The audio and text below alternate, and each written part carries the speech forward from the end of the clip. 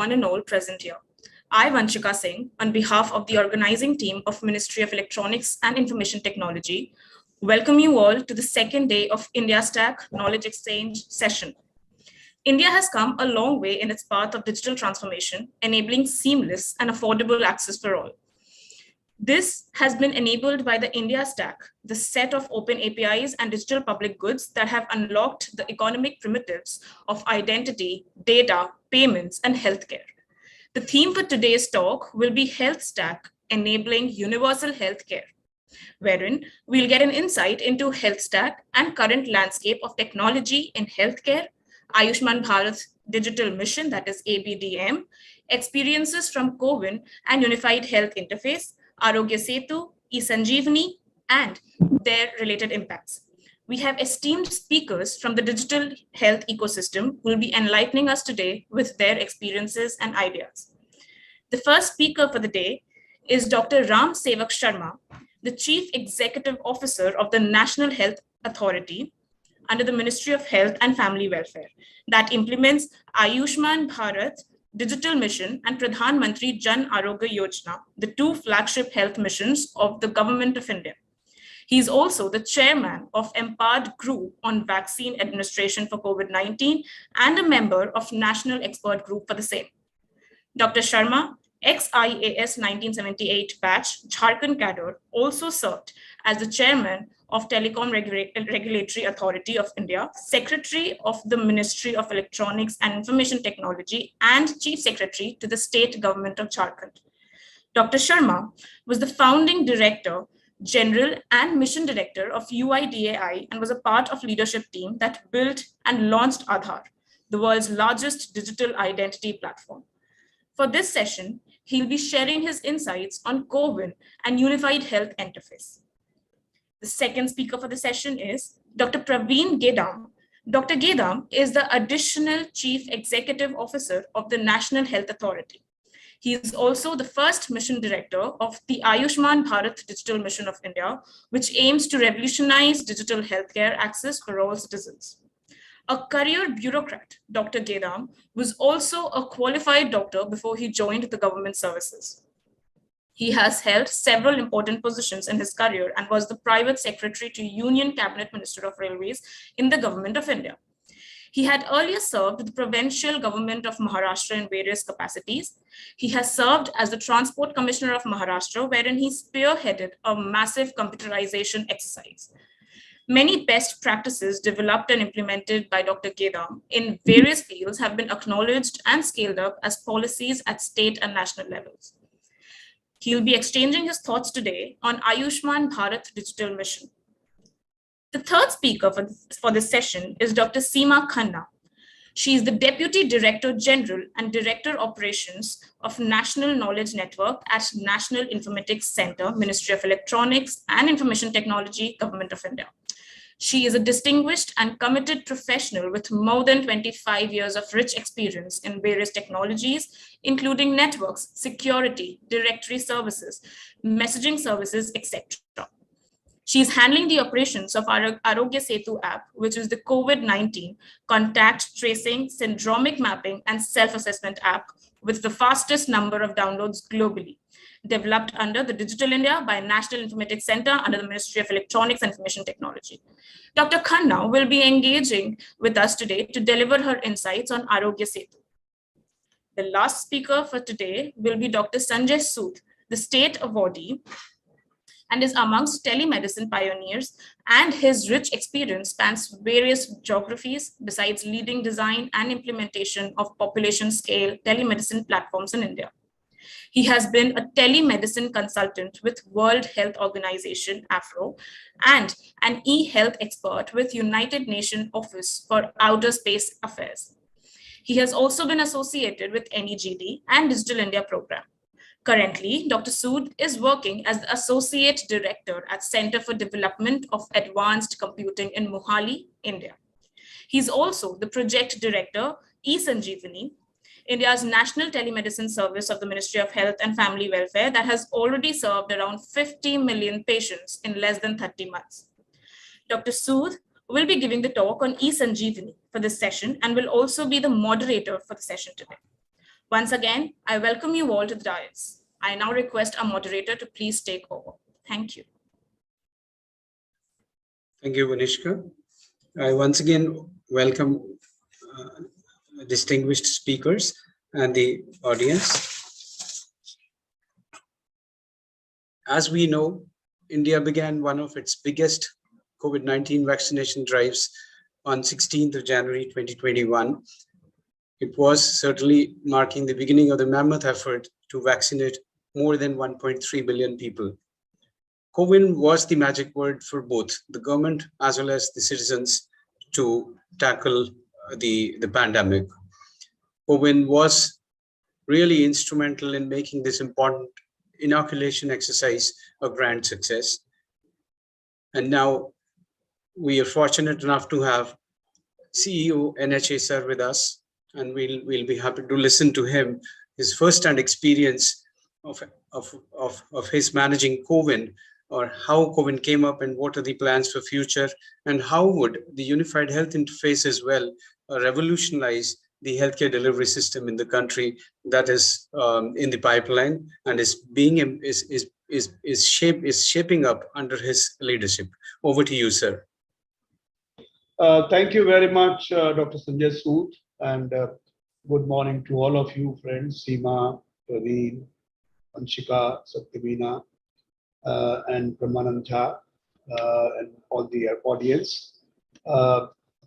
It's really a privilege. Yesterday also I spoke on this Digital India Week, and today also. Yesterday I spoke on the identity, and today it's my good luck to speak on COVID. So I think, first of all, let me say that CoWIN is, as I always maintain, technology is only an enabler. Technology enables many things. Technology does not do, many things in some sense. So the real vaccination success should be attributed to all our doctors, nurses, paramedical staff who have worked assiduously and tirelessly for this last 1 year and 3 months, 4 months. And CoWIN has, in a way, helped that record that entire work. So CoWIN can be construed as a recorder. He's just recording the incidents and events which are taking place. So that's one, starting point, I would say. The next starting point, I would say that our Prime Minister had the vision and foresight to see that India, once you have a vaccination program of 1.3 billion people, which is 1/6 of humanity, this program will require a technology backbone, because ultimately it can't be a program which is just being implemented without any accountability. The result will be that the kind of diverse population which we have in India, they will not know that the first vaccine I had was Covaxin, and therefore the second one also should be Covaxin. Most of them will not know what is the interval required, because the interval required may be different for different vaccines. As our population is mobile, so one person having been vaccinated in Patna and next day he switches off to work in Delhi, now that guy will not be able to go back to Patna, because that's where his record will be, if at all there is a record in a decentralized manner.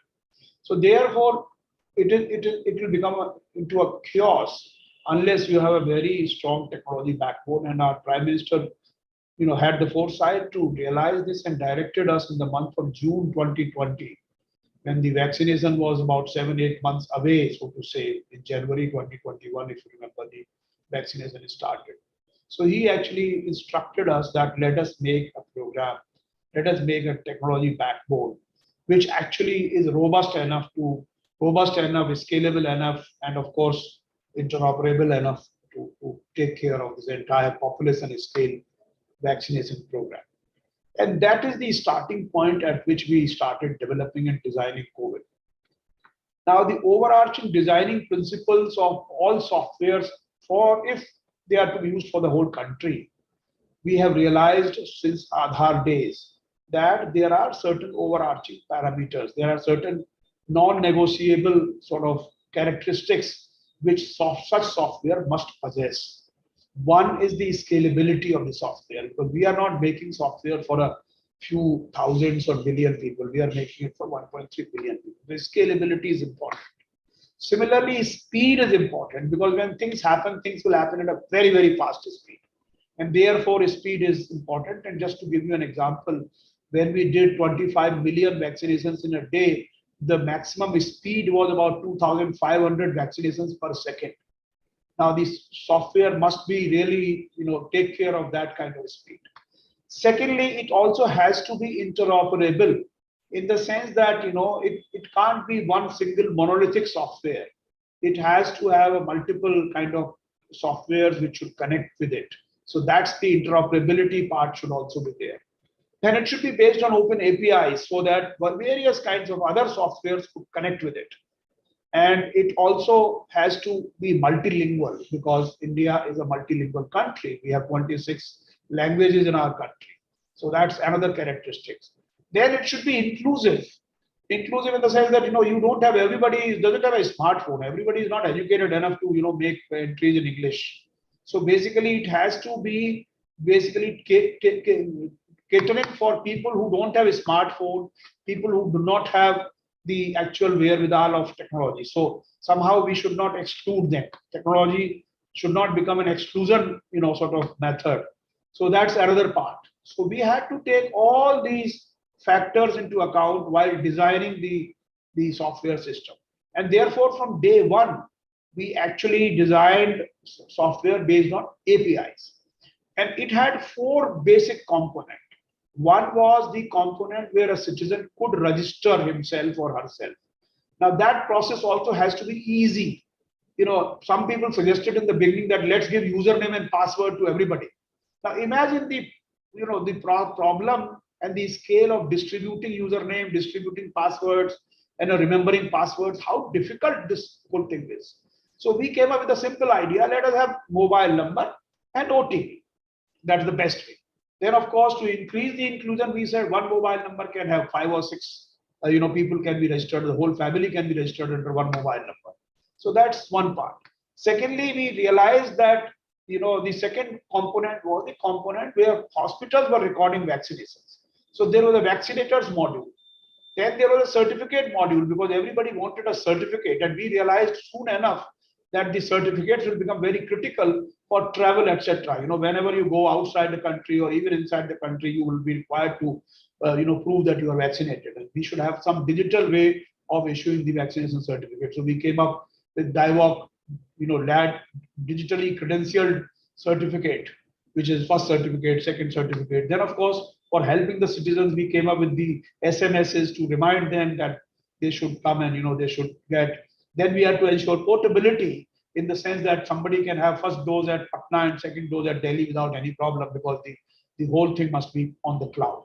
So this is what was basically achieved. Then we said it's not necessary for everyone to have the registration done, pre-registration. People can walk in.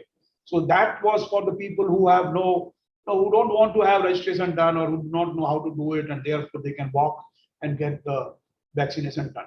So this is the overall architecture which we designed, and I think by God's grace it actually succeeded. And today we have about close to 2 billion vaccination records on the platform. I don't think there is any platform which has scaled up to 2 billion in a matter of few months, 15, 16 months. So that is the CoWIN story in a brief.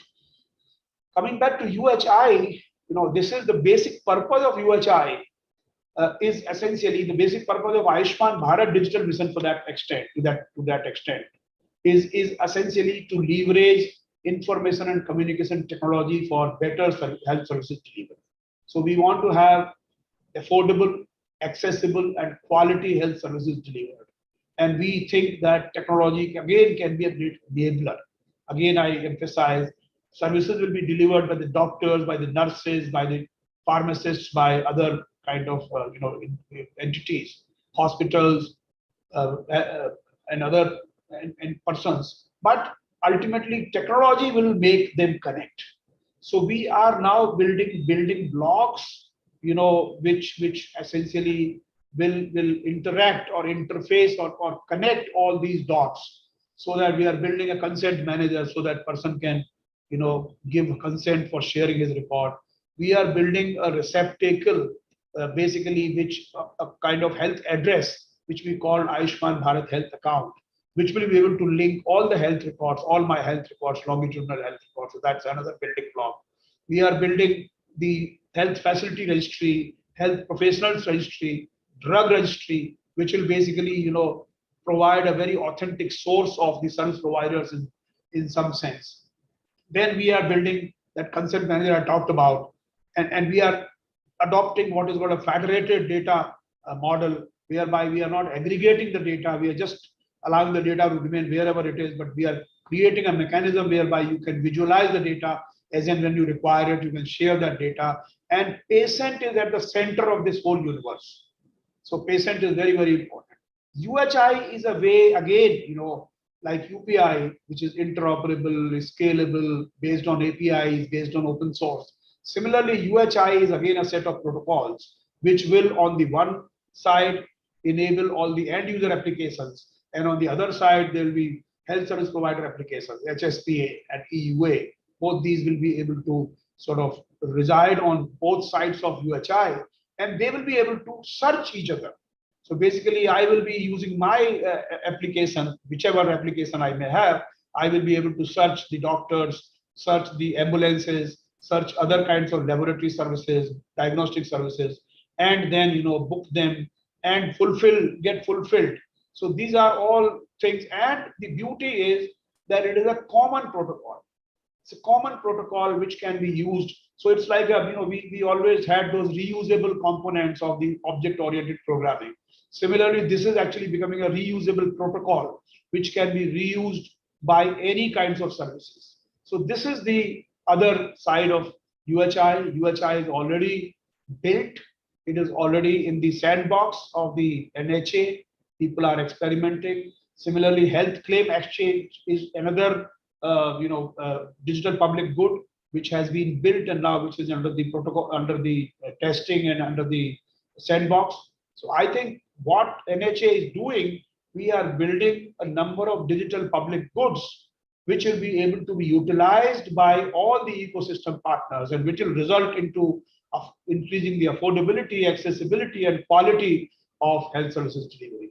So I think I'll stop here, and there are other people also. Praveen is there. He will also be talking about many of these digital artifacts.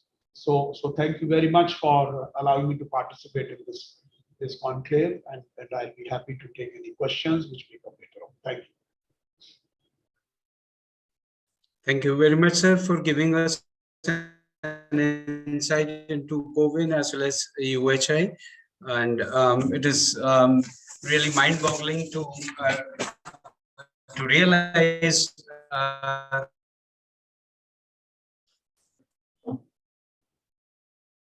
modules like registration, vaccination, certification, and then notifications of SMS, and even managed the walk-in citizens who were coming without appointments, etc. It's really mind-boggling, sir. And the aspects of UHI, they really are promising, and they ensure a very bright future, or rather improvised health indicators for the country. We are thankful to the entire NHA team and your good self for putting in kind of digital public good, sir. And to end my remarks, I would like to mention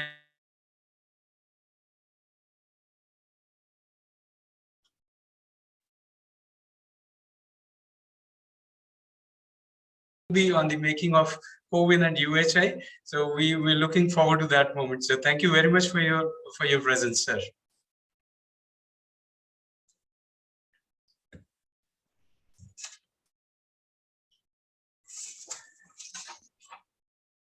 We move to the next honorable speaker, Dr. Praveen Gedamji. We understand Ayushman Bharat Digital Mission will aid universal health coverage in accessible, affordable, and timely manner.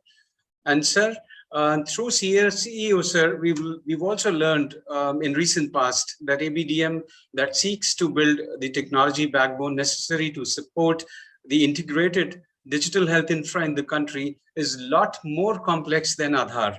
So, sir, I invite you to take us deeper into this understanding about ABDM. And over to you, sir.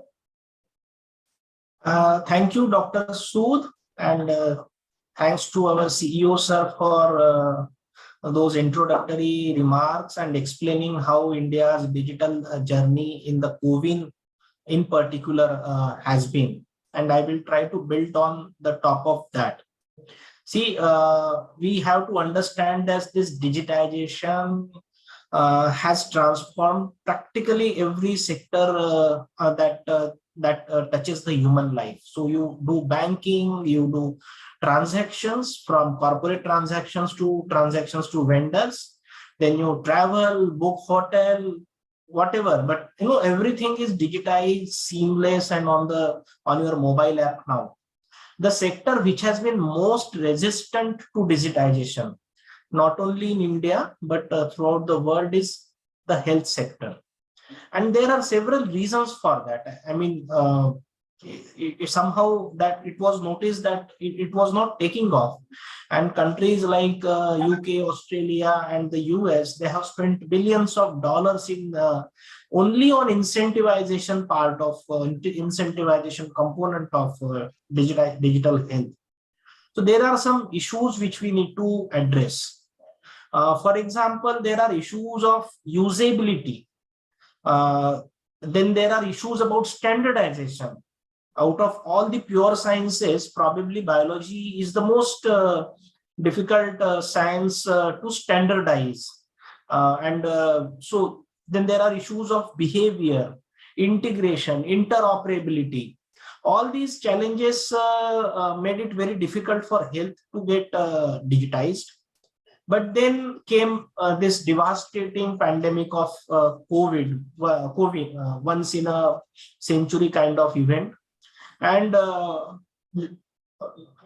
despite its so many negative consequences in public health or in finance, one advantage or one positive thing that came out of COVID was increased acceptability of digital solutions. So people were like bound to their homes, so they were meeting on video calls. Even right now what we are having is a kind of panel discussion online, which was very uncommon till 2019. And it became very common for doctors and patients to interact on various video platforms, and even those platforms which do not have video feature. So that acceptability of the fact that you can have consultation at while being at some distance, not in the same room as that of a doctor, it increased tremendously. And I think this is one positive coming out of a COVID pandemic. Now, coming to challenges, there can be several solutions, and I think India's stack, or the horizontal public goods that India can boast of, rightly so, provide a very good platform for this Ayushman Bharat digital mission to go forward. For example, we have extremely fragmented digital health system, literally thousands of digital health solutions on different platforms, different languages, and they simply don't talk to each other.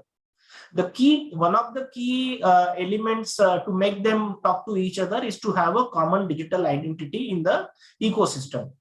And that can come from Aadhaar, which again, something we have leveraged to create Health ID. Now we call it Ayushman Bharat Health Account, or Aadhaar for short. We probably could have used Aadhaar itself, but for legal reasons, we had to come out with an additional unique digital identity, and which can also be generated using alternative options other than Aadhaar. And similarly, this was also used to develop registries of doctors, professionals, hospitals, and other facilities. Then there are other such digital public goods that we can think of. For example, consent artifact is there, then e-sign is there. So all these were utilized to create a layer on the top of cross-domain layer. So this we can call a health layer, which rides on the top of a layer which cuts across all domains. So this health layer would consist of registries I just talked about, then standards, which are globally accepted, but fine-tuned and tailor-made by CDAC for India. Then there are health claim exchange platforms and protocols for that. So that's how we have built up the stack to make India ready for development of this whole ecosystem. And as we have done in all other cases through open APIs, we are encouraging all these digital health solutions to get integrated. And currently there are around close to 900 such solutions which are in the process of integration, and around 46 of them have integrated. So how does it work?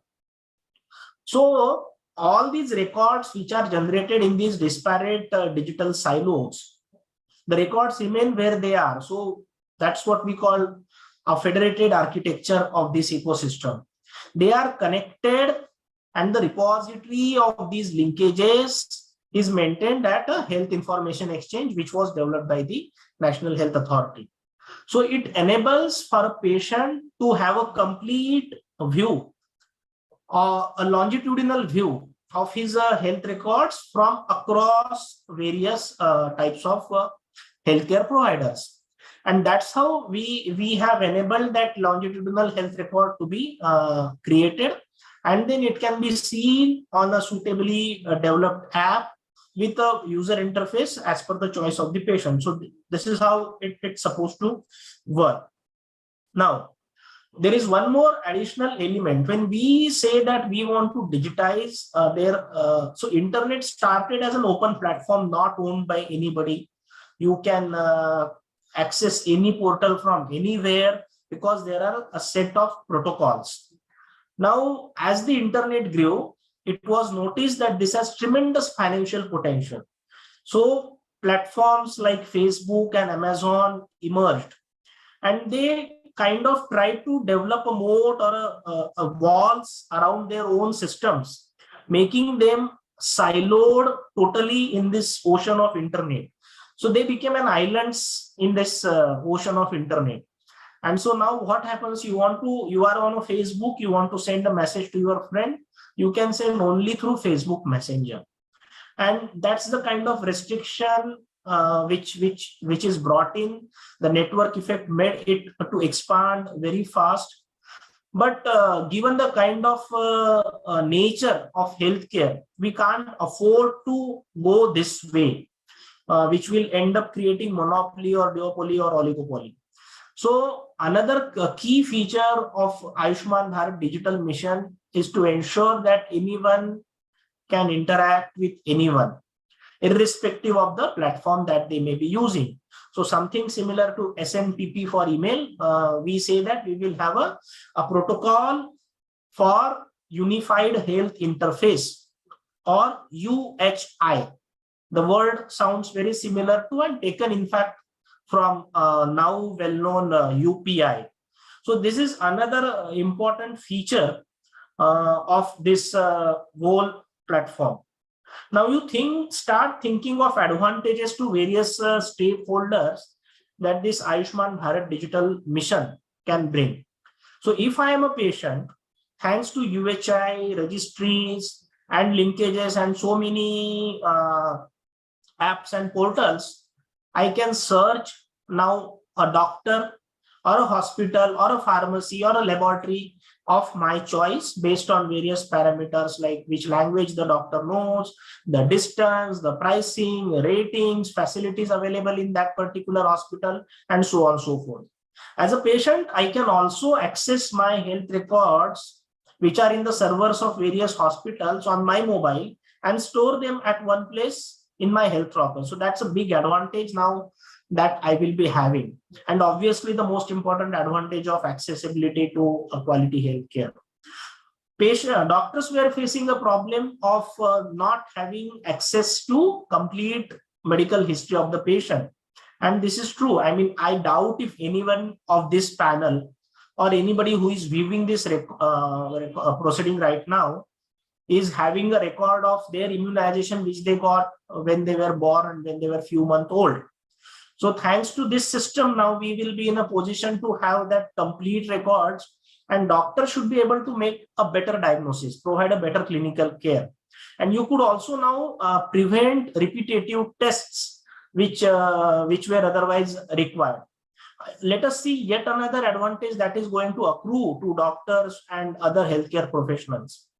It is a fact that people are attracted towards cities. They tend to cluster towards metros and other such livable places, and rural areas and such other aspirational areas, they tend to be deprived of the services of qualified people. This provides an opportunity for these professionals to make themselves available while living in metros like Delhi or Mumbai, to serve people in the aspirational area, so their business is maintained and aspirational district population also gets services. And these are the advantages which are available to all the healthcare providers. Also think about administrators, politicians, public health professionals. We all saw how we were grappling to find that one bed for my close relative or my close friend during COVID, because information was not available at one place. So people were sending WhatsApp messages, posting on Facebook, Twitter, can I get a bed and all that. So all this data, imagine, aggregated and made available. So it's so much convenient for people. It's also very convenient for policymakers and implementers to identify resources, how they are spread over, how to manage them efficiently. You also can analyze the trends of diseases, symptoms, drug consumption to understand what is going on and take suitable decisions, whether I should have a lockdown in the whole state or district or a city should suffice. So all this decision making should be made extremely efficient by and these are the challenges which can be readily addressed. Now, in India, I'll just explain the example of UPI. We have built a beautiful UPI and really beautiful, easy to use Bhim app. But we have not stopped at that. We say that, okay, this is a reference app, and we allow other private players and government players to develop the mobile apps and portals as per the needs of the market. And it works much better because it ends up catering to the all types of requirements, all types of stakeholder as per the demand of the market. And obviously the private sector has more agility, flexibility to innovate compared to government sector. So the same kind of principle we are following here in the ABDM. It is health is such a big and complex sector. If you try to push all the services on one mobile app, that app itself will become very heavy, cluttered, and difficult to use. So probably we can think of various permutations and combinations which can provide limited kind of services to the whole range of services depending on the demands of the economy. And you now start thinking of what can be the options available to these innovators. The health is not something which is restricted to providing a treatment. It starts from prevention. So there is a preventive health. Then there is a treatment. Within treatment, you have a primary, secondary, tertiary, and nowadays they call it quaternary health care. And then there are other areas such as health insurance, ambulance services. This is one column of the matrix that I'm talking about. Let us talk about the column number 2. It can be in allopathy or modern medicine, dentistry, Ayurveda, yoga, Unani, Siddha, homeopathy, any system of medicine. Then you can talk about a column of languages. Around 20 odd languages in India that we speak. And then you can have various options: physical consultation, digital consultation, or a hybrid consultation. Then within consultation, you can have further options: group consultation, one-to-one consultation. Then there are packages for health insurance, claim processing, health analytics. So all these columns you can think of A multiplied by B multiplied by C multiplied by these many combination of services you can make available to people. And this is why the role of private sector and the thriving startups of India becomes so important.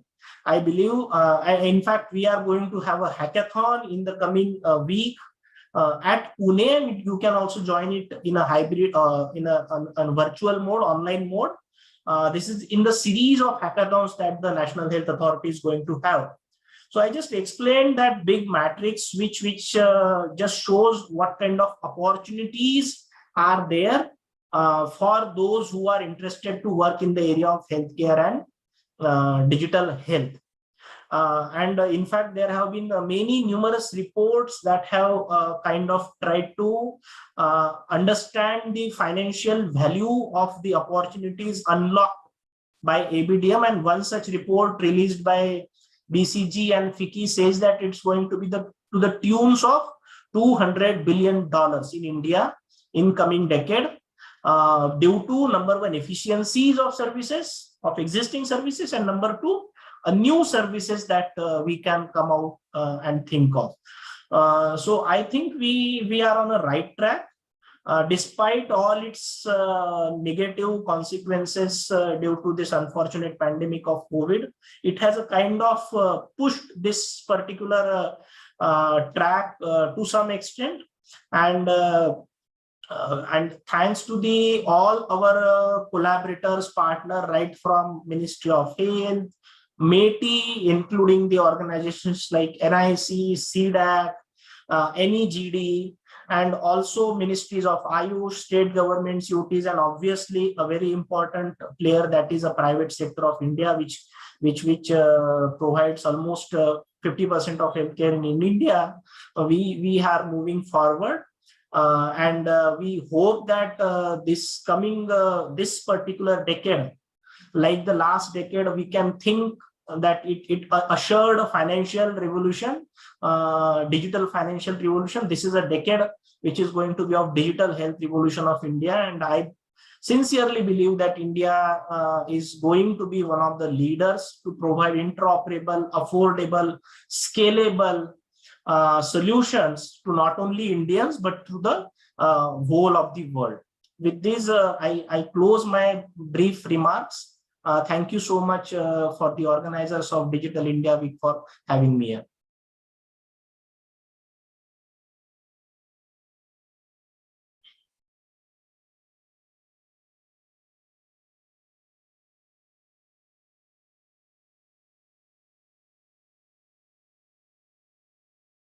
Thank you very much, sir, for an enlightening talk about ABDM.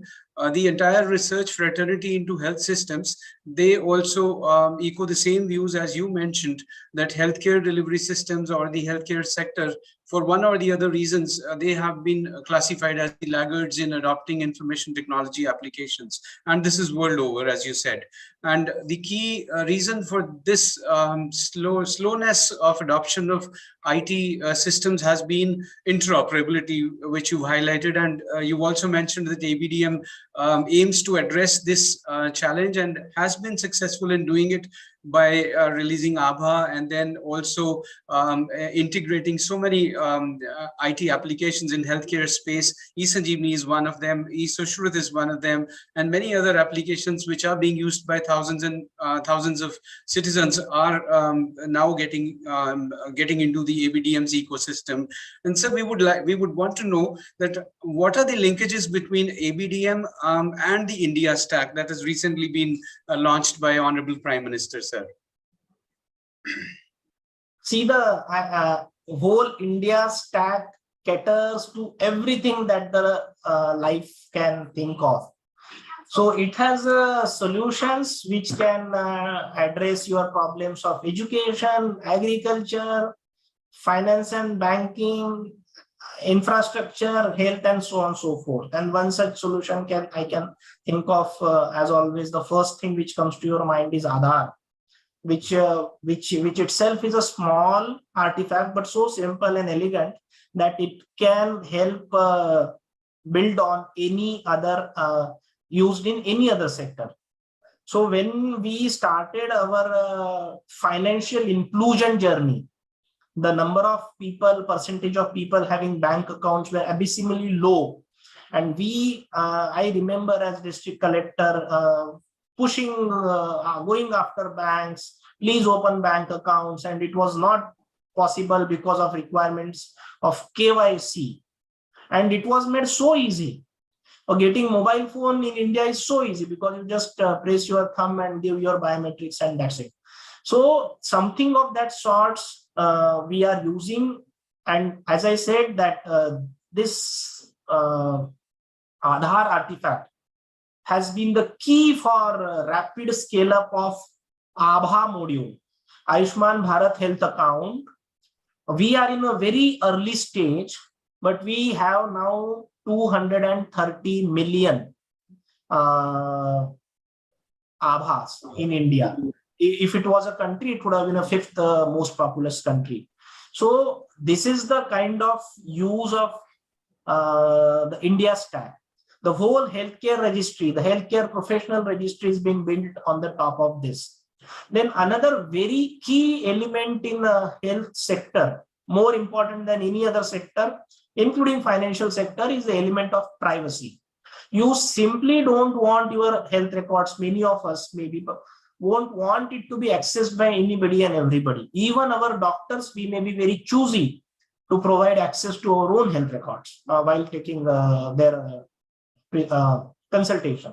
So this consent artifact is a key artifact that we are using in this whole ABDM ecosystem.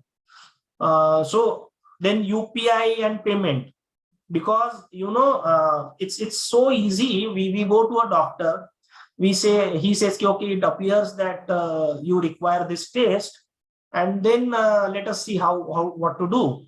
And then you go home, you get the test done, you just click the photograph, send it on WhatsApp, and he gives his consultation, but mind well, he is not able to charge and charge for his professional services that time.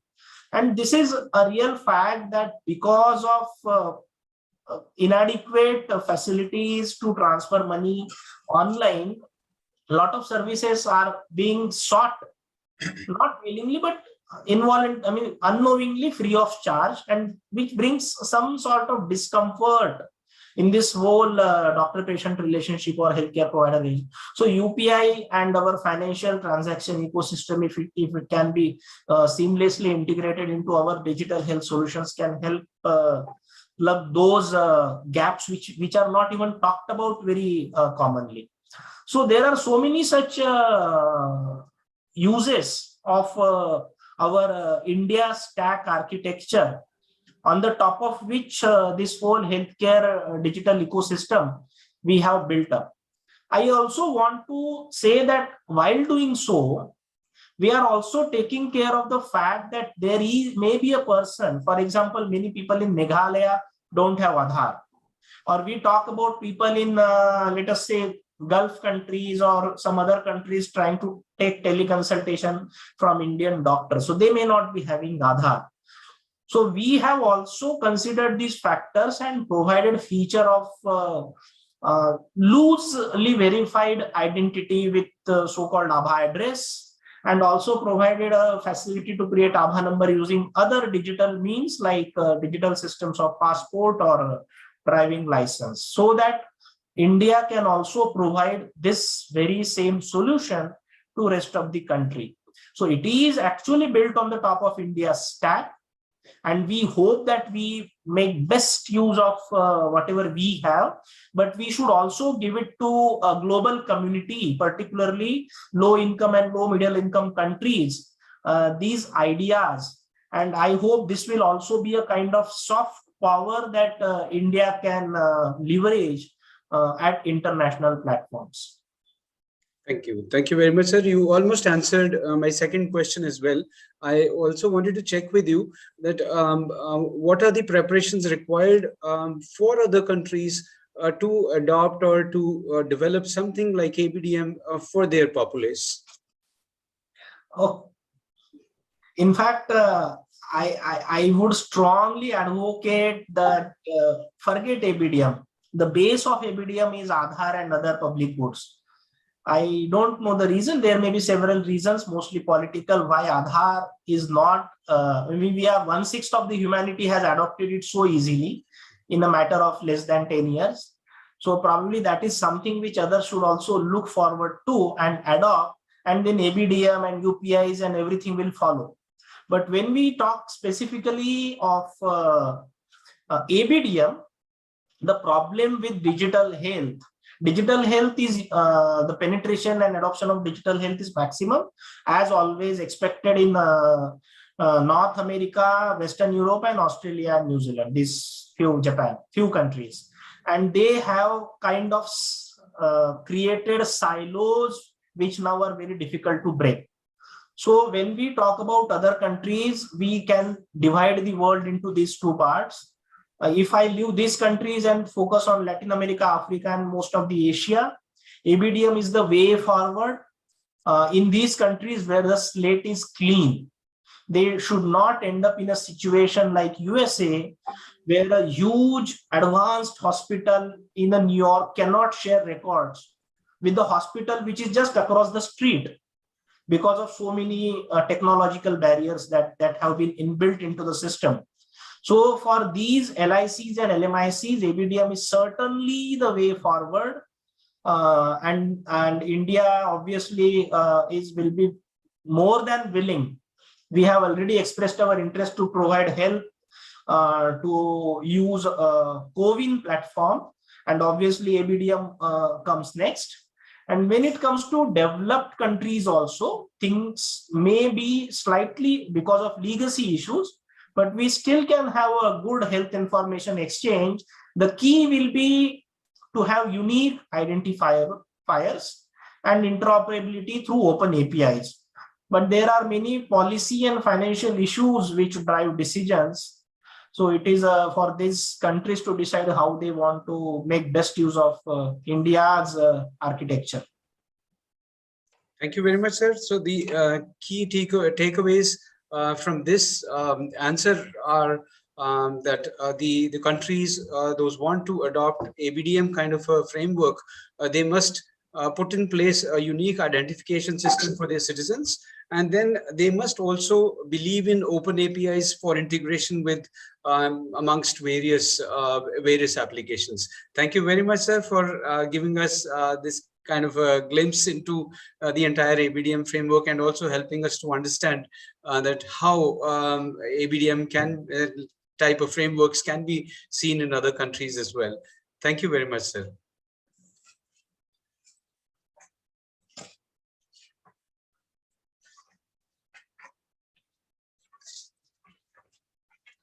I now invite Dr. Seema Khannaji, the Deputy Director General NIC. She is looking after Aarogya Setu. I'm sure the whole world knows about Aarogya Setu. So I would certainly pose certain queries which will help us to get a deeper insight into the mammoth application that perhaps every Indian citizen who's illiterate or owns a smartphone is using. Ma'am, we welcome you here in this panel. Ma'am, as Aarogya Setu is one of the landmark technology innovations which has come out during the COVID pandemic, can you please provide us some insights about the early days of Aarogya Setu, and that how this app was designed and what was the thought process that went behind it? Thank you, Dr. Sood, and I would like to say good morning to everyone. And before I get into what I want to talk about Aarogya Setu, I just want to tell that it's always a pleasure hearing Sharma sir speak and Praveen ji speak, and it's an honor to be a part of a panel where Sharma sir is leading it. So it's an amazing conversation every time we have with him. So thank you, sir. And now let's go back to Aarogya Setu, Dr. Sood. Aarogya Setu has been part of conversation for over 2.5 years now, almost 3 years, more than 3 years now. And every time this comes up as a conversation, I travel back in time. I wouldn't like to take the credit of being the vision behind Aarogya Setu. It came from right from the top, Honorable PM. I'm carrying a legacy forward. And yes, today I talk about Aarogya Setu a lot because I'm taking this conversation of Aarogya Setu.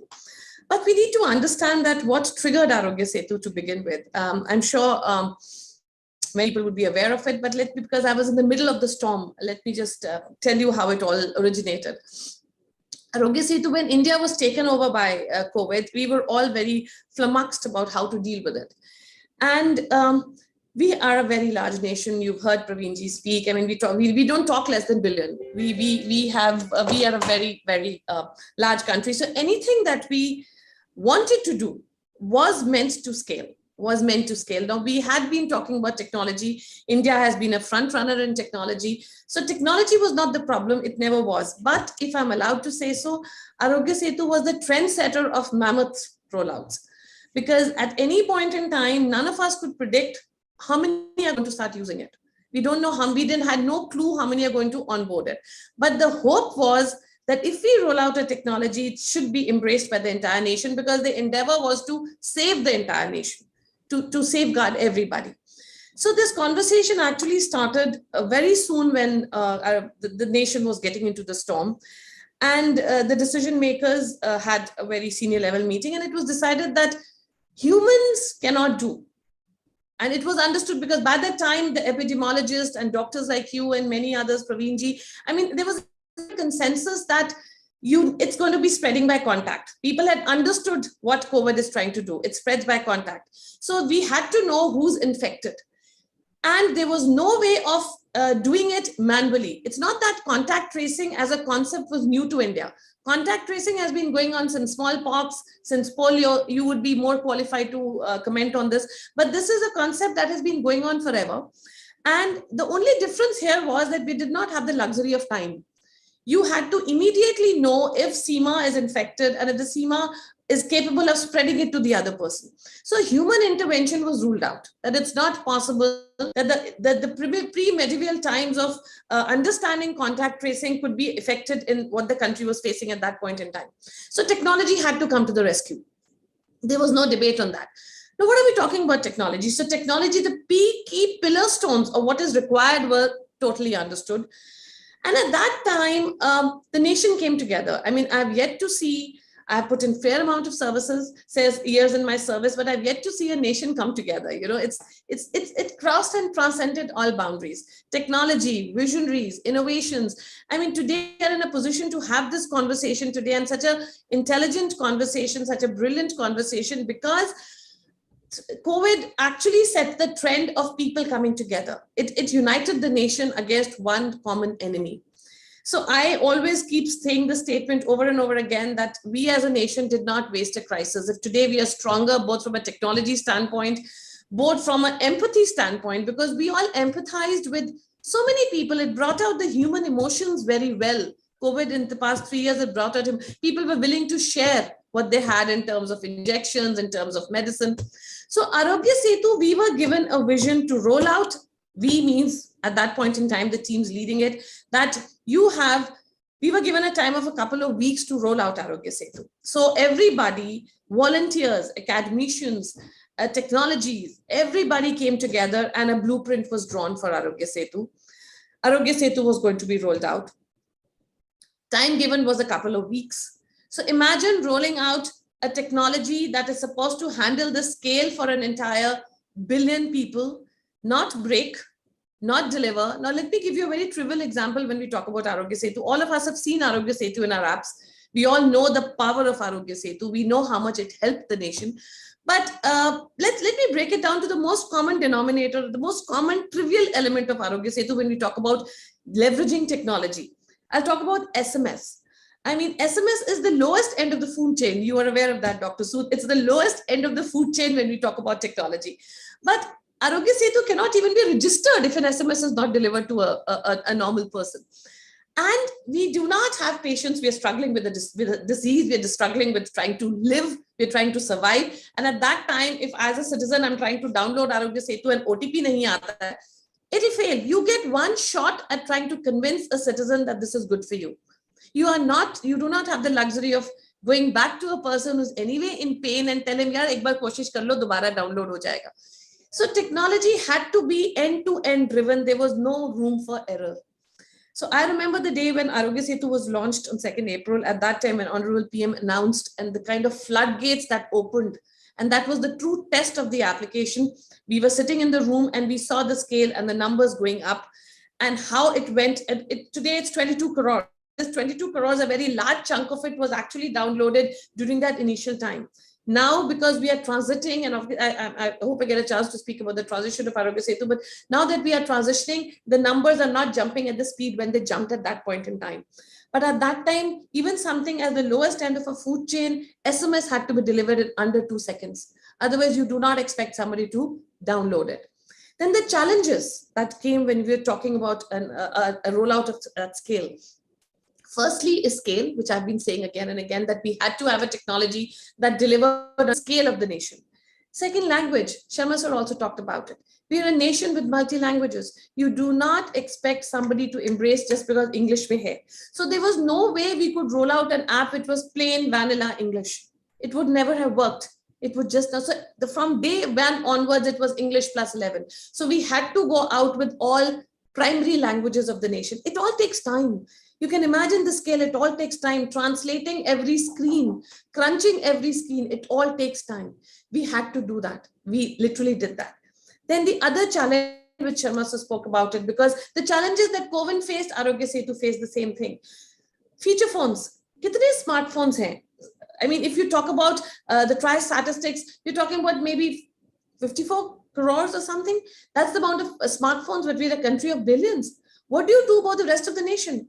Everybody has a feature phone. So not many people know that Aarogya Setu is as part of a smartphone. But during the time of COVID, we as a nation even rolled out a toll-free number called 1921. I don't know how many of you know that there was a toll-free number 1921, which was given, which was the COVID helpline in terms of self-assessment. That a person with a feature phone could call that number and register his symptoms.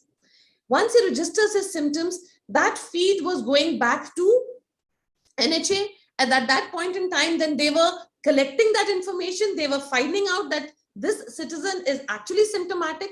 A callback was going to the patient, taking his, and then connecting him to a doctor, getting him the first aid. So you can imagine the ecosystem that was rolled out for everybody. And it was an end-to-end chain that worked so well. You would be surprised at the number of calls we were getting at 1921. And then segregating those calls. Like we said, one household, a poor household has got one number. लेकिन उस घर में लोग तो 5-6 हैं. 5-6 के साथ एक मोबाइल नंबर मैप्ड है, लेकिन हमें तो 5-6 के सिम्टम्स लेने हैं. उन 5-6 के सिम्टम्स को लेने हैं, उन्हें असेस करना है, उसके बाद उसको फर्स्ट एड देनी है, उसको डायरेक्शन देना है. So that was a huge challenge in itself. Then the fear factor that was generated as a result of COVID. I mean, technology was coming to the rescue, but today, Praveenji also said that statement, today we are in a position to convince a citizen to more readily adopt technology, which was not the situation 3 years back. It was a very difficult task to convince a citizen कि भाई ये तुम्हारे हित में है, आप इसको use कीजिए. That was a different conversation. Today we can have a conversation at a more enlightened level. But 3 years back, that conversation was very difficult to have. So what people were doing was कि wrong number डाल दिया, भाई मुझे मेरा पड़ोसी पसंद नहीं, उसका नंबर डाल दो. If I'm going to be tested positive and मुझे पता है मेरे सारे symptoms है, मैं अपना नंबर ना दे के I give it for some wrong number. So obviously that person is showed positive in ICMR. ICMR was a very key element of Aarogya Setu because Aarogya Setu cannot decide that Seema is infected. Aarogya Setu had to get the feed from somewhere. I don't know how many people actually went into how Aarogya Setu actually worked. There was a point in time to convince the people. We had come out with a flow also on how to tell how Aarogya Setu declares you as positive. Because at that point in time, the key element was ICMR. If a citizen is going and getting his blood checkup done and he's declared positive, the first place where he's detected and declared positive was the ICMR database. Now that's a separate conversation we can have because at that point in time, because the medical eco framework that today Sharma sir is leading, Praveenji are leading, is at a much different level. I'm talking about 3 years back when the data pipes were not available. The data pipes had to be built overnight. So ICMR may, if a citizen has been declared positive, that data had to reach Aarogya Setu that this citizen has been declared positive. Then Aarogya Setu starts doing its contact tracing, which is again a separate point, which I hope I can talk about it. But once the data reaches that citizen X has become positive, then Aarogya Setu actually starts building its intelligence on that and declaring its contacts as positives or put them in the yellow frame depending on the proximity, etc. So that was another challenge, that people actually entering a wrong number. So ICMR के पास गलत number पहुंच गया, गलत number positive declare हो गया. As a result of that, जो उसके आसपास के लोग हैं वो गलत symptomatic declare हो गए. So you know, there was a point in time when people felt that we were creating more chaos than help. Because at that time, it's technology. Technology, Sharma, so also it's an enabler. Oh, it's going to do what you tell it to do. It's not built on human emotions to that level कि मैं सोचूं कि सीमा तो बिल्कुल ठीक-ठाक लग रही थी, ये positive नहीं हो सकती है. That's not how it works. If the number has reached me and declared positive, then the system starts crunching. So that was another challenge. Then human error. अगर मैं जान के भी नहीं डाल रही हूँ गलत number, 9 की जगह 8 हो गया. That person gets declared positive. So there were a huge number of challenges that we faced post rollout also. So like it was a tremendous journey. From as a technical person, I absolutely was amazed with what we rolled out as a nation. Aarogya Setu put India on the global map. That's a very proud moment. Ki bhaiya, isko, we brought them to India on a global map. It was the most downloaded app globally. Within the first 20 days of its rollout, it was the most downloaded app. We were WHO, you name the nations who were approaching us as how we did what we did. So it was a very brilliant journey. As a technology person, it was an amazing experience. And I am sure I'll go to my grave telling this experience again and again till I go, because it's been a tremendous journey and it did a purpose and it served it well. And it continues to serve it well. So I hope I answered your question, Dr. Sood. Thank you very much, Dr. Seema. Ma'am, I do what we get out of the entire story, which is really thrilling, is that the problem statement for developing Aarogya Setu, the foremost point was inclusivity, that the entire population had to be included in it, be it the smartphone users or feature phone users or Hindi speaking population, or maybe just about any language they spoke. So that I suppose is the biggest challenge for any technology developer, and especially in a country which has such a diverse set of populace. This was indeed the biggest challenge any technology developer could have ever faced, and we thank the entire Aarogya Setu team for scaling over this challenge. And the other aspect that you mentioned was that the ICR element, that the information that you were picking was very sensitive, and it had to be very efficiently or very accurately picked from the databases residing in the ICMR's domain. So that certainly added the element of sensitivity into the entire application. But we once again congratulate the entire team for pulling it off, and we are really proud of the team and the application that has come out of this kind of an effort, ma'am. And ma'am, can you also help us to understand how the contact tracing in Aarogya Setu worked? Dr. Sood, firstly and foremost, Aarogya Setu has now been rebranded. It's no longer a contact tracing app. In the sense, with effect from 1st April, we shut down contact tracing, because although COVID is not yet eliminated completely from our life, we hear a lot many cases, but it's diminished to what it was. So we have shut down contact tracing. We have shut down in a manner from a technical standpoint that tomorrow, God forbid, the nation needs something similar again, it can be activated in absolute immediate times. But as of today, the contact tracing element of Aarogya Setu is shut down. It's not operational anymore with effect from 1st April. But to answer your question as to how contact tracing worked, because the nation at that time needed a contact tracing app, so launched as a contact tracing app. It had two key elements, GPS and Bluetooth. So it required these two things to be enabled before the app could actually start functioning. So it works very simple. The moment two people who have got Aarogya Setu on their phone come in close range of GPS, of Bluetooth, they share information, encrypted information it's shared, which talks about its proximity, its duration, its time. That data is stored on the respective phones. On the respective phones, there was another misconception that the data is going everywhere and all that. That's not true. Aarogya Setu was built with privacy first as an idea. That was the basic thing, because Privacy was something which is very private to all of us, although I have a different view when it comes, because privacy is very private to all of us. But when the nation is at stake, privacy needs to be understood in a different context. You cannot take privacy at that time and say that just because I want to call it privacy, I'm allowed to infect another person. That is a different conversation, which might be limited to my personal views. But again, we are all aware of the rearing storm that the term privacy caused at that point in time. But again, emphasizing that the data that is collected is in the respective phone that is held in the hand of the individual. It's going nowhere. It's going nowhere. It's residing very much there. But unfortunately, if somebody was detected as positive, at that point in time, because Aarogya Setu had to start doing the number crunching and identifying that now from ICMR, I have got the data that this particular individual has been declared positive. So now the purpose, the very purpose of the app has to get triggered.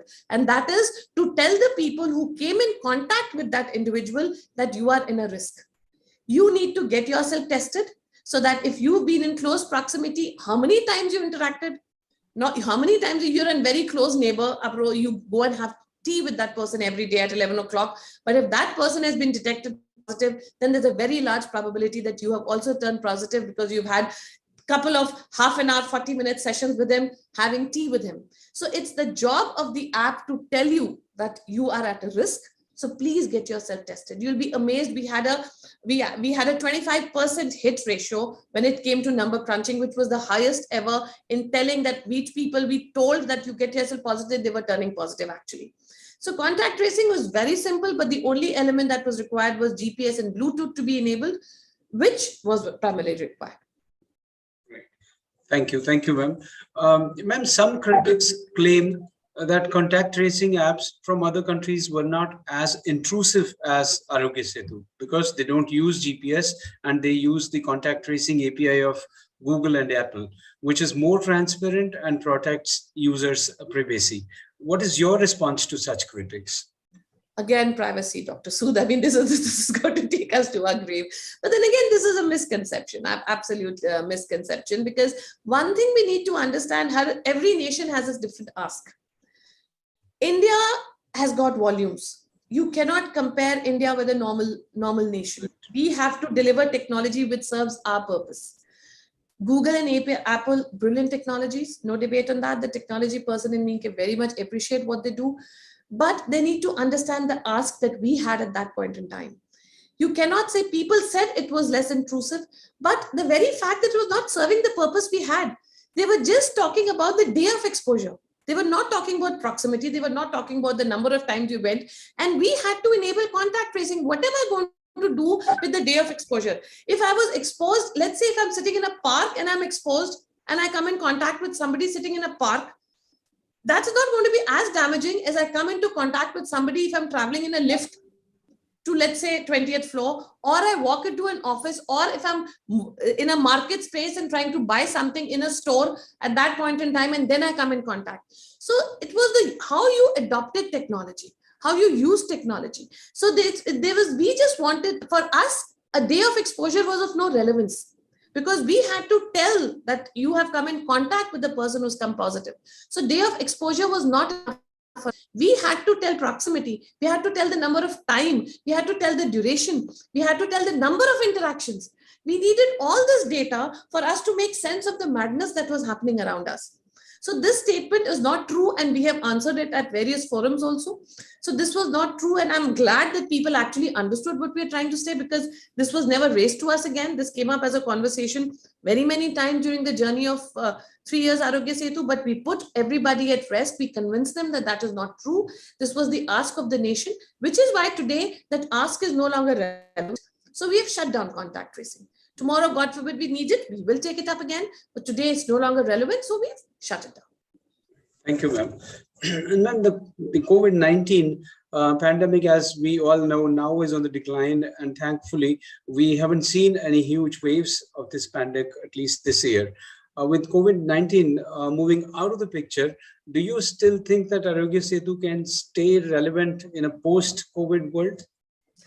Absolutely, absolutely. I think we've heard Sharma sir speak about it. We've heard Praveen ji speak about it. Aarogya Setu, Like I said in one of my earlier statements, Aarogya Setu is no longer a contact tracing app. It's transitioned to being the national health app under the very able leadership of Sharma sir. Now we have weekly meetings. You're also aware of that. We are now transitioning. Aarogya Setu is now the national health app of the nation, which implies that we are now tightly coupled and integrated with ABDM. That is Aarogya Setu's lifeline. It's now the reference app for ABDM. ABDM is a brilliant ecosystem. I need not even talk about it. We've heard Sharma sir speak. We've heard in-depth conversation with Praveen ji. So we know exactly where they're headed. We know exactly what they're trying to do. Aarogya Setu is going to be the face of that from a citizen perspective. We have integrated, for those of the audience who have the Aarogya Setu on their phone, which is a very large number, you would see the transition that's been happening in Aarogya Setu. Now you can create your Abha. Even before we integrated with ABDM, Aarogya Setu had started its transition because we had tightly integrated with CoWIN. Today, we have taken it to next level by being integrated with ABDM. But when CoWIN was launched by Sharma sir and Honorable PM, at that point in time, we had integrated with CoWIN and we had made it the reference app to register for the appointment and download your certificates and download for everybody in your family. You could register. So we were a reference app for CoWIN at that point in time, which we continue to be. Now we've taken it to the next level by becoming the reference app for ABDM. And as a result of that, anything that's onboarded in ABDM becomes part of Aarogya Setu. If you pick up Aarogya Setu today, you would see it's tightly, now we have even launched eSanjeevani, which you are leading. So we have integrated with eSanjeevani, which is a brilliant thing because now the way we have adopted technology, you need not actually walk into a patient to do a doctor's office. You can do it remotely, thanks to you. We have registered as a blood donor. We have find the lab. We are going to be taking to the next level of registering for being an organ donor. Uploading your health records. Any host information, health information provider that gets onboarded in ABDM becomes visible to the citizen. The complete digital health journey of a citizen from end to end is going to be in his palm, thanks to Aarogya Setu. We are going to be giving him the privacy which he wants, the sensitivity which he wants, the consent that he wants. I mean, if at any point in time, because consent plays a very major factor. If I do not want to share my with you, I should be allowed to do that. I should have the granularity to the extent that I'm willing to share the record X with you, but not the record Y. I should have that granularity with me. I should be allowed to define the period in which I'm sharing. It's for a week, it's for an hour, it's for a whole year, it's forever. But all that consent, everything should be in the hand of the citizen, which is what we have given. So today, if you go and open Aarogya Setu, you will be able to see the moment you register for ABHA, the moment your digital health record comes into it, you can see the consent management flow. So the citizen feels very empowered that he is in control of his health data. And it can be rest assured, it's a government app. It's where we commit what we are saying. We stick to what we are saying. The complete health journey is in your hands, the citizen's hand. So no health journey, no health ecosystem can be a success unless the citizens embrace it and get onboarded. So which we are trying, that our endeavor is that citizens start using it, start updating it. We have also given a provision that in addition to the information flow that is happening to the health information providers, you need not carry a bulky health record file with you, because over a period of time, all of us have gone through health journey. And whenever we walk into a doctor's office, we carry a whole bunch of file under our arm and walk in and say, this has happened to me in 1994 and this happened to me in 2004.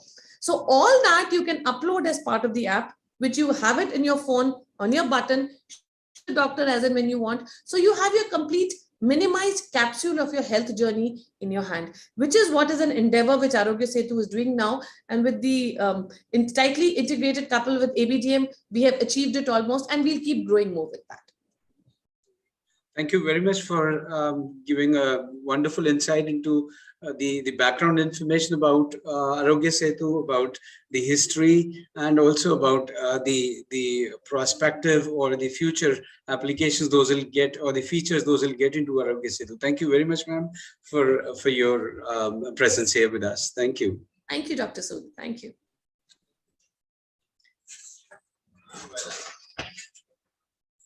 I'll now take up a presentation on eSanjeevani. Brahmanaji, if you could please share the presentation from your end.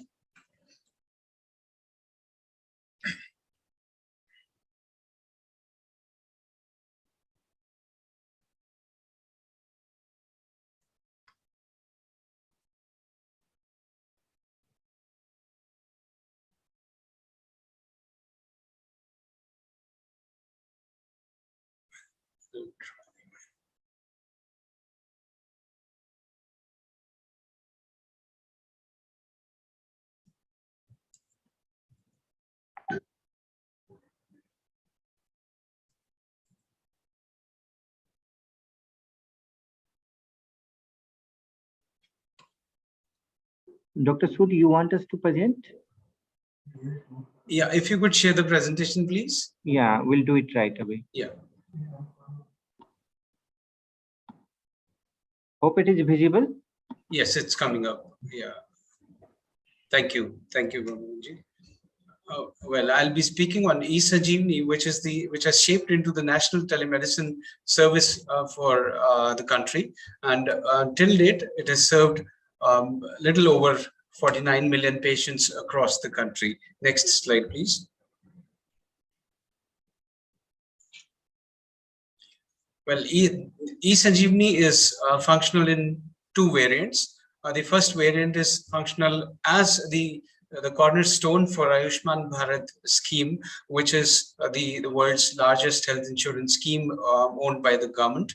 And under this scheme, eSanjeevani is acting as an enabler to enable the beneficiaries of Ayushman Bharat scheme to access health services or specialized health services without having to leave their villages. They can seek specialized health services. So in this variant, we call it a doctor-to-doctor telemedicine platform or eSanjeevani Health and Wellness Centers. We have trained and onboarded over 177,000 providers, which includes community health officers in close to around 100,000 health and wellness centers across the country, plus the doctors and the specialists who sit in the hubs which have been designated by the state health authorities, and they provide the health services remotely to the health and wellness centers, which are acting as the spokes. In all, over 40 million consultations have been effected through this doctor-to-doctor telemedicine platform. And on the other end, as soon as the COVID struck, the national and the first national lockdown was put in place, all the OPDs across the country in the hospitals were shut down. As a result of which, there were no means for the citizens to seek health services pertaining to non-COVID health issues. As a result of which, the Ministry of Health and Family Welfare, as soon as the telemedicine practice guidelines were released, directed us to put in place patient-to-doctor telemedicine platform that could provide OPD services remotely. And as soon as we rolled it out, the states, gradually came forward and started adopting it and started rolling out OPDs, online OPDs in their states. As of now, we have over 30,000 doctors who are onboarded on this particular platform, and over 8 million consultations or 8 million patients have been served through this patient-to-doctor telemedicine platform. And then mostly the utilization of eSanjeevani OPD, as we call it, has always gone up during the peaks those we experienced in the country, the COVID waves, or the two peaks starting first in 2020 and then in 2021. And since then, eSanjeevani OPD has been functional, and the patients are are able to access the health services in the confines of their homes. Salient features of eSanjeevani, as of now, we've been adding newer features in eSanjeevani as the system is evolving now, and real-time video consultation being the primary service that we provide on eSanjeevani. All the nomenclature, the clinical terms and terminologies are based on the systematized nomenclature of medicine, which is an international standard. The terminologies pertaining to, or the nomenclature pertaining to the symptoms, allergies, diagnosis, and even the medicines, they are sourced from the National Resource Center that is responsible in CDEC Pune, that is responsible for providing us the ref sets for the clinical terminologies, and this comes from the SNOMED server.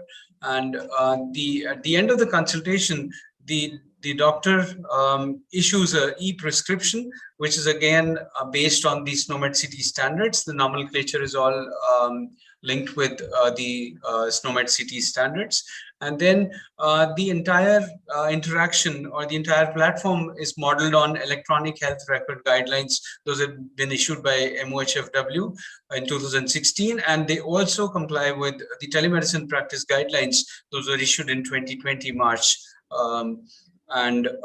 We've added a couple of additional features based on the requests or directions from the state health authorities, because this is a mechanism which is in place in the primary, I would say, primary health, primary level of in the system, where the primary health services are provided to the citizens, especially in the rural areas or isolated communities. We've integrated a couple of medical devices.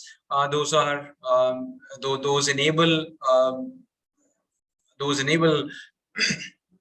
the rapid diagnostic testing as well as point of care tests, and these test results are wirelessly transmitted to ECG, to eSanjeevani, and that is how it ensures the interoperability, and also it ensures that there are no errors while the test results are fed into the telemedicine platform.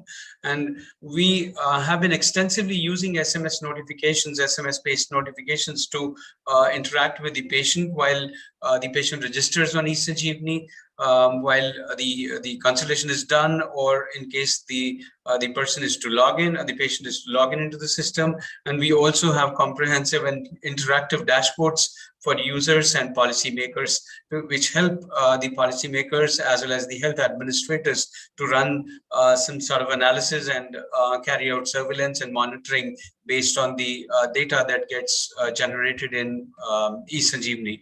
And as I mentioned earlier, eSanjeevani has been integrated, both the variants of eSanjeevani have been integrated with the Ayushman Bharat digital mission, and the citizens are now generating their Ayushman Bharat health accounts using eSanjeevani, and they're also able to link their health records and their accounts with eSanjeevani's profiles as well. Next slide, please.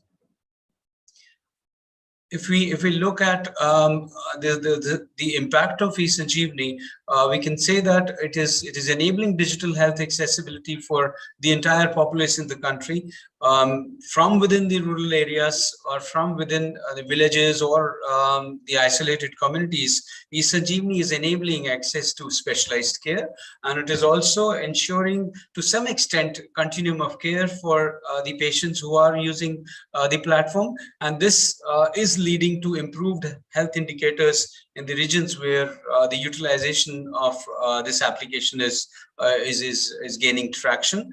And we can say that it is also aiding in improving the economy. In one of the research papers, we read that the study has been carried out in the district of Chamaraj in Karnataka. And they mentioned that on an average in that particular district, and it might be valid to some extent for other citizens as well, that it is around 4 kilometers that a citizen has to travel to the nearest PHC, and it takes something like 16 minutes for an average citizen to travel from their residence to PHC. So if we calculate the amount of time that eSanjeevani has has facilitated in saving the time of the citizens, we've done, as I said, over 40 million consultations on the eSanjeevani HWC variant, which means that 40 million into 16 minutes is the time that has got saved, and the productivity, of course, would have got impacted significantly. So if in the same fashion telemedicine keeps on growing, there'll be a significant impact on positive impact on economy as well. And because eSanjeevani has reached the the villages which are far from the bigger cities or connected areas, we can say that it is aiding in bridging the digital divide as well. And it is a part of ABDM. So we can also add here that eSanjeevani is boosting the digital health ecosystem in the country. Next slide, please. And eSanjeevani specifically has seen numerous innovative applications. At the time when we rolled out eSanjeevani, it was a very simple, plain vanilla platform, wherein one online OPD was provided to every state. But considering the potential or the way the patients had started adopting eSanjeevani, the practitioners had started adopting eSanjeevani, the state authorities or the national health missions in the states, they came up with significant innovations or really applications. They designed processes and directed us to put in place those workflows in eSanjeevani, which helped to a great extent. If you all would remember, as soon as the vaccination drive was started in the country, it was meant for either the senior citizens or people with comorbidities. So a certificate from the doctor was required for getting vaccinated. That was comorbidities certificate. And people still had those fears to visit hospitals. So we put in place a mechanism wherein the citizens could upload their existing health records. The doctors on eSanjeevani in these particular OPDs, which were meant to issue these certificates, would go through those documents, and from a distance, I mean, while practicing on eSanjeevani, they would generate or issue these certificates. And this was something which we had not thought of when we rolled out eSanjeevani. Similarly, in state of Kerala, they under Rashtriya Swasthya Karyakram, they have district early intervention centers, and on eSanjeevani they set up a district early intervention centers which takes care of children's health till a specific age. These centers were set up online on eSanjeevani, and the parents and the children till the age of around 12, they were able to then see the doctors or the psychiatrist and or the speech therapists and others who would aid or who would help in the issues pertaining to children growth. And in COVID-19 also, eSanjeevani played a very important role. State governments were quick to latch on to the potential of eSanjeevani, and they opened certain screening OPDs which would help the state authorities to understand the extent to which the patients were unwell, and in certain cases the OPDs were set up to monitor the patients who were home quarantined. And in many instances, there have been reports from the states wherein the doctors and the health authorities have informed us that numerous lives have been saved because of eSanjeevani. There have been cases of people getting a stroke, and then their relatives or friends bringing them on eSanjeevani through the video consultation, doctor identifying, being able to recognize that the patient he's got a stroke, and the doctor on eSanjeevani facilitated an ambulance for the patient to be transported to the nearest district hospital or ICU. And then there have been cases of gangrene as well, wherein the doctors could alarm the patient and timely care was provided to the patients. And we've also had certain HIV/AIDS OPDs in Tamil Nadu and Kerala in specific, which have been running on eSanjeevani. And Kerala was amongst the first state to practice telemedicine from within the prisons, and they utilized eSanjeevani for treating inmates without having to transport them to the nearest hospital, which saved a lot of time and a lot of money as well. Next slide, please. And this is the way eSanjeevani has has grown. We launched eSanjeevani in November 19. That was a doctor-to-doctor variant. We were in the process of setting it up, and in those days there were hardly 100 consultations happening every day. So we would do something like 3,000 consultations per month. And of late, eSanjeevani has scaled to an extent where daily we are doing more than 2.5 lakhs or 250,000 consultations every day. And last month we recorded 6.2 million consultations in June alone. Next slide, please. And if we look at the implementation scale, eSanjeevani covers the entire country. Almost all the state health authorities have implemented eSanjeevani, both the variants mostly. And as of now, the infrastructure or the eSanjeevani network that is in place in states, we have over 95,000 spokes, which are a part of Ayushman Bharat system at Ayushman Bharat Health and Wellness Centers. And these spokes are served by over 11,000 health and hubs, in fact. And these hubs have doctors and specialists, and these hubs are populated based on the expertise required, medical expertise required by the state. And on the other end, in the other variant, we have more than 1,100 online OPDs hosted, and they run concurrently at times. And there are certain organizations like Employees State Insurance Corporation, and then we also have CGHS, the central government health scheme. They are also serving their beneficiaries through eSanjeevani on daily basis.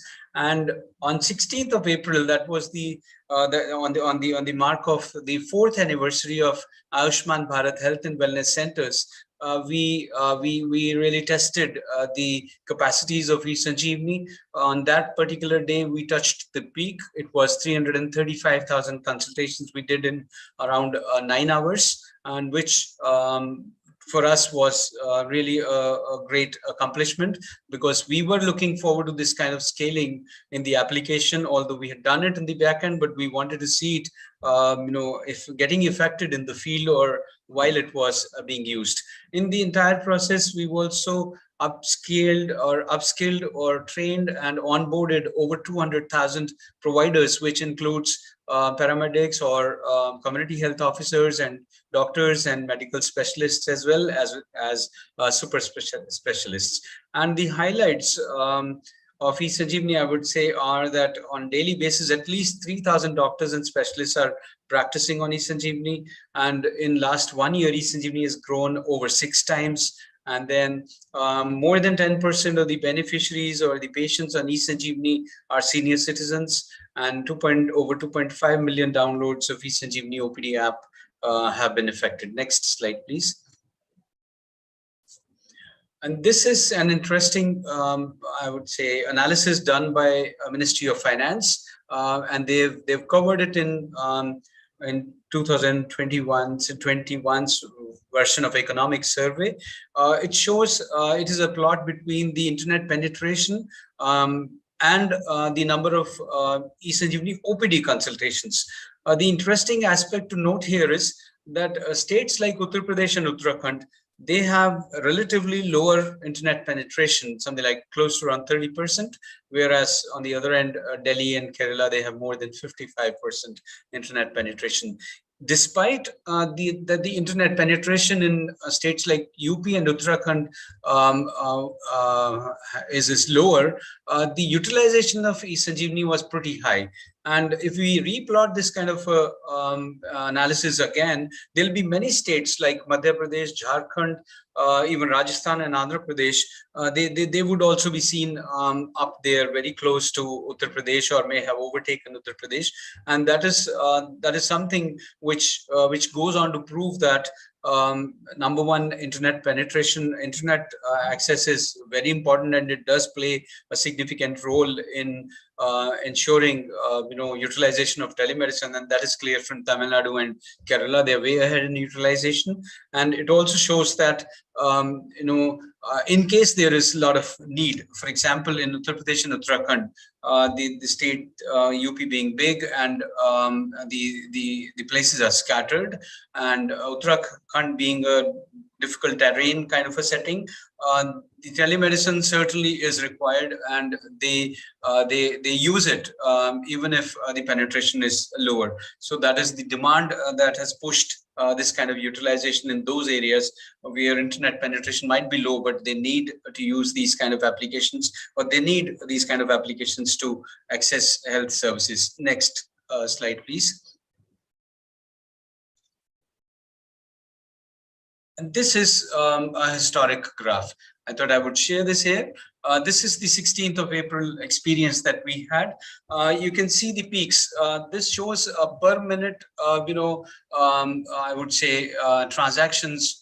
Those are happening on eSanjeevani. On a normal day, before the 16th of April, the transactions were, or the requests on eSanjeevani application were close to around 200,000. 200,000 requests on every day, on an average each day. But if we see on 16th of April, that was the 4th anniversary, as I said, of ABHWCs. We went way beyond, I think, 700,000 as well.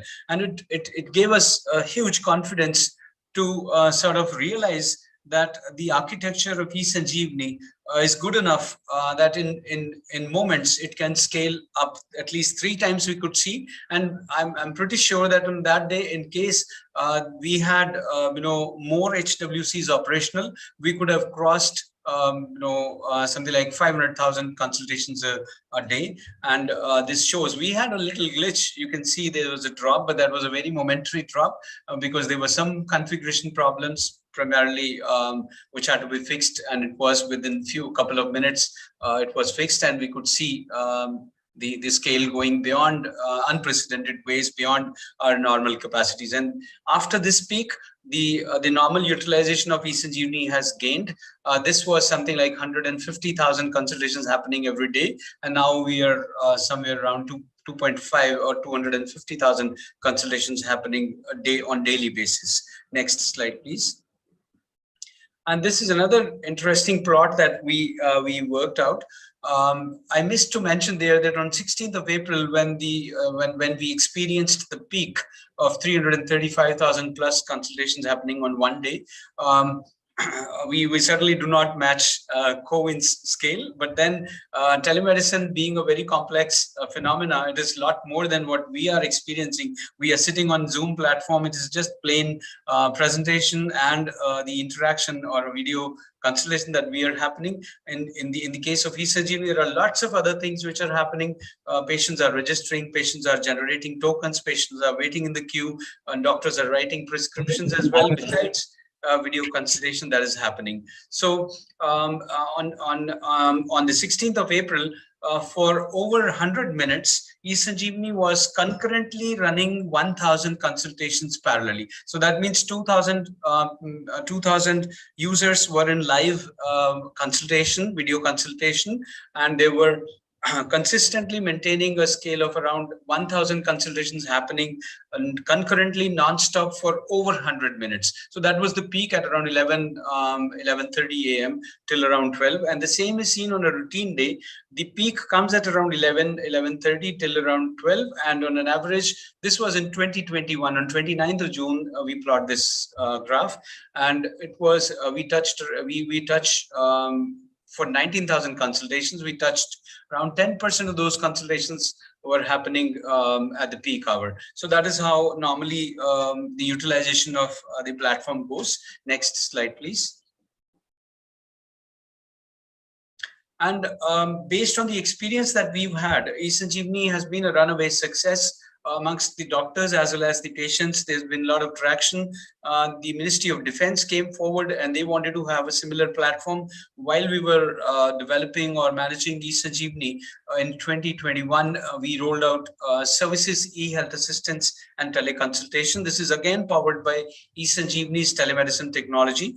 They call it Sehat OPD. And the Ministry of Defense set up this particular OPD on the lines of eSanjeevani OPD, and we put it up for them. And the serving personnel of tri-services, Indian Army, Indian Air Force, and Indian Navy, the servicemen of these tri-services and their dependents, they have the privilege of seeking health services remotely from the doctors serving the Armed Forces Medical Corps. So that is one spin-off of eSanjeevani. So this is the rollout after eSanjeevani we did on the same pattern. And then very recently we've rolled out another platform which is a specialized telemedicine network for people living with HIV AIDS. And again, for National AIDS Control Organization, we've put this platform in place. We've computerized certain processes which are which the patient needs to undergo at the Center of Excellence or ART centers. And then we also have a teleconsultation in place, that in case the patient is to be seen by the doctor, appointment is raised and they get into a consultation remotely with the doctor, either at the ART center or at the Center of Excellence, wherever that might be. Next slide, please. And as far as augmentation of eSanjeevani is concerned, based on the ECRP2 package of Government of India, we are working on augmenting the platform in a big way. So 2.0 we would call it. It's underway, although we anticipated that we'll be rolling it out in end July, or could be early August. But based on the urge that we have to have additional features and additional functionalities in eSanjeevani 2.0, it's got slightly delayed, but we're working on it. And in augmentation, this will be one platform, unified platform. It will have two front ends, but a common back end, wherein the productivity, that is the utilization of the doctor's time, will be a key parameter. The doctor, in case is not getting any patient in OPD, will be able to switch over to the HWC format without having to make any major change of logging out and logging in, which is the practice now. And then it will be a multilingual interface, as Dr. Seema had mentioned. That is one of the requirements. We are working on certain AI-based or ML algorithms and models to ensure that we record certain symptoms, and the system proposes some sort of aids the doctors to arrive at the diagnosis in a shorter time, so that the efficiency of the system increases. And then as far as there are many other such similar features which we are putting in place, there'll be a feature of forwarding a call or referring the patient to another OPD, and also having a payment gateway interface there in the system, and also keeping a provision to ensure to enable interstate teleconsultations as well. As far as way forward is concerned, sideways on a slow pace, we are also working on putting together telemedicine as a service. As we all know, eSanjeevani is a cloud-based system.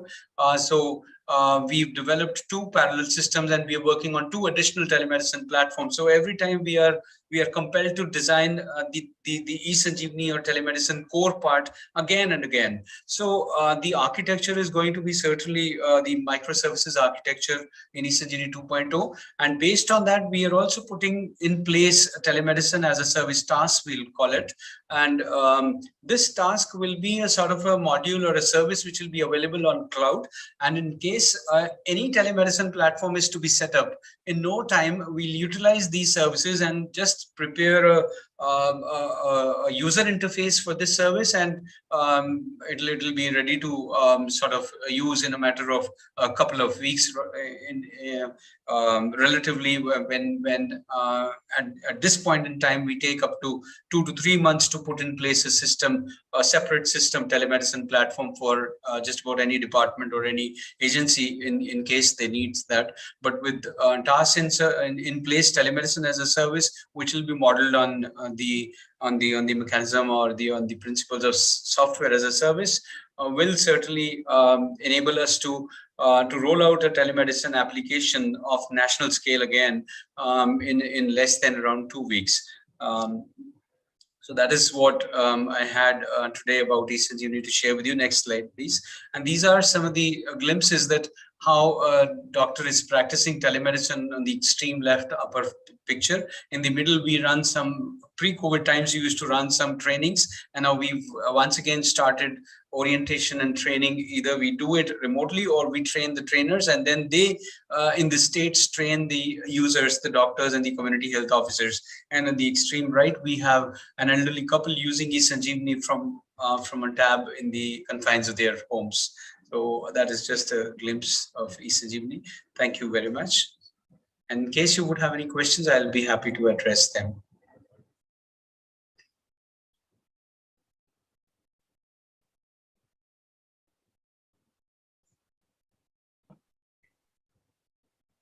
Some question is put in the chat, which have been asked by some participants. Yeah.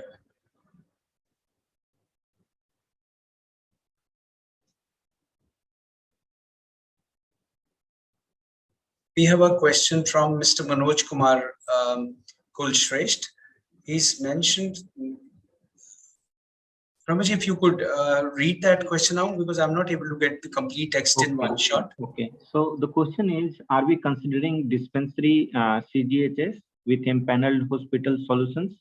This will help CGHS beneficiaries in many ways, like the refer status will be available to the hospitals, no manual presentation of the same to the hospital. When hospital writes medicine, they will only prescribe medicine from approved medicines under CGHS. So basically, the question is about integration of CGHS with empaneled hospital solutions.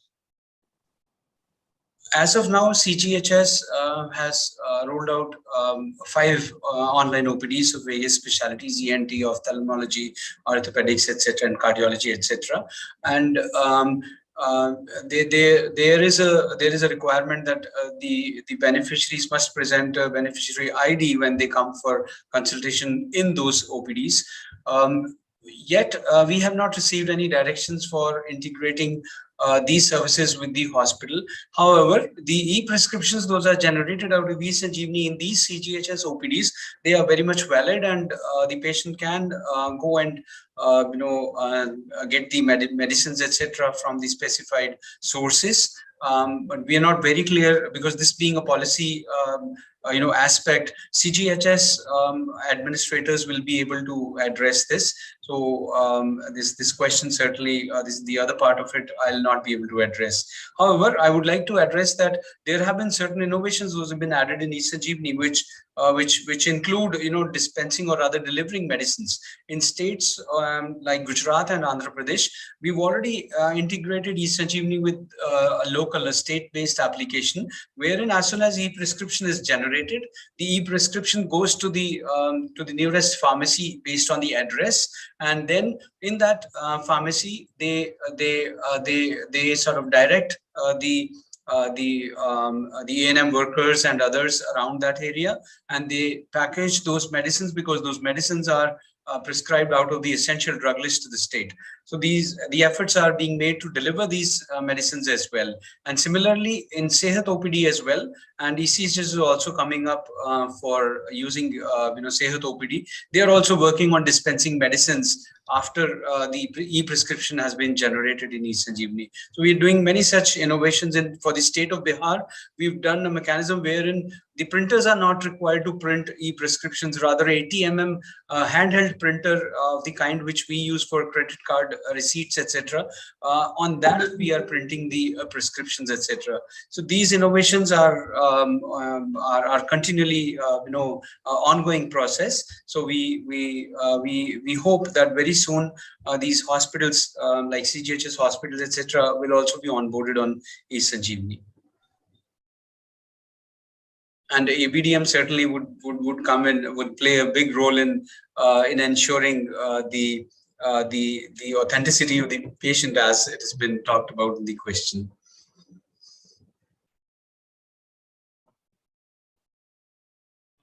Thank you so much. Maybe this question can also be considered by Dr. Praveen, that as a part of ABDM, is there any plan where CGHS integration with impaneled hospitals are being considered? Yes, thanks for that question. In fact, as I said, ABDM provides a platform for interoperability for linking all the entities in the healthcare ecosystem. And CGHS is a very important entity, not only because it caters to a huge number of beneficiaries, but also because the beneficiaries of CGHS are at key positions to drive the whole digital health ecosystem.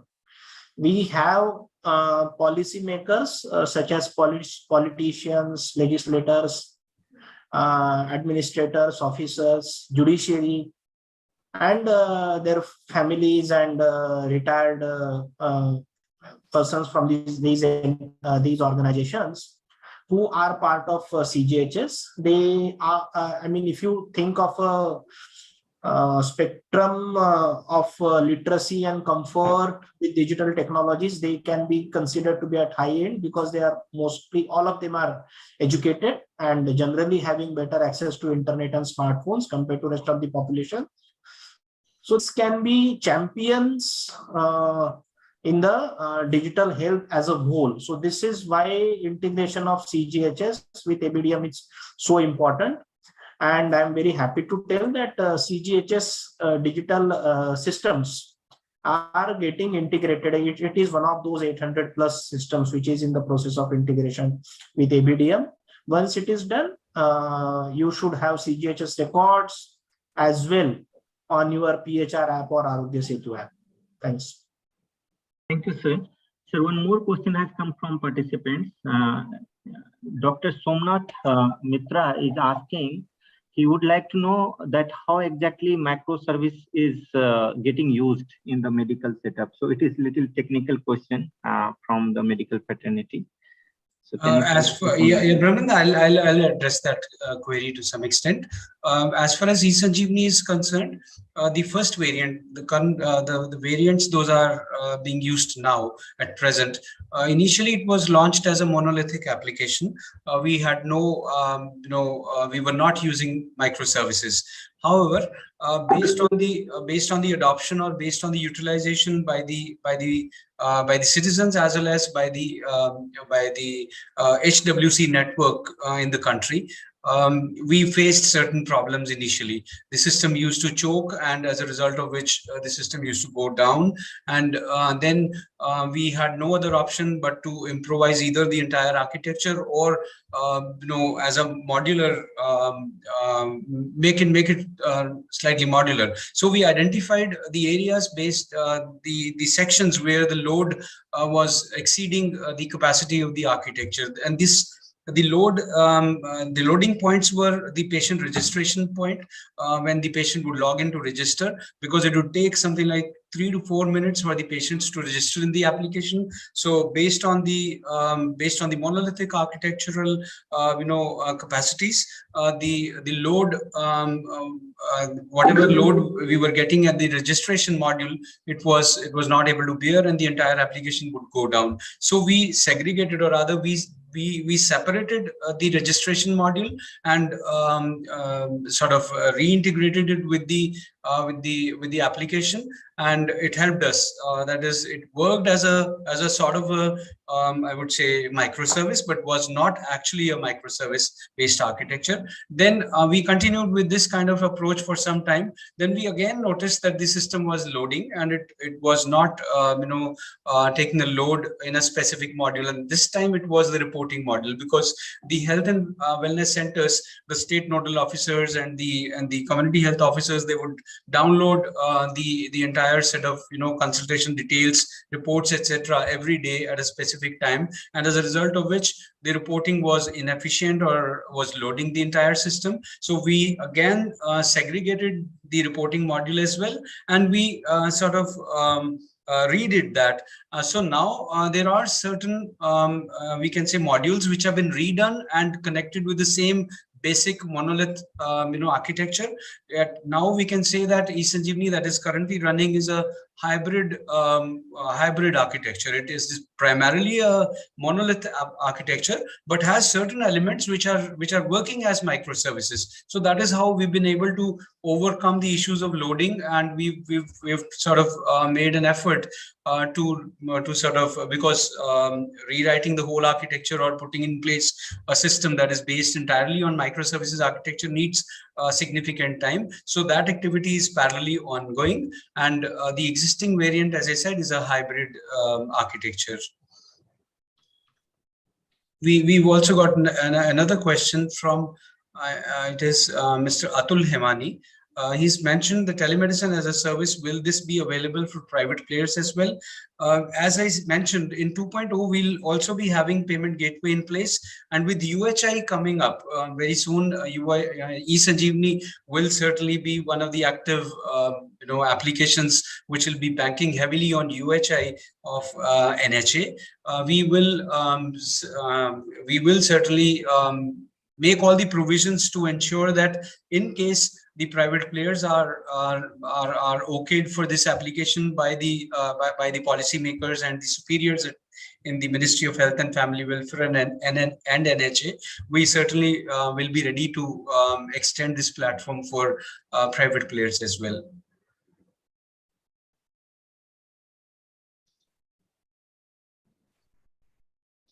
Thank you for answering the question, sir. I don't think we have any other questions. So with this, we come to an end of today's session. I extend my sincere gratitude on behalf of our entire team to our respectable speakers for leading us through the health stack services and its role in making the lives of citizens comparatively better and comprehensive today. Not only this, but we were also enlightened on the fact about how the other countries can benefit from these digital public goods. I thank Dr. R.S. Sharma for enlightening us on CoWIN as well as UHI, wherein he explained the utilities of fundamentals like open standard, APIs, and cloud. I would also like to thank Dr. Praveen for deepening our understanding of the complex yet imperative health sector. Health sector is constantly moving ahead towards achieving the targeted goals successfully, owing to the several technologies that's being imbibed into the system, and undoubtedly, Ayushman Bharat digital mission has had a significant role to play here. Next, I would express my gratitude to Dr. Seema Khanna for giving us her invaluable insights into the journey of Aarogya Setu app and the role of the same in post-COVID world. I would also like to thank Dr. Sanjay Sood for effectively and graciously moderating the session. Thank you, sir. Besides making us aware about the eSanjeevani, its integration with the ABDM, and how it is impacting on daily basis by enabling significant doctor-to-doctor or patient-to-doctor consultation. Last but not the least, I am grateful to all the participants for attending the session and engaging so actively. You can find the recorded version of the same on our social media handles and channels. Thank you. Presentation जो किया था ना, that festival, health festival वाला.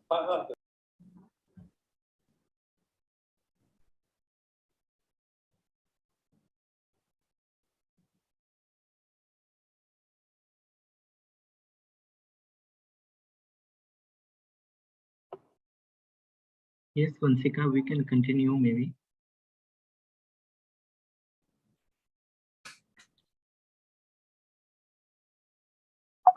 Sorry, sir, could you please repeat? We can continue. Wasn't I audible, sir? Because I just ended with the... No, you were audible. Maybe you can complete the last statement about the participants, thanking the participants. Sure, I will. So I would, I'm grateful to the participants for attending the session and engaging with the speakers so actively. You can find the recorded version of the same on our social media handles and channels. Thank you. Thank you. Thank you. Thank you.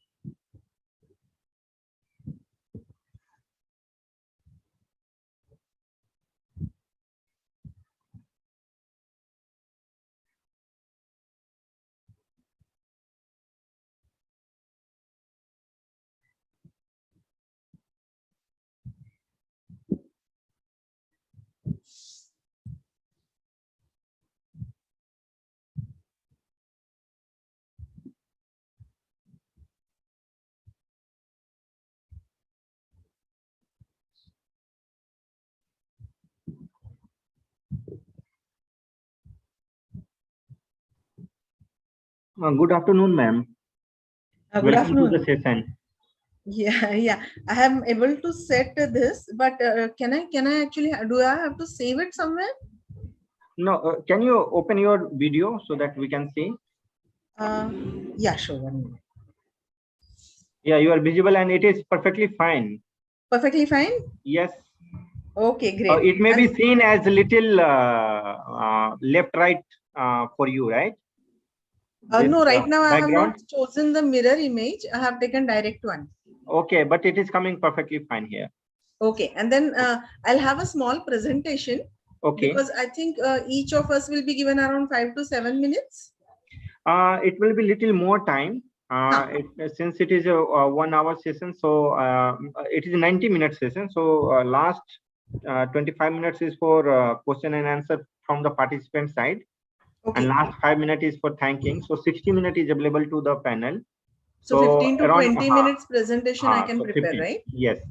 And 15, is there any 15. kind of a background to be set for this presentation? Oh, I think I'm finding that your background is already set. No, that is for my screen. But in the presentation also, should I have some kind of logos? Nothing like that. So all are government officers only. And idea is basically to talk about our digital solutions. Product. Yeah. So that international audience who are participating, they can learn from it. And if they choose to replicate it, then they can get in touch with Ministry of External Affairs and then we facilitate. Oh, great. Okay. So that is the idea. Okay. Okay, then I have done the testing. Okay. I'll work on my presentation. Okay, sure. And a copy of presentation, maybe you can share it with the speaker, speaker support team, so that if there is any issue in the runtime, we can project it from centrally. Surely. I will do one thing. Once I complete it, maybe I can send it to you or Satyajit. Okay, you have my number? I think I have Ramananji. Let me check. Otherwise, okay, I have if you have, you can send it to me, or you can send it to the speaker support team also. Okay, I think I don't have yours. If you could. Okay, so I think I had taken once, but I'm not able to get the number. Okay, no if you problem. Could put into chat box.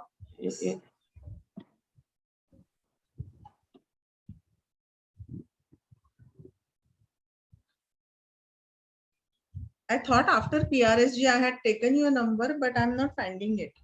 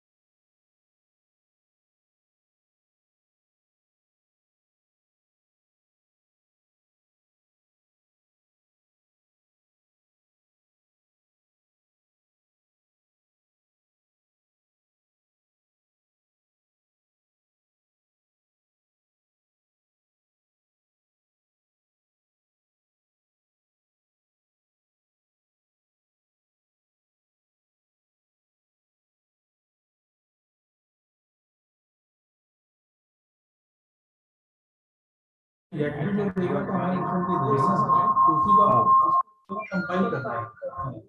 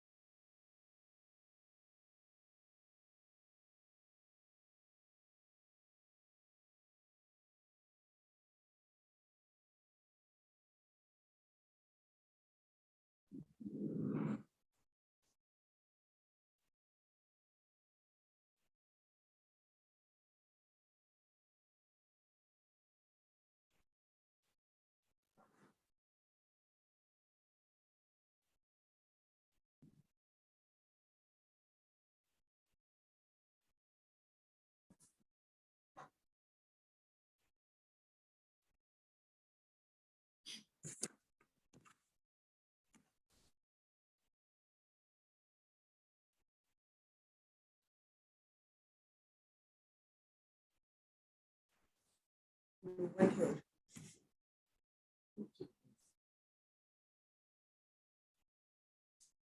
जी सत्यनारायण जी का join करना सबसे जरूरी है।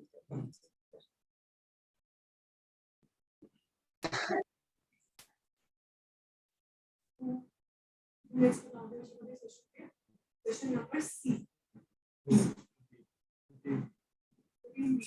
तो B का तुम बता दो, एक को देना है, C का कौन है? साथ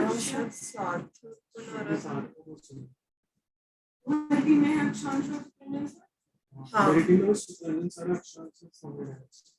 तुम बनाओगे ना, मैं सीख मेरे डिस्कशन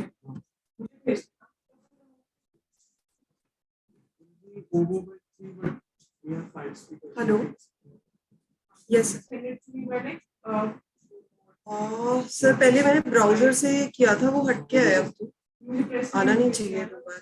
हाँ हाँ हाँ नहीं, आप रेसिपी सही होता है, आप रिपोर्ट बनाओ।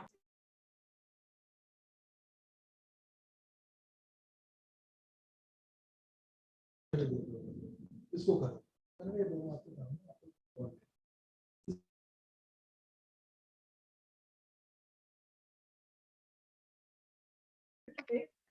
Good afternoon, sir. Welcome.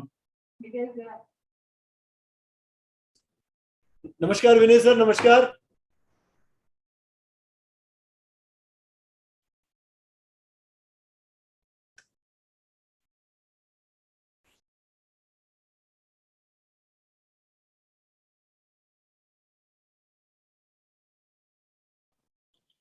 Sir, the screen is visible. So, good afternoon, sir. We have Mr. Hemant sir with us.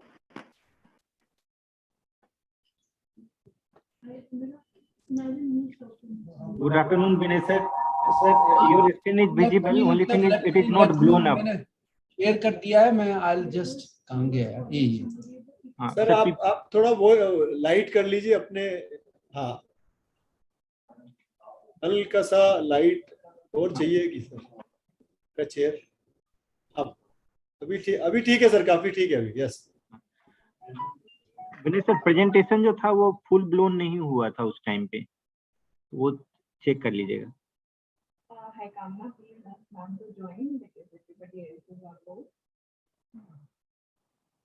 It is in slide. 5 minutes to now it is go live. Please everyone be prepared in 5 minutes. We are 5 minutes to go. Everybody was there to check the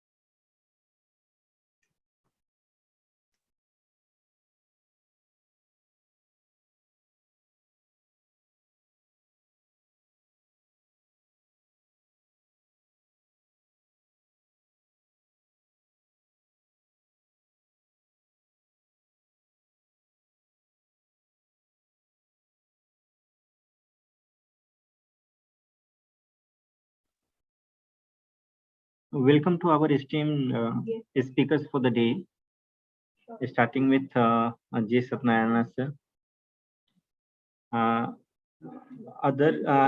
Dr. Vinay Thakur sir, Rajiv Chawla sir, and Dr. Ranjana Nagpal ma'am will be joining shortly, and Mr. Kapil will be joining little late after 15 minutes because of some urgency at his end. We are 3 minutes to go. And MC for the day is Miss Visakha. Welcome, Visakha.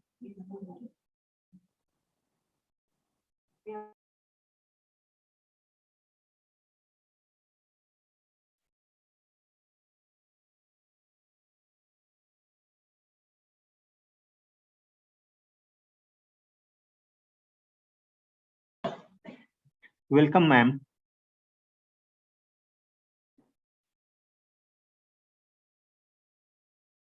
May we request all the speakers to switch on their video so that it gets cross-verified. Thank you, Brahmana. Good afternoon, Nepali ma'am. Thank you, sir. Use the virtual button.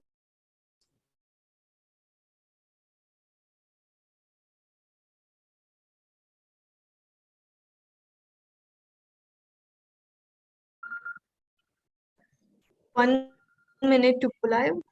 Yes, sir. Good afternoon, sir. Good afternoon, sir. Yes, sir. Good afternoon, sir. Good afternoon, Ranjana ji. If you're Sir, addressing बस me. अभी start करें another 2-3 minutes.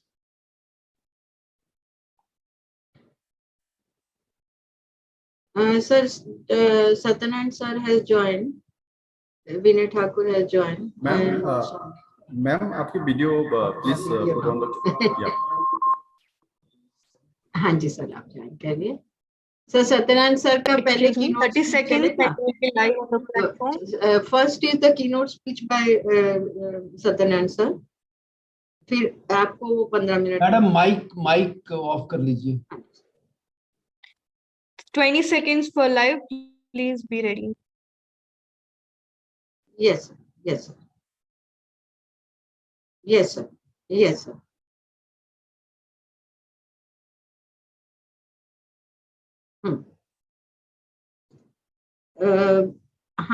That person is there. You can go live now.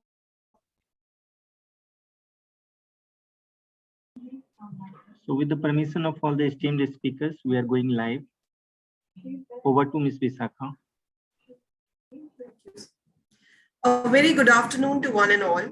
On behalf of the organizing team of Ministry of Electronics and IT, I, Vishakha Singh, extend a very warm welcome to the esteemed guests and also the participants who've joined us from across the world.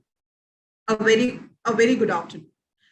Today we have the honor and privilege of hosting Mr. J. Satyanarayan, who will be delivering the keynote speech for today. Mr. Satyanarayan has over 40 years of experience and has held several distinguished positions at the national and state levels. He has several feathers in his cap, including serving as the advisor to the Prime Minister, Jan Aarogya Yojana, Secretary MeitY, Chairman Unique Identification Authority of India. He has pioneered multiple digital transformation projects for the Government of India. Some of his commendable contributions, such as National Digital Health Blueprint, India Enterprise Architecture, and Digital Service Standard, continue to shape the policy and practice realms of deploying technology in the public sector. I request Mr. Satyanarayan, please kindly take over and deliver the keynote address for today. Sir will be speaking on India Digital Ecosystem for Agriculture, that is IDEA. Thank you, Vishakha ji. Good afternoon to all the fellow panelists who have really done distinguished service in their respective areas. Vinay ji, Ranjana ji, and we have Kapil ji and Rajiv ji, who has just joined us. So it's really nice follow-up to the grand launch of the Digital India Week by the Honorable Prime Minister at Gandhinagar the other day. I'll be speaking briefly on the IDEA architecture. I hope you are able to see my screen, Vishakha ji. Yes, sir, it is visible. So I'll spend about 10 minutes to take us through the thought process behind this and the benefits we envisage of a digital ecosystem like IDEA. So as I put a caveat here, the IDEA architecture is not finally notified as the approved architecture of the government. It is in works at this point of time. But all the same, I will share the status as it exists now.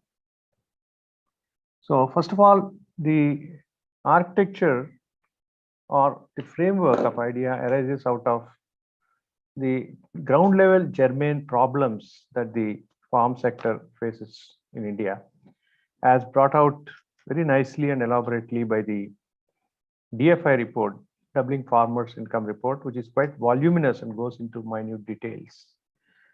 So the report has thrown up a number of pointers to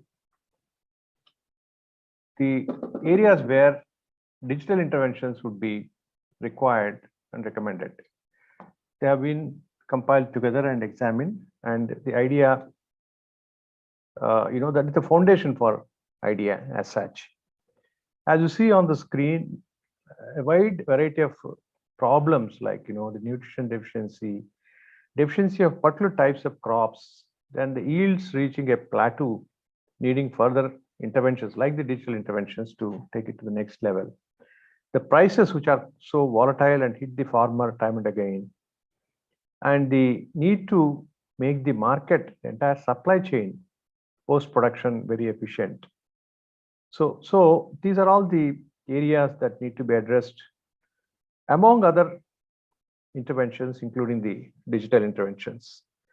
So the digital intervention can certainly make a difference in this space. That is the genesis of IDEA. And then why are we talking of ecosystem here? So the time has come when we have to graduate our thinking from systems to ecosystems. Why? Because especially agriculture sector is a pan-India in its nature, whether it is the supply chain which goes from Kashmir to Kanyakumari, so to say, and the kind of planning that is required at the national and state levels, and also the identity of the farmer and various other institutions, which again mostly happen to be useful at a pan-India level. So you need that kind of an ecosystem. The second is we need interoperability, like in several sectors, like travel sector you take, interoperability between various airlines and various other means of transport and accommodation and so on. So such an interoperability is possible only if you have the overall architecture in place. And today the customers here, the farmers, they need an end-to-end. Instead of 30 different apps here and there and serving different segments, we need an end-to-end kind of a service to the farmer so that it's more convenient and efficient. And so many new trends in farming are coming, which need to be factored. It cannot be a static architecture. It should be a dynamic one, which evolves over a period of time and absorbs more and more requirements of the sector and more emerging technologies and innovation, which happens by the day. And how do you deliver all these things in a very efficient, disruptive, I would say, business models that are coming up through the startup ecosystem? So all these factors point to the fact that we cannot typecast a kind of a system which we were doing before for several projects, IT projects. We should create a broad-based structure which is ecosystem-based. So what is required? How does that look like from 30,000 feet? Such an ecosystem. So basically at the base level is an ecosystem architectural idea, which is only a guiding framework, and it's not prescriptive. On top of that is a broad technology governance area, so that things go as per the expected standards, expected safeguards, and so on run place. Then we have these 4 P's which are sitting on top, like a set of policies, set of platforms, protocols, and partnerships. I've used all of them in the plural because we're not talking of a single policy. We need policies of different kinds at the central as well as state levels. I'm not talking of a platform, single monolithic platform, which will centralize the whole data, etc. We need a federated architecture, which is consisting of number of platforms, which interoperate through these standards and the framework that IDEA throws out. And protocols. From platforms, again, the next level of evolution is of protocols, which is really makes it like the internet is based on such an expansive thing no one has seen in this century, is because simple set of protocols. So that's what makes it really more proliferate as such, and partnerships, public and private working together. So that is the overview at a very, very high level as a keynote. I think as the other remaining fellow panelists will throw their deep dive into some of these aspects after I finish. Then a few minutes about IDEA itself as it stands now, which is it's a public digital infrastructure which is made available to the whole country, so that both the public agencies as well as private entities can really plug into that. It's like electricity. You just plug in and run your appliance using that electricity. So IDEA is like that. It's a set of principles and standards which is put together in this IDEA. It's a high-level architecture. You can like it. You can design your own architecture at state level or even a private sector level using this architecture.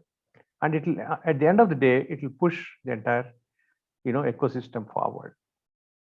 The vision is that end of the day, whatever we do should really move in the direction of helping the farmer to increase his or her income and overall welfare in the agricultural activities, so that agriculture sector becomes more vibrant than it is today. Then it is a value-based approach that IDEA takes, where at the center you have the farmer, on both sides you have a government on one side and the markets on the other side. So the farmer really is the producer. Value add happens maximum here, and the produce is again pushed to the market in several different ways. Around each you see smaller nodes like advisories and extended services, logistics.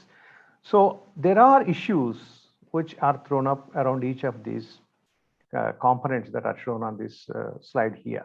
So how do we address? How many of them can you address using digital intervention? Not that everything and anything can be solved through digital intervention. It's a physical digital kind of environment that we are talking here.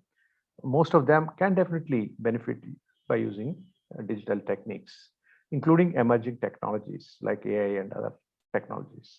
So this is the overview of where all you can create, you need to create additional value or new value through either the existing agri-business system or agri-innovation system. Then you have a holistic approach in the entire ecosystem benefits because of that. And at the end of the day, it is the farmer who is at the center who benefits the better value for whatever he is doing, and better production, better productivity, and better profit. So that is the overview of the system. And this is the very busy slide, but I don't want to spend even a minute on this, just to show that it is a multi-layered architecture. Three layers. There is a core, there is a national layer, and there is a state layer, which drive the various initiatives and try to bind them together in a synergistic way.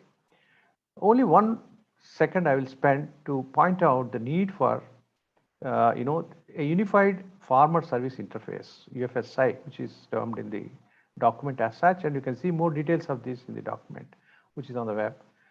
But suffice it to say that UFSI is more or less like UPI, the kind of transformation that UPI played in the fintech sector and e-payment sector, digital payment sector segment should be played by this UFSI, by the very role that it will play here by as a central actor in the whole diagram that is in front of you here.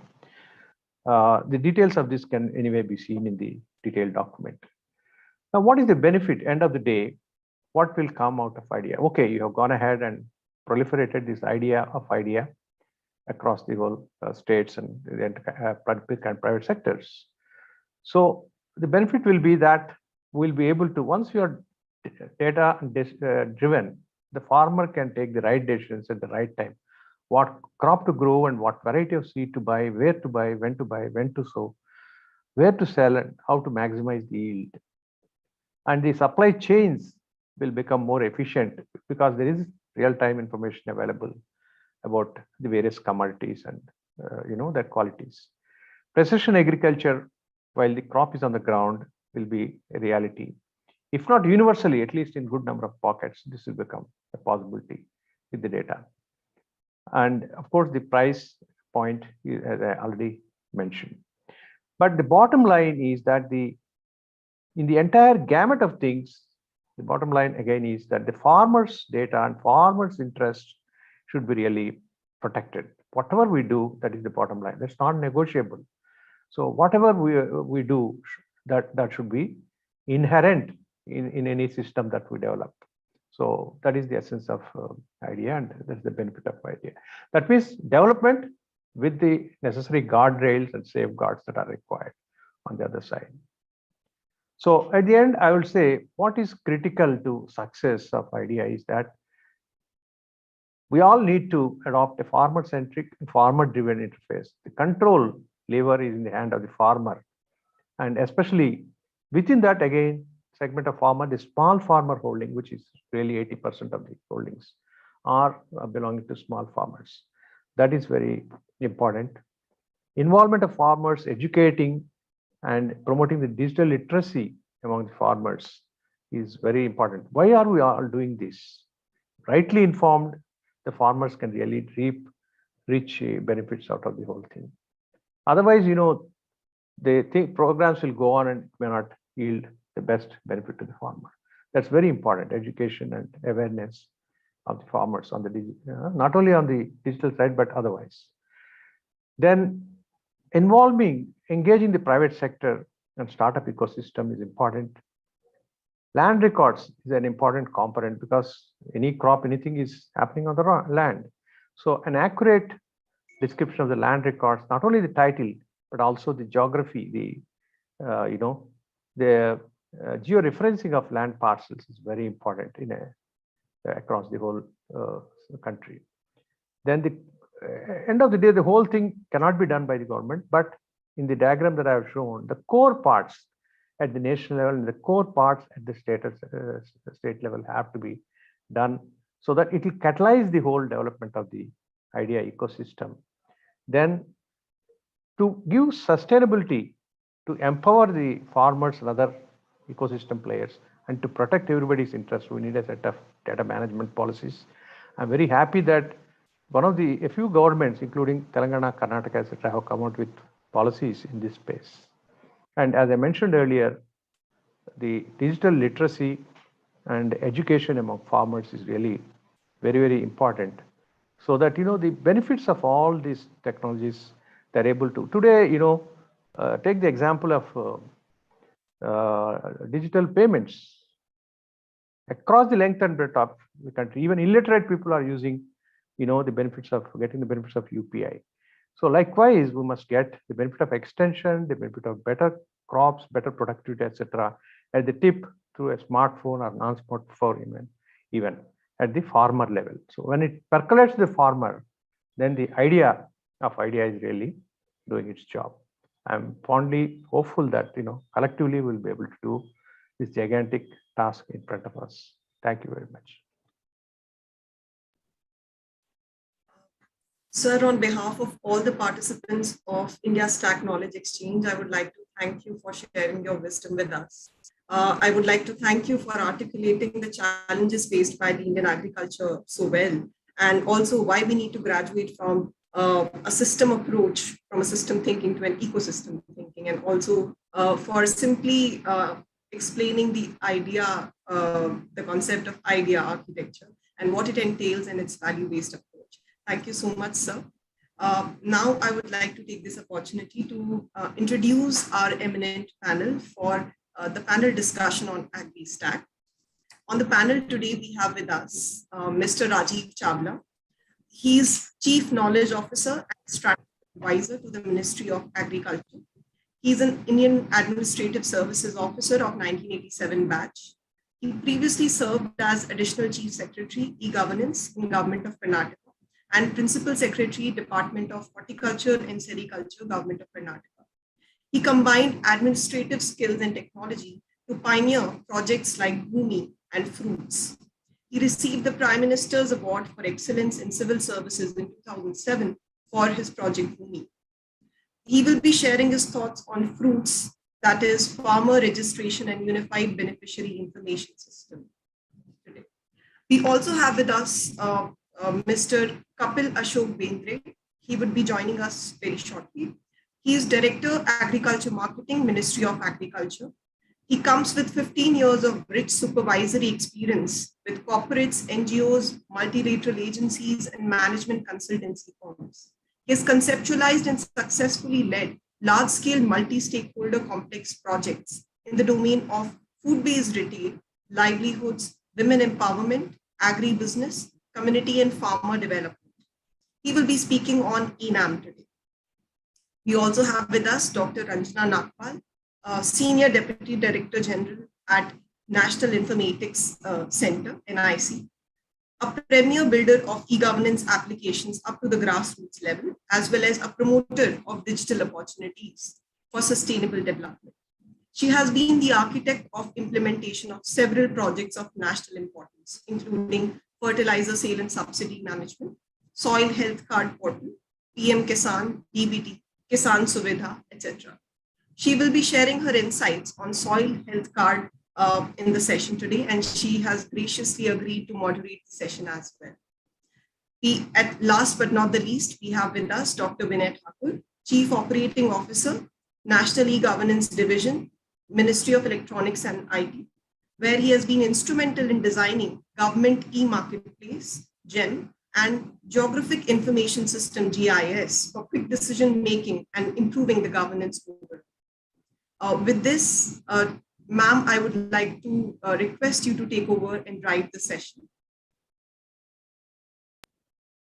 Thank you so much, Vishakha.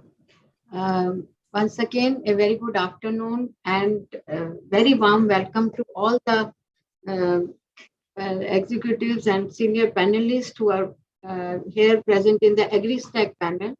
In fact, I'm privileged that I got opportunity to work with each one of them, and I have blessings from Mr. Satyanarayana sir, and I have got the opportunity to work on the idea concept also and learn a lot of things on how to go ahead with the building of agri ecosystem. With Chawla sir as Chief Knowledge Officer, we are working at Ministry of Agriculture and Farmer Welfare. And very closely, our team is working under his guidance, the supreme guidance for building the farmer database and linking the government schemes with the farmer database, which is one part of sort of brick under the idea. So we are trying to build the building blocks with that major thing as the final target. With this backdrop, now I would like to request Shri Rajiv Chawla sir to make a presentation on his most successful fruits application of Karnataka state, where he brought in a very big change in terms of services to farmers and e-governance domain. Respected sir, please give your presentation. Thank you so much, Ranjana. I would request them to display the thing. Yeah. So I would talk a little on fruits and a couple of slides on what are we doing on AgriStack, which is a little more popular name of the idea framework. Next slide. Just for listeners to understand, there is a very strong need. In fact, before idea came, there was a strong need for farmers database. Many states have been trying this. It is very obvious departments provide benefits to the farmers and they should know about the farmers. These are various departments who work on farmers. Next slide. Next slide, please. Now, there are even in some of the states, social welfare departments give borewells to the farmers. You have minimum support price, etc. Unfortunately, across the country, all these departments work in silos. In fact, in many places, even in manual system. And there's no common database of farmers and the benefits available by them. So this is very unfortunate. We are working on farmers for last so many years, but we did not even know who they are, what are the benefits they have received. Next slide. Now, farmers are forced to give documents again, again, the same set of documents. Sometimes you have, contradictory documents. The government does not have a complete view of farmers. Or just imagine, one wing of the government gives seeds to the farmers, and seed is given for cotton, whereas the farmer does crop insurance for sugarcane. Now, system should be intelligent enough to understand that there are problems. They should be able to find out the contradictions. All that is possible only when you have digital data.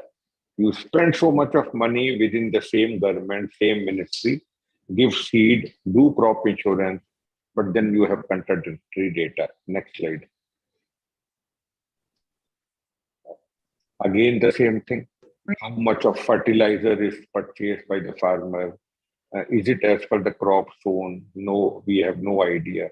And I'll talk a little about the farmer buying fertilizer and what are the issues there. And whether a farmer has managed to get multiple benefits when, for example, drip irrigation, he manages from agriculture also, he manages from horticulture also. Is a farmer managing on the same land multiple benefits from multiple departments? And as I gave the example, farmer has got seeds for crop A, he does crop insurance for crop B, and he sells under MSP for crop C. So all these problems are there because we don't have a well-managed IT system along with the database of the farmers and the benefits. Next slide. Unscrupulous people make use of it. They provide fake documents and they misuse the system. Unfortunate that people who are small and middle farmers, they are not able to get to the government, whereas these unscrupulous people make use of it. Next slide. Now, again, as far as government is concerned, we are not able to do convergence of schemes. For example, we give borewell, and because we are not aware, the ministry does not give drip irrigation facilities. So what is the point if borewell has come and you don't give drip irrigation? Under NREGA, you have these convergence, they do area expansion, but then we don't come to know the horticulture, agriculture, rural development, or if all of them have to work together, then I should know complete view of the farmer and the benefits he has got. Next slide. And then of course, one of the biggest thing which is there is that you have all the data of the farmer at your disposal, but you are failing in your responsibility to connect the farmers to the purchasers. You are bulk purchasers who can purchase his output, because you don't even know about that farmer digitally. You can't connect him to input suppliers. You can't connect them to the banks. They struggle getting the Kisan credit card loan, seeds, pesticides, fertilizers. So there is complete mess because the systems are manual. And even if they are digital, they are not connected to each other. Next slide. And therefore, we are articulating that state therefore needs to have a farmers database where all the relevant attributes of that farmer, including the land, it is attached to it. Now, this is one of the building blocks, as Ranjana said, and this is what Agriculture Ministry is now helping state governments to create this farmer database. There are many other things which are being done under agriculture, but this is one which is one of the very important building blocks which they have to build. Next slide. Now, in Karnataka, thankfully, they have done this fruit system, which is basically farmer database. You can go to fruits.karnataka.gov.in to see more details about this yourself. Next slide. Now, the fruits has the following type of details. It has all the personal details of the farmer, including, Aadhaar. Of course, it is Section 7 project, and therefore you are allowed to store Aadhaar. You use Aadhaar for identification and also for financial address, and therefore that is there. And all other things like caste, gender, physical ability. Karnataka has a system called Kutumba, which is family database, and like some other states have. And therefore, for that farmer and whole family, the whole details of the disability, where their children are studying is all known. So that comes in the personal details. Next slide.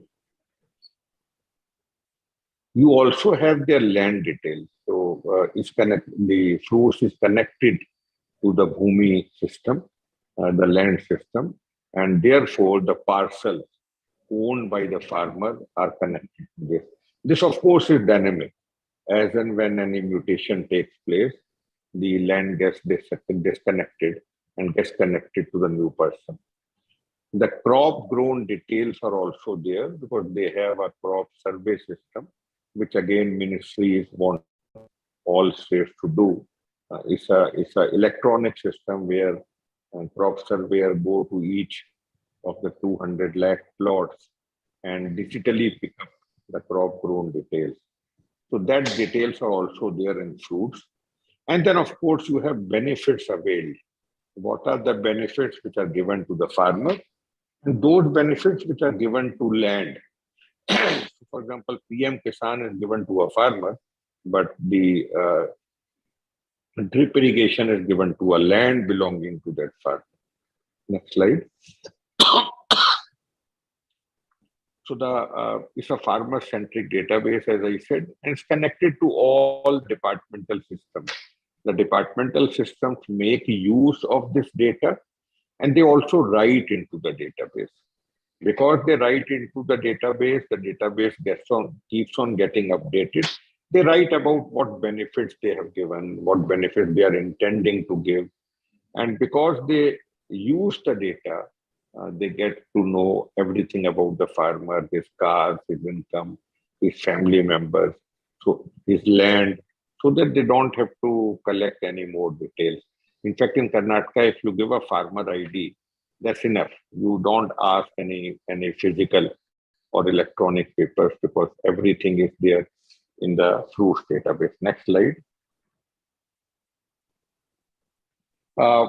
It is connected to the electronic system for direct benefit transfer, which is Aadhaar based, and therefore the fruits routes all the payments to the DBT, and because of this feature of the fruits, it also gets updated every time a payment is made. It is made via fruit, and therefore fruit gets updated with the benefits. It is therefore an inventory of farmers, the lands, and the benefit extended to them. Next slide. Now, these are some 10, 12 systems with which it is connected. KSNDA is a weather system. And then, of course, others are clear from the name. Karnataka State Remote Sensing and Application Center can be seen below in pink. That's the GIS system. It's connected to all those systems where which you require in the context of the farmers. Next slide. So the fruits on the left-hand side connects to 1, 2, 3, 4, 5, 6, 7 databases. And on the right-hand side, the departments department schemes, 1, 2, 3, 4, 5 schemes. And of course, if more schemes want to come, like scholarship, etc., they all connect to the fruits. So they don't have to really bother about those many databases, which is there on the left-hand side. And you know, what is very exciting is that the work is done in-house by NIC, brilliantly done, and therefore can be shared and is being shared across the country with all the other state governments. Next slide. So these are again the same thing. These are the stakeholders. So you have fruits database on one side, and then of course you have agriculture, horticulture, all these people who make use of it. But you also have extended stakeholders, and I'll explain some of them. You have banks which are completely on fruits and via electricity. You have the sub-registrar system which is connected to the fruit system. Therefore, when mutation takes place through sale deed, etc., then you have these suppliers and consumers connected to it through eSehmati platform. Again, beautifully done by NIC. The suppliers and consumers platform connects to fruits for taking the farmer's personal data as per the DAPA framework of data sharing, eSehmati. And then once the farmer gives the consent, the data is provided to the suppliers and consumers. The MSPIT system of Government of India is also connected to the fruit system. Next slide. These are some of the usage which comes. The fruits connect to different systems. Department application need not bother, and all whichever I have explained earlier. Next slide. Now, this is another thing which is very exciting. And in one, if I have to explain in 30 seconds, the banks give the loan to the farmers, and the encumbrance is recorded in the sub-registrar system without farmer going to the sub-registrar system. The banks talk to the fruit system electronically. They send the encumbrance data electronically by the agreement between the banker and the farmer is signed electronically. The banker signs using PKI, whereas the farmer signs using Aadhaar, e-sign. And the digital document stored in fruits and also forwarded, as you can see on the right-hand side, to the sub-registrar. And the sub-registrar records the and gives it back to the fruits, and fruits then gives it back to the bank. The sub-registrar also sends this encumbrance to Bhumi, so that in Bhumi also the loan which is given is updated. So therefore, the banks are benefited. About out of 14,000 banks, 11,000 banks which give loans in Karnataka are all on this system. They connect to fruits and give loan. They come to know whether the other bank has given the loan or not. They also are now able to send the data electronically, so that farmer doesn't have to go to the sub-registrar office for getting the encumbrance recorded into the sub-registrar system. Next slide. Next slide, please. As I said, it helps the banks. The banks are able to know what crop is grown. They don't have to send anybody for physical inspection in Karnataka. And of course, bankers are able to see if any other bank has given the loan. Fruits now knows about all the loans. So therefore, banks are getting greatly benefited from the fruits connectivity. Next slide. Fruits helps government. The agriculture ministry uses this data for interest subvention, because fruits can now tell who has taken what loan. And you can actually give interest subvention or interest subsidy. The subsidy is given by state government, and it will be directly pushed into the DBT account as required. Because you now know who all have taken loan, you can cover them very easily under the crop insurance, because you have complete data with the property on which loan is given. And that property is as per the land record system. So you don't really have to worry about it. You can also find out who are the farmers who are not getting loan, and then nudge those bankers to give loans to those people. So it's really good, because you now have the financial system also connected to the fruits. Next slide. Now, this is extremely exciting area, and I'll take some 6-7 minutes more to complete. Next slide. I'm sure that the people here are aware who are listening. Next slide. That they are aware that as on today, the fertilizer is given to anybody. You just need. Can you go to the next slide, please? The fertilizer is given to anybody who has Aadhaar. You need they don't check whether you have Ranjana, can you ask them to go to the next slide, please? Yeah. So anybody can take fertilizer today, whether he is a farmer or not is not checked, whether he has land or not is not checked, which crop is grown is not checked, and what is the soil health data, nothing is checked. And therefore there is a huge misuse and wastage of fertilizer. Next slide.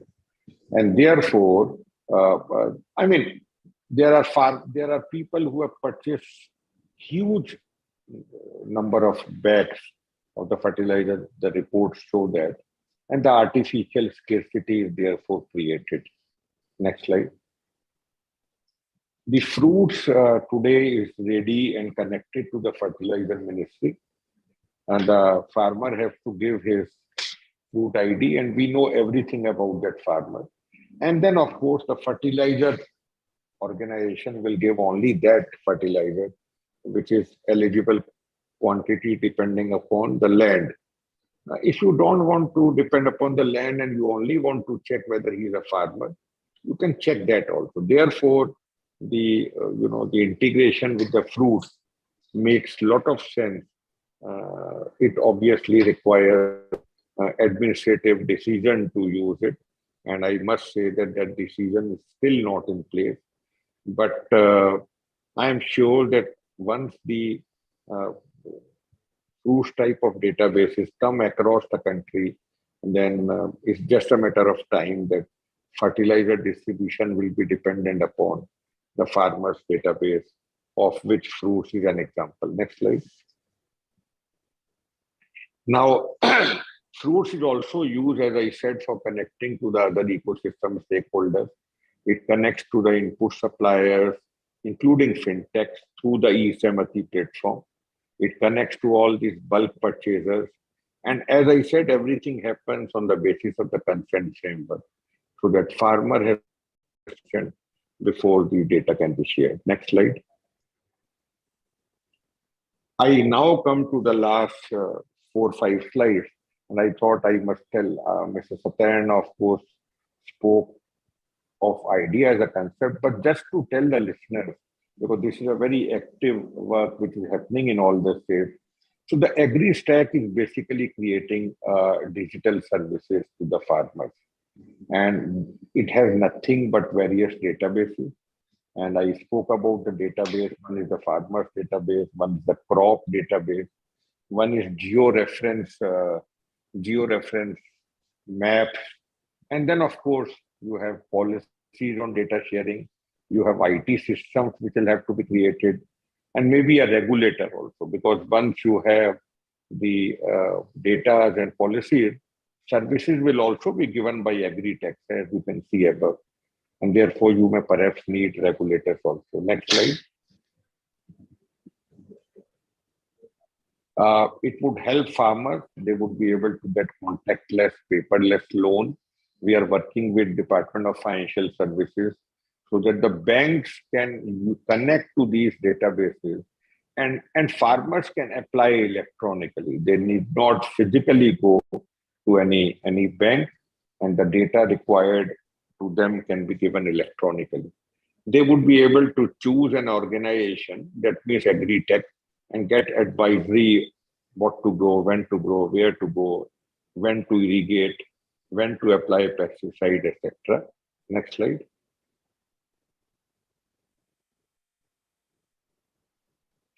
Now they can get cheaper and good quality, and they can also get good price for their produce. Now these are the objectives of the digital agriculture, agri stack, or idea as we are wanting to do. Next slide. Now, how to build agri stack? We have these building blocks. So I spoke about farmers database. I spoke about crop data. I spoke about farmer record. There would be lots of core registries which would be created. Mr. Satarn spoke about UFSI, which is basically sets of protocols and APIs. Lots of master codes, weather data. Next slide. And then, of course, sandboxes, data exchanges, all these things are going to come in next 1.5 years. And I am about to end my slides now. Next slide.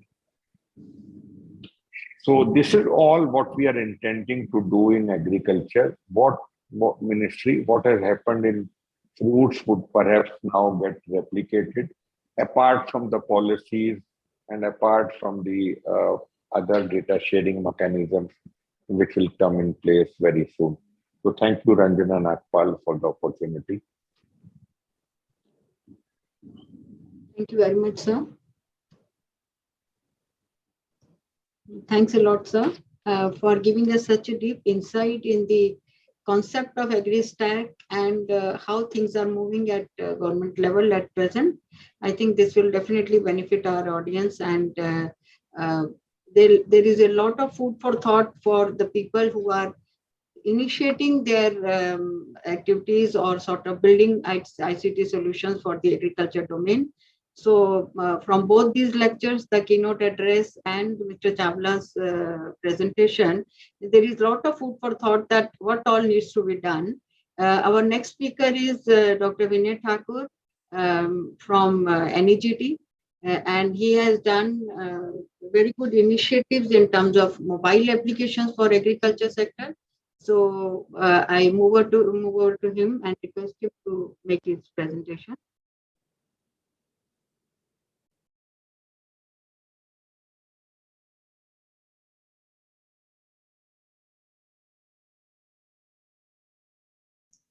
Yes, thank you, ma'am, and very good afternoon, Satyanarayan sir, Chavla sir, ma'am, and all the participants who are attending this knowledge exchange workshop under Digital India program.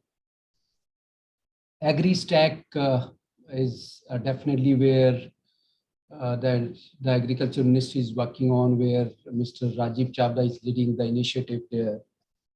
And earlier we worked on a document called IDEA, which is a digital ecosystem for agriculture sector, which Satyanarayan sir has elaborated. All the components starting from the land records to other systems out there, PM Kisan, to soil testing, to farm inputs, fertilizers, how they can be integrated, and then personalized services can be given to farmers. So under same series, we can include, and we wish that this could also be, we will try that this mobile-based agro advisory system can also be included. So this system has been implemented by Digital India Corporation right now in around 10 states, but already Ministry of Agriculture has decided that this will be rolled out pan-India.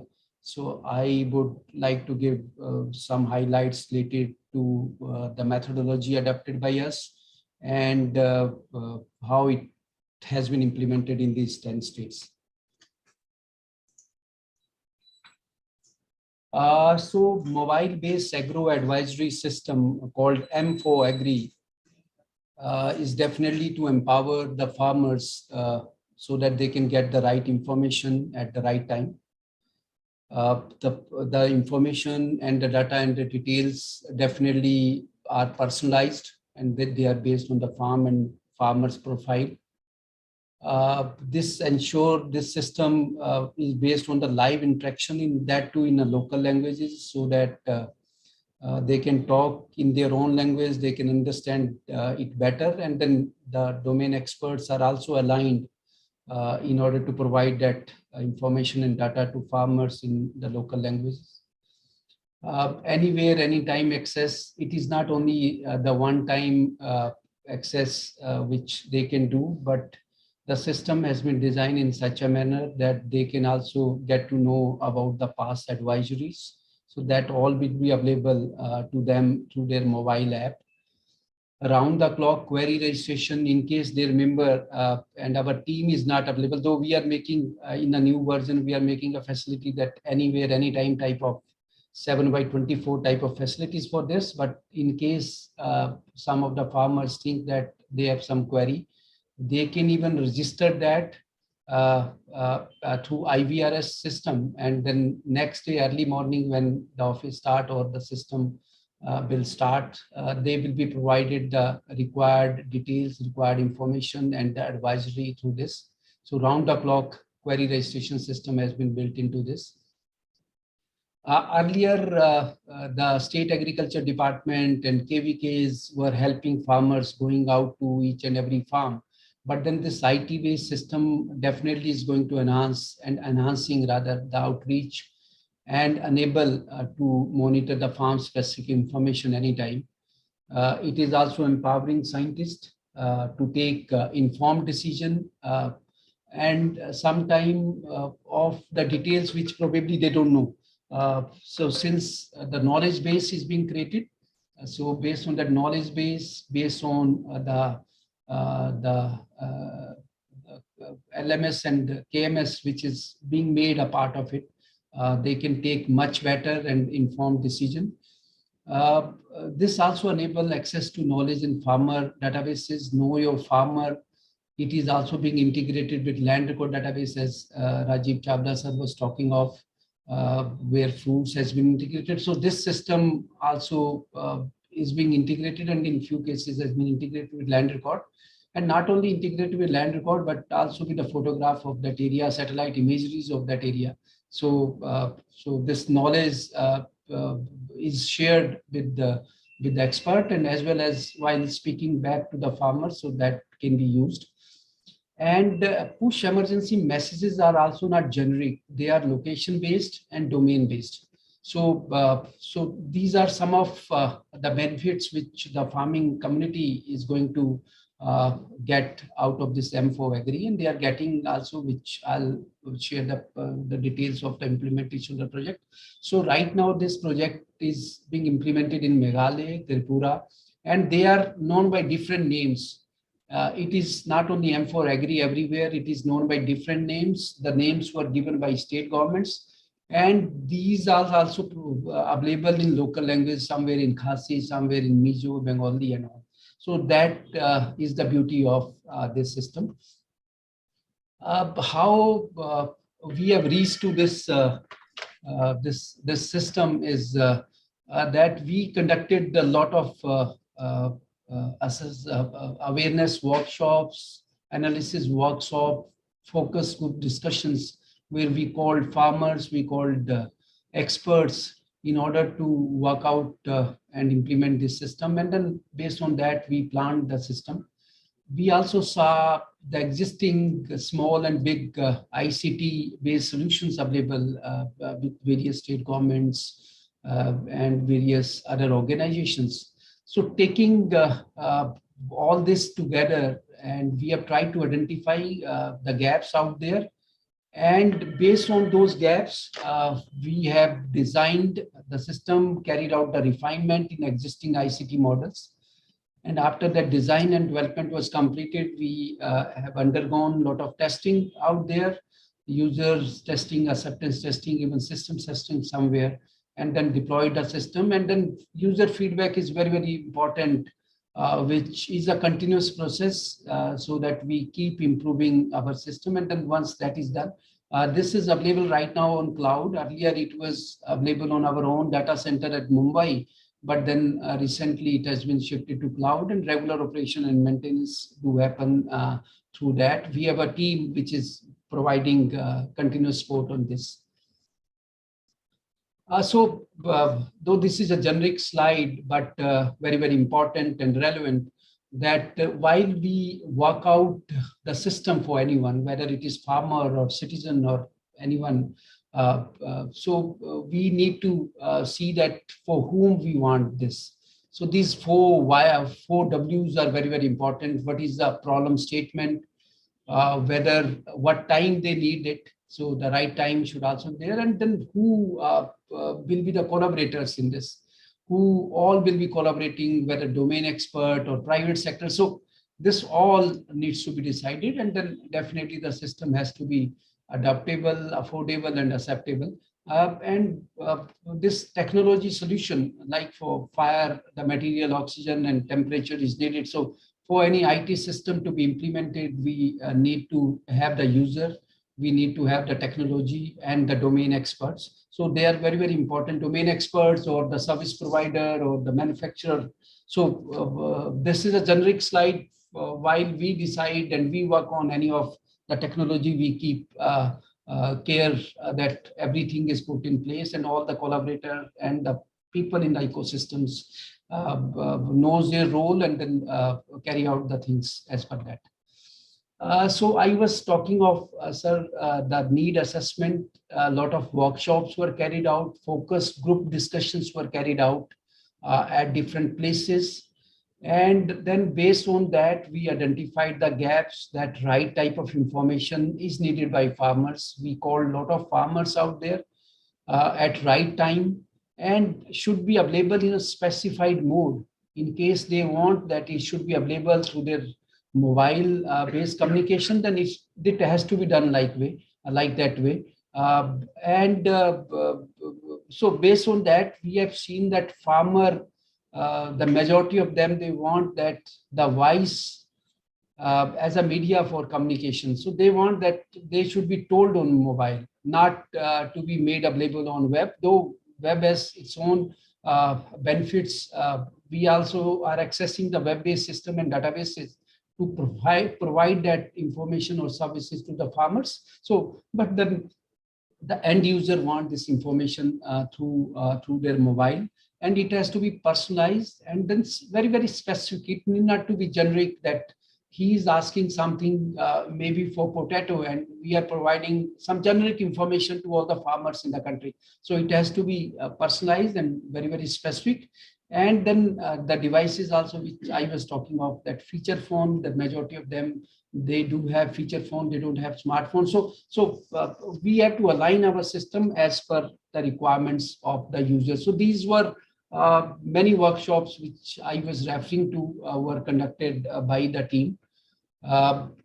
So the crux was that 26 major initiatives the team studied and then collected through, we went through 1,000+ farmers. There were focus group discussions. Around 28 of them was done. Site visits were conducted in 57 villages. A lot of series of regional workshops and national workshops were carried out. And the crux was, which I was talking of, that mobile as a popular gadget need to cater to farmers' query in local languages. Location very, very specific to their location, their plot, their farmland. And then the combination of push and pull type of, where we can also push and then we can also get to know things through that. And this entire concept is modeled around the study of interactive information dissemination system, which we call IIDS. So technology, which was earlier was being done in the isolation, is integrated now. Generic and no direct interaction is replaced with specific to farmer requirements. Language barriers are also broken because we are now providing the information in local languages. Integrated, limited, that farmers profile is very, very important, as is done in fruits. An entire database is available. So here also, earlier the limited records which were available are now supported by land record database. The push, which was very, very generic, is now the controlled one, very specific to the needs. And mostly the services only at a prescribed time, which we think that it should be done. Now it is as per the convenience of farmers. And earlier there was no follow-up and feedback, and now that feedback based on the requirements has been built into the system. And I'm very, very happy rather to say that this project was first started in Andhra Pradesh and Telangana, and Honorable Secretary, then Secretary Satyanarayan sir was the one to launch this in March 2013, sir. This is a proof of concept how we reached. And then when it was taken to northeastern states, which was in order to cover a different socio-economic zones and scenarios. That time also it was launched by Satyanarayan sir as Secretary MITI in June 2013, when we has gone out and then implemented in northeastern states. And I'm very happy that Meghalaya has taken over the entire project, and not only taken over this entire project, but also value added lot of things to it. So this M4 Agri was inaugurated in Meghalaya, and they named it as 1917 I teams. It was launched by then Chief Minister of Meghalaya. And this platform is not only the advisory platform. When they saw that based on the advisory being given to the farmers, there is an improvement in the production and yield out there in the state, they also added the market system with this one, where buyer and sellers were connected together. So the system works in such a manner that anyone can call this number, toll-free number, and then reach out to a team, 1917 I team, and they can call for the vehicle to transport their produce to the nearest market. And probably per 50 kg, they are charged only around 2 rupees. So a very affordable rate, and this is working very, very fine in the state, and the entire state and the farming community has taken, are using this entire concept, and this is providing affordable logistics services to the farmer of Meghalaya. Then this was also enhanced to, earlier it was only for agriculture sector, but then livestock farmers in Mizoram and fish farmers in Tripura, this interactive IIS system was enhanced to that. And this project was supported by my ministry, Ministry of IT, and then 2019 we started with this. The project was, as I was saying, that replicated in an entire Northeast, Arunachal to Tripura. Again, funded by IT Ministry, supported by local KVKs, agriculture universities, state government departments, in order to provide the necessary support for it. Then seeing the success and seeing the usefulness of this project, Ministry of Agriculture there and all, they decided that this can be rolled out in entire country, and they renamed it as Kisan Sarthi. The long-term objective is definitely to develop and establish and operate a multimedia, multi-ways advisory and communication system to support agriculture activities at local level. And this project, which was started by Ministry of IT, now has been taken over by Ministry of Agriculture. And we started with 4 states of Uttar Pradesh, Bihar, Madhya Pradesh, Maharashtra, and then Telangana and Andhra Pradesh were already there, part of it. So they were also included, and states of Northeastern are already part of it. So that is how we have almost reached to around 12 to 13 states. And but it has been decided that they will be, all the states in the country will be brought under the gamut of this system.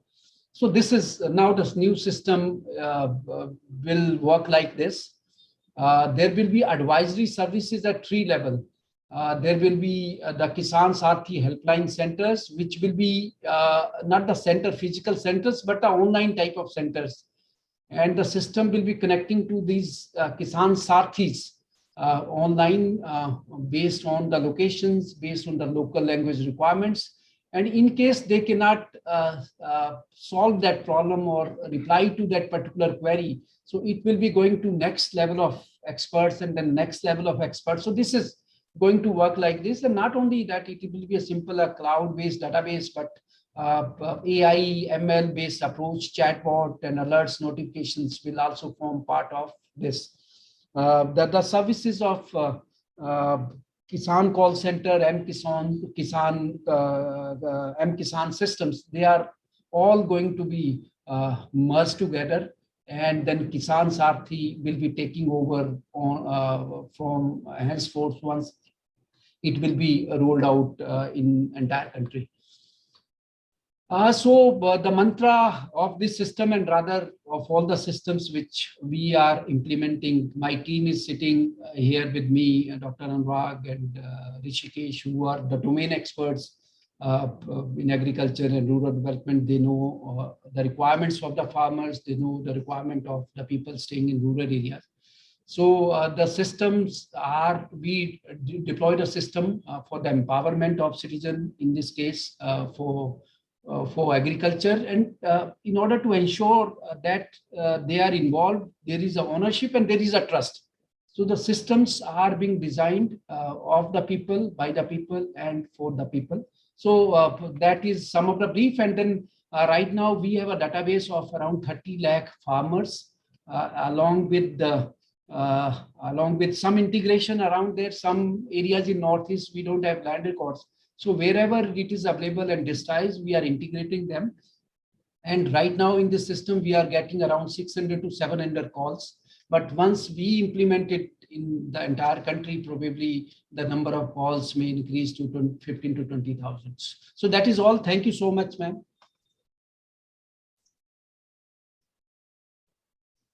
Thank you so much, Dr. Vinay.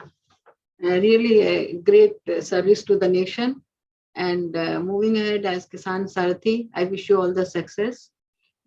Just to add one point here, recently Honorable Agriculture Minister, he had mentioned Kisan Sarthi in one of his meetings, and he said that Kisan Suvidha and Kisan Sarthi, they should be like, you know, under Kisan Suvidha, Kisan Sarthi services can also be brought in.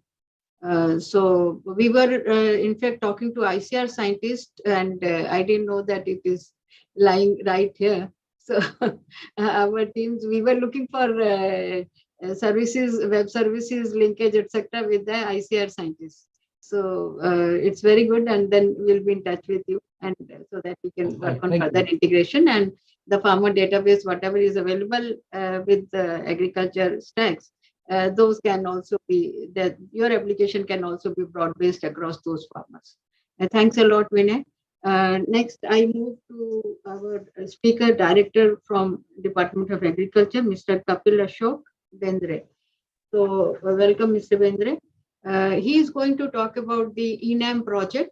We all know about the agriculture marketing needs in our country. We have more than 200 sort of commodities in terms of agriculture produce, which could be varieties of various crops. So, and there are 2,000 plus wholesale mandis, in addition to the other local mandis. So this was one initiative for automating the sale purchase of agri produce with the quality check layer added in between. And I request Mr. Bendre to give full details about the initiative of ENAM. Mr. Bendre, over to you. Thank you very much, Dr. Ranjana Nagpal. To begin with, I would like to extend a sincere thanks and for the Ministry of Electronics and Information Technology, and to be specific, the National E-Governance Division and the team for organizing such a knowledge exchange fair, where we are talking about the practicability and the success of the ICT in the agriculture field. So I would like to share the genesis for this ENAM platform. So as we all know, agriculture market as a market and fair is the state subject. And therefore, the states under APMC Act have established a network, a wide network of a wholesale market. We used to call them as agriculture produce marketing committees, APMCs. So as of now, there are around like 7,000 wholesale market in India. In India, and those markets are developed based on the geographical area, the cropping pattern, marketable surplus, and the progressiveness of the concerned state. But when we say the density of those markets, so that density changes quite a huge. In the area such as to the northern eastern state like Meghalaya, where the catchment area of this market ranges in few thousand kilometers. Whereas when we come to a neighboring state like Punjab, where we have a few hundred kilometers as a catchment area. So to address this kind of a concern, and also to demonstrate a mechanism for helping farmers to identify a newer market and to take an informed decision, and to link and help them to link with the better market access, the address of the transportation problems, and for realizing the better income, the initiative of ENAM has been launched by the Ministry of Agriculture. So the next slide, please. Yeah. So the National Agriculture Market, we all know that ENAM is a pan-India electronic trading platform which brings the existing APMC mandis to create a uniform national market for the agriculture commodities for the farmer. So SFAC is an lead agency on the behalf of the Ministry of Agriculture and the Farmer Welfare, which is like implementing the ENAM. And the scheme has been launched in 2016 with an objective to create an online, transparent, competitive bidding system to facilitate the farmer with the remunerative prices. Next slide, please. So there are a couple of prerequisites for the states and the APMCs to join an ENAM as a platform. So while talking upon the reform side, so the respective state government needs to have the APMC Act amendment to have a provision of electronic trading as a mode of a price discovery for the farmer. Then they need to have like the single point of levy for the market fee, and also the state need to recognize the unified trade licenses for the trader who actually comes and buy the produce from the farmer in the APMC mandis. So like these are three prerequisites for the APMC market to enable themselves to get into this ENAM platform. So there are other reforms, a prerequisite for the states to have is like having this soft kind of a platform for APMC mandis in terms of the computer hardware, IT related infrastructure, internet facility, and the weighing scale. And also on the part of like the primary processing infrastructure, they need to build up like the cleaning, grading, sorting, and packaging. And under the scheme of ENAM, the government of India like supporting the states for establishment of such a enabling infrastructure.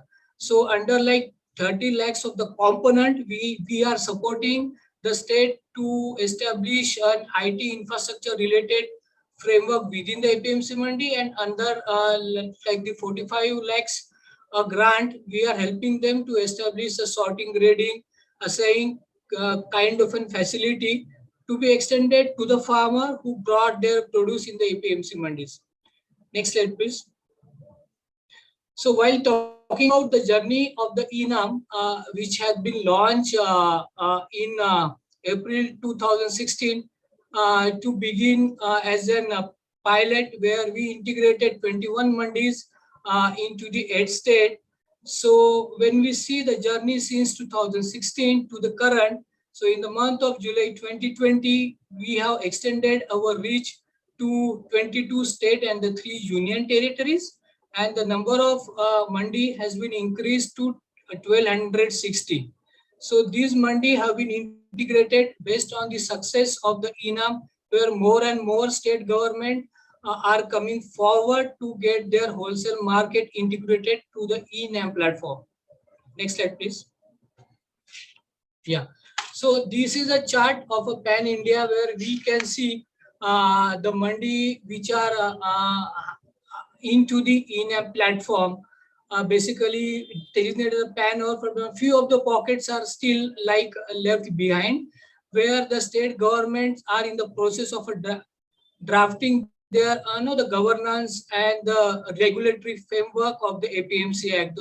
So Jammu Kashmir, the Puducherry, and the northern eastern state, where recently we started getting a response from a northern eastern state as well. So we are accommodating them and helping the wholesale market to get them integrated to the eNAM platform. Next slide, please. So these are the snapshot of the coverage as well as the various stakeholder who have like integrated to the eNAM platform. So like 193 of the commodities which have been continuously traded on the eNAM platform in 22 states. And on the basis of the trade volume, so like 6.10 crore metric ton of a produce have actually been traded on the eNAM platform. And in terms of value, so like 2.04 lakh crores of a volume of the agriculture commodity have been traded on the platform. The different stakeholders who have registered themselves, so like 1.73 crores of the farmer have registered themselves on the platform, and 2.26 lakhs of the trader. A few of the farmer institutions which are like very much active in terms of selling their produce on the behalf of the fellow farmer member. So apart from like helping the farmer and the state government, we are also integrating various stakeholders who plays a crucial role in terms of the post-harvest management of the, in such a way the logistic the player who plays a crucial role in terms of the delivering and the transportations of the produce. So few of these the transporters have also registered themselves on the eNAM platform in such a way like that we have like a few of these quality assessing lab which are like registered themselves who do the quality and parameter testing. So these are kind of an the stakeholder snapshot of the eNAM which have currently been integrated to the platform. Next slide, please.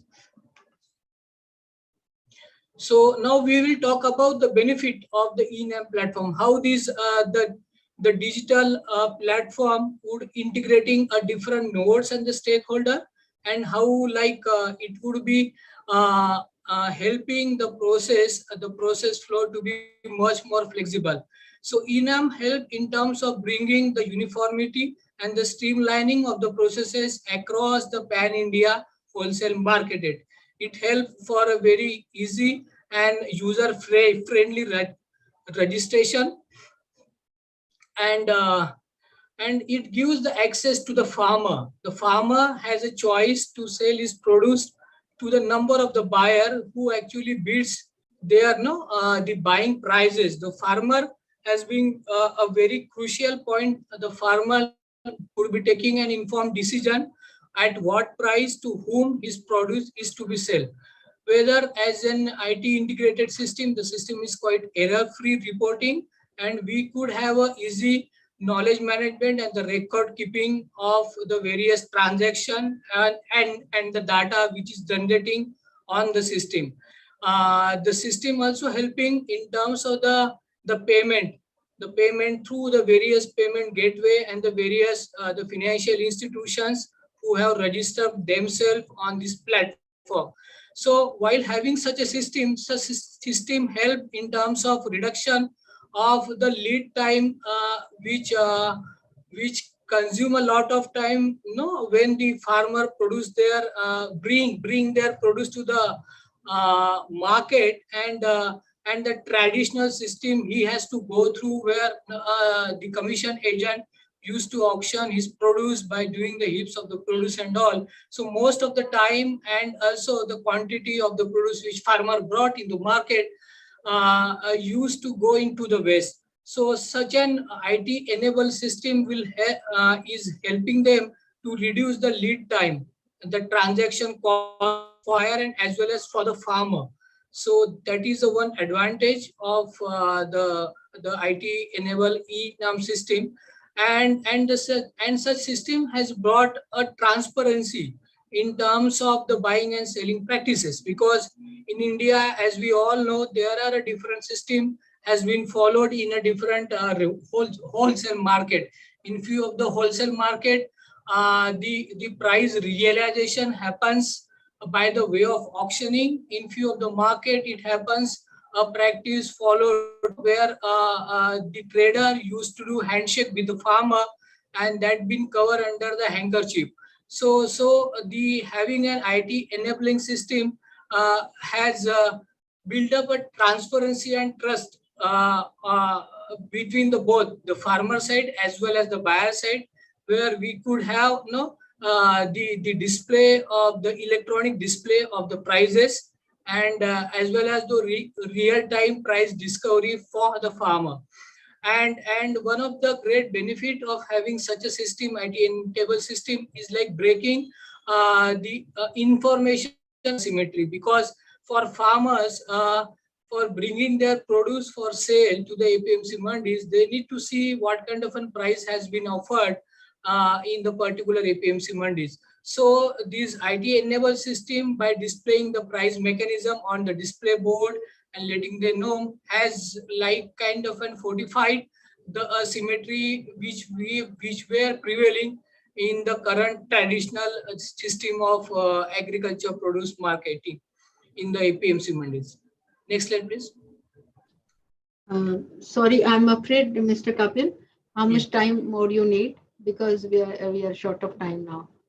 Okay, so I will quickly go through the benefit what e-NAM is offering to the stakeholder, that to particular to the farmer. So next slide, please. As I mentioned, the benefit for the e-NAM trading. Next slide, please.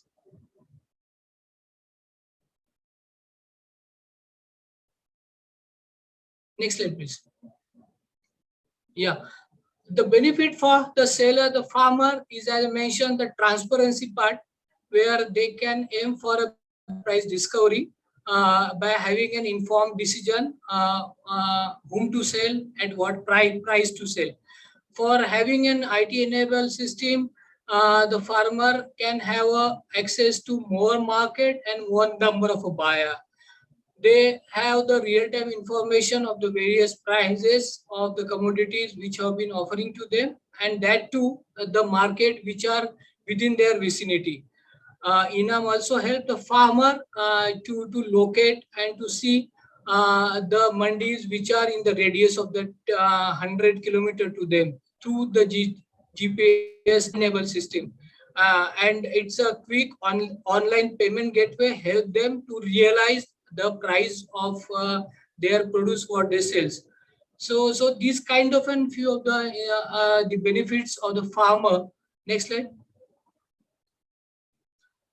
As I mentioned, it also helped the buyer in terms of they could extend their reach pan-India basis, whether they can aim for a quality of the produce and the variety. They have the real-time information on the prices of the commodity, the arrival of the commodity, the quality of the commodity, which help them to take an informed decision, which help them. We also build up the mobile app, so it also help them to kind of operate with their handheld devices. It has been integrated with the banking system as well, so they need not to have more time or the particular resources utilized for the payment. So with a click of a system, they can do the easy payment to the farmer as well. So in the current slide, this is the normal process flow when how these the trade to the e-NAM platform happens. Like when the produce comes to the APMC market, it goes to the gate entry, then do the assaying parameters happen. After like assaying, the buying and selling happens on the integrated platform, then the weighing and the online payment, and then as per the requirement, the produce goes to the transportation way. Next slide, please. So there are few slides, but I would more focusing on that we are evolving this ENAM platform, and very soon we are gearing up for the platform of the platform. So we are very soon coming up with the ecosystem level kind of an intervention. Next slide, please. Where we would be integrating. Next slide, please. Where we would be integrating the stakeholder, like the next slide, please. The assaying. Next slide. Yeah, the POP platform, the platform of the platform. So these we are evolving the ENAM to the next level as a platform of the platform, where we would be integrating all the platform which are IT enabled platform which are up and running in the country into the trading services, assaying services, warehousing services, fintech, the transportation, agri advisory. So all of these platform which plays an crucial roles in the post-harvest management would be integrated into the ENAM platform of the platform, and very soon we would be launching it. So these are the nutshell, the ENAM. Next other slides are like the success stories. What and the review has been taken by the Honorable Prime Minister of India, and the various capacity building the program we used to run for the staff of the APMC mandis and the farmers as well. Yeah, that's all from me. Thank you very much. Thank you very much, Mr. Kapil. And thanks for giving so much details about the ENAM platform. And I think that all the audience must be benefited from your detailed presentation on ENAM platform. And definitely the platform of platforms is going to be adding more values to the beneficiary, the farmer at the core.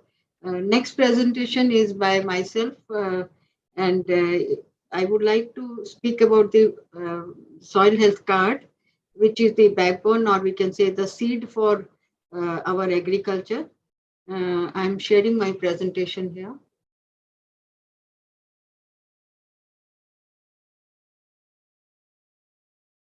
Just one second.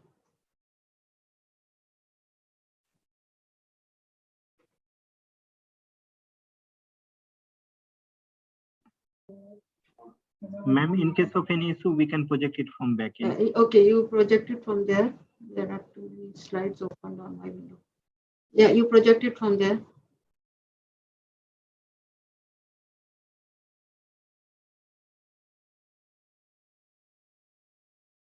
Soil health card scheme was started in 2016, around the same time when ENAM was launched. So in February 2015, the concept was given, and actual data entry, etc., started in 16. So when 2-year cycle, Honorable PM said that like health of any individual, we must watch the health of soil. So in every 2-year cycle, various samples from soil should be taken and their nutrient values may be tested. So a large program was formed across country, and the stages involved were sample collection, sample registration, testing, then recommendation for fertilizers. So after testing the data on 12 nutrient parameters, major and minor nutrient parameters, micronutrients also, that was entered in the system, and some algorithms were built with the help of ICR scientists to recommend fertilizer and organic fertilizers for the kind of crop the farmer wants to sow on those soils based on the nutrient value available in the soil samples. Then soil health card was generated, and MIS reports, village level agencies, and everybody was enrolled in the portal. Next slide, please. I'll go a little fast because the time is short with me. So next, please. Yeah, here number of agencies were involved right from village level. Some technicians were identified and sampling procedures were given for irrigated, non-irrigated soils. And the data was entered at every stage in the online portal. And over a period of time, the portal grew very large, and more than 2.52 crore samples data was entered in first cycle and similar numbers in the second cycle of 2 years. Then third cycle, some selected village data was entered. And in the portal, we have given dashboards, and soil health cards are generated in 22 different languages and 5 dialects. For example, we got the advisory that when farmer knows his land as biga or killa or hectare or acres, so the card should also give him advisory on similar local parameter, but he is able to understand. So technology was used to give this kind of dissemination of information for all across states and blocks. And the card was printed in the local offices and handed over to farmers in groups, and because multiple lands were collected, and procedure was adopted for soil sampling. And today the card is openly available for any farmer to get it from the portal. Next, please. So these were 2 cycles, and then model village cycles under which the soil health card were prepared. Next, please. This is one look and feel of the soil health card. It gives multiple options on type of fertilizer that he can add to the soil for the crops that he is likely to sow. So based on that, different options, different combinations of NPK fertilizers, sulfur and phosphatic fertilizers, including organic fertilizers and urea, those were recommended on the card. Next, please. So these are some of the success stories. They are also populated on the portal. So one farmer responded that with this, there is increase in production with decreased amount of chemical fertilizer. So there is a saving also, and the soil quality also improves. And some places where it is acidic soil, and or some places it is extremely alkaline soils. So there also it helped them based on the pH value, whether they need to add more calcium or thing like that. So this kind of hundreds of success stories we received when the project is implemented. Next. Based on the number of samples and the value of various nutrients, we tried building soil maps. This is from the discrete databases, from the number of sample and the values of nutrient on those samples. This need to be overlaid with the regional soil maps, which is the where that doesn't know the boundaries, our state boundaries or district boundaries. This is based on the sampling process, so we are overlaying it on the village boundaries. But one can easily see the trend in the value of say nitrogen, very low, very high or medium values in pockets in the country. We can see where is the acidic soil, where is the moderately acidic soil, or where strongly alkaline soils are there one corner of the Rajasthan state. So this kind of trends tell us about the need for soil testing. Next, please. Soil health now, recently one campaign has been started, and Honorable Sadhguruji, he is taking up that the life of soil also is very important from the point of view that mostly technical ICR scientists, those people had been looking at fertilizer contents or adding nutrients. But it is extremely important that organic contents need to be improved in the soil for having a sustainable impact. And then automatically for long term, the soil will regain its health. So from that point of view, now new initiatives are being taken, and work has initiated on use of organic fertilizers and studies around that, and then adding ICT on that. One such program, next please. This is how organic matter actually affects or improves the soil for long term. So you can see the diagram also that when it is soil nutrient microorganism which are splitting the soil nutrient and then providing nutrient to plant, it also leaves value in the soil, whereas for the fertilizer it remains only on the upper layers of the soil, and then after the plant grows the nutrient value further it goes down. So with the available water capacity and mineral, once it is organic farming, then the water retention capacity also improves over period of time. Next. So for the organic farming or moving towards better monitoring of soil health, ICT can play a major role, and the technology of mobile sensors, wireless combination of this capturing the microbial characterization or mapping of soils, all these will have to be used and designed around it. And some initiatives have started at startups level using IoT and sensors and calling for data from the soil on the various nutrient values. Next, please. So this kind of use cases we can think of.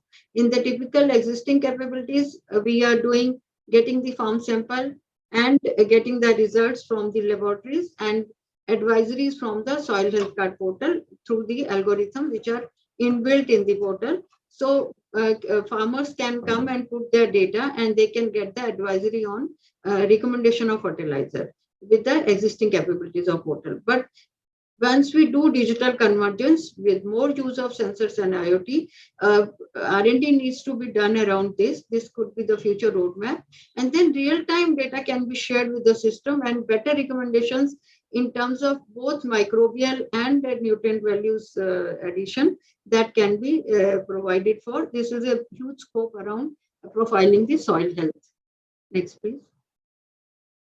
In the ecosystem, we have talked about multiple agriculture systems and AgriStack. I am associated with the agriculture domain for a number of years, and we have done number of core projects in terms of workflow management or the basic process flow digitization. Because to my mind, the AgriStack or any such thing is level 2. If my base is automated and I'm able to get the core data, then it is easier to connect to the next level of building intelligence around it and interlinking different systems. So e-Urvarak is one such management system where DBT for fertilizer all across country for 2 lakh plus retailers who are the sellers in this domain, the total production, raw material procurement, distribution, and availability all across country throughout the value chain is being automated and it's available, and it is a total paperless system where the final payment to the companies for DBT or the sale purchase by retailers or farmers or buyers, we call in this case, this is all Aadhaar based sale purchase where fingerprint based data, eKYC we are doing, and the production and sale data mapping and price control, MSP monitoring, everything is being done in even for imports and availability across country. It's a totally online system where the final subsidy is monitored or is being disseminated to the portal. Next, please. These are different verticals of this system, and where SMS service are provided to the farmers, and the portal also provides a farmer corner where they can contact these dealers when which fertilizer is available and at what price. So this tells something about the volume, 639 lakh million ton total fertilizer in 21-22, and these many POS transactions, all this is available on the portal. 30,000 wholesalers, 191 fertilizer companies, 2.69 lakh retailers, like that. Next, please. PM Kisan is another one such initiative, large-scale initiatives at central government level, where all the farmers are being given 2,000 rupees per quarter per 4 months as an online payment, and money goes directly in their bank. This is one unique scheme where from day one, the issue or the release of DBT amount is being done in the bank account, and it's 100% Aadhaar linked. And today, most of the payments are NPCI gateway link, means Aadhaar link payments are done. It also has multiple technology interventions, be it IVRS, 4 crore calls have been made here. Then portal hits of the order of 258 crores, chatbot is used, mobile downloads, average portal hits and all that. So this has more than 11 crore database, farmers data with us, and this is now being validated and verified further with mapping with the land records, and we are halfway through. So more than 5 crore farmers land records data is also is available from here. And we are trying to build the farmer database for those states with the DBT linkage of PM Kisan. Next, please. Ma'am, we request you to kindly wind up the session. We have just 2 minutes. Yeah, 2 minutes. So Kisan Suvidha is one mobile app where all these initiatives of government and state governments, or maybe we can look at the NEFED and other bodies, APIDA, etc. They are what is useful for farmer, that is brought under one umbrella, and it is PWA app which is scalable and seamless integration through APIs is done with all the portals or all the services of different domains for the Kisan. So this could be one building block for the AgriStack domain. Next, please.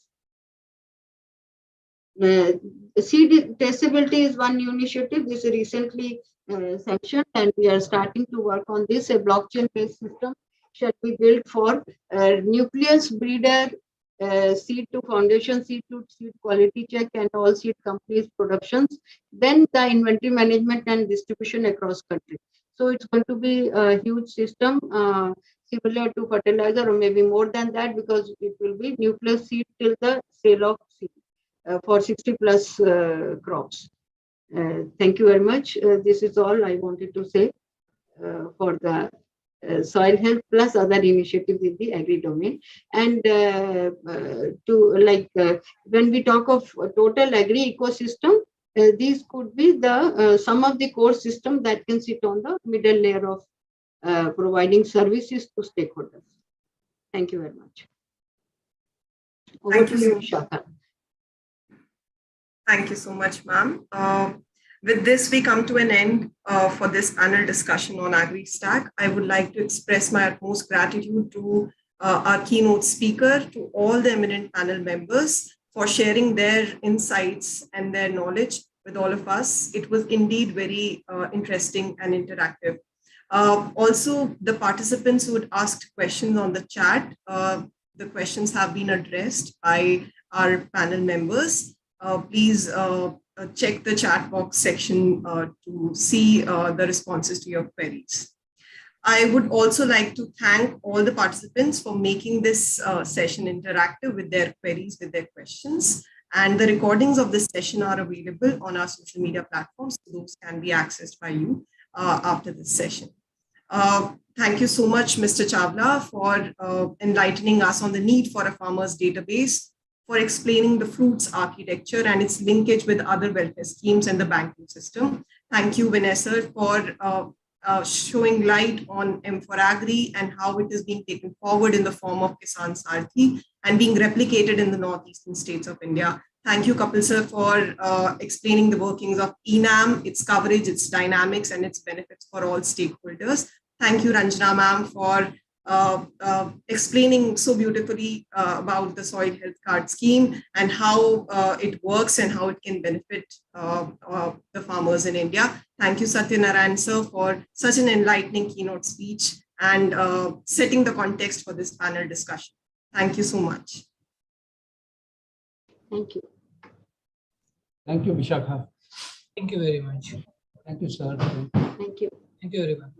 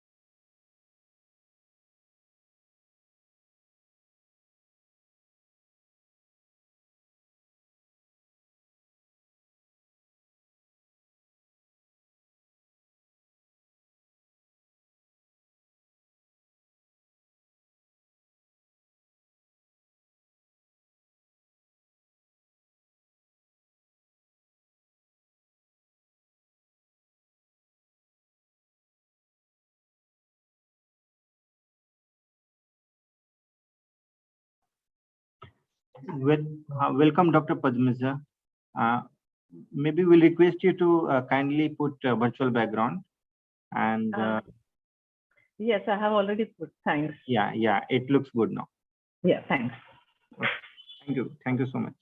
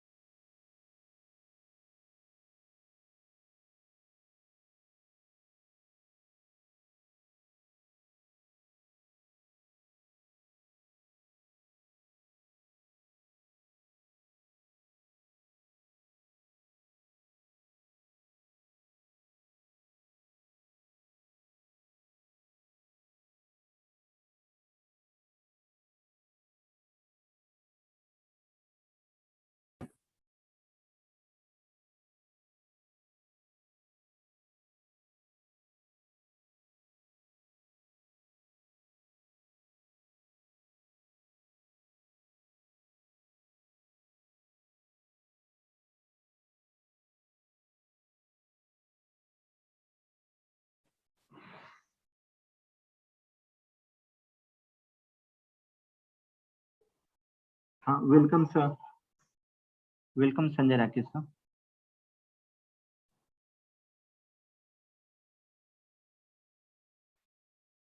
Sir, hope audio video is working, sir.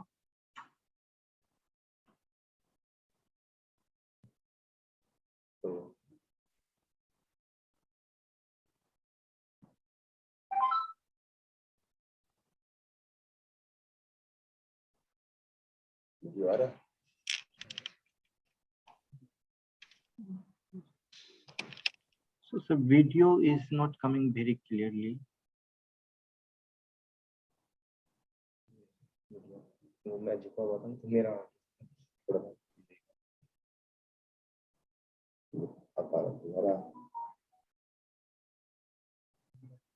refresh cover.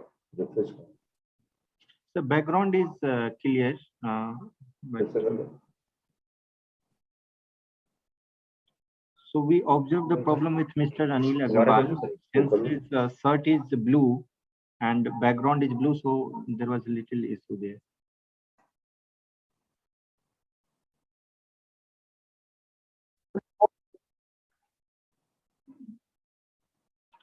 Welcome, Sushil Palsa, to the. Thank you, Ramanan. So maybe you can check your virtual background and other. Yeah, it is coming perfectly fine. How do I change this thing? Yeah. So, sir, at the bottom, sir, there is a start video, and then there is a upward click. If you click there, there is an option for choose virtual background. Choose virtual background.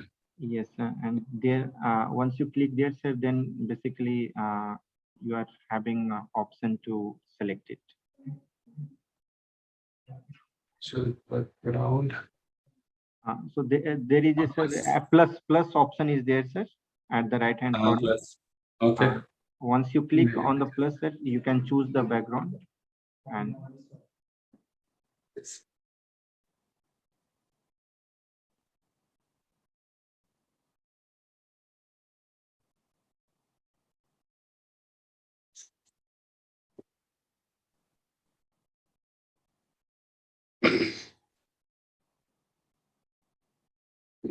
yes, sir, it is coming perfectly fine, sir.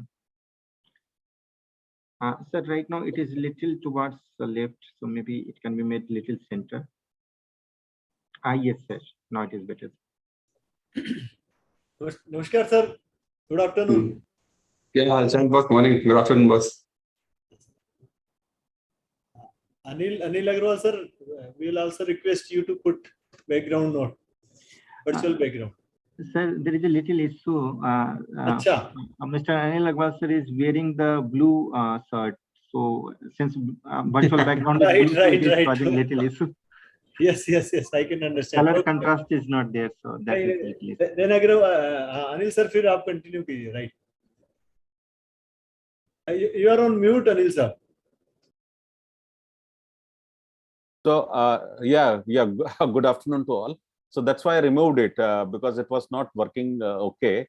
So I just tested out before. I think you were there that point in time. I tested out with Brahma. So I think we'll have to live with this. Yes, okay. Namaskar, Dr. Padunja ma'am. Namaskar, sir. Good afternoon, everyone. Good afternoon. Yeah. Good afternoon. Welcome to the panel, ma'am. Yeah, thank you. Background filter. Okay, sir. समझ गया camera वो वाला उठा रहा है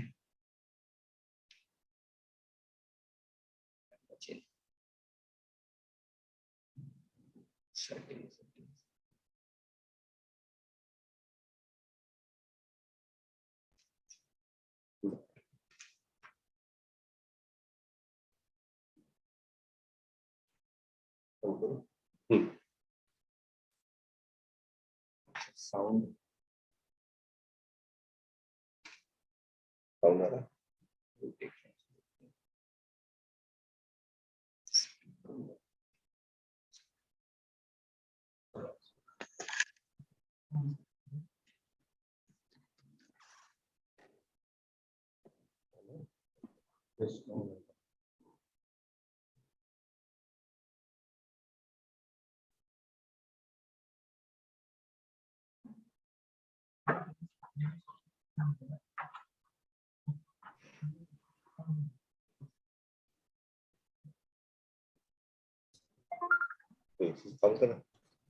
Good afternoon, Namaskar, Sanjay sir, Namaskar.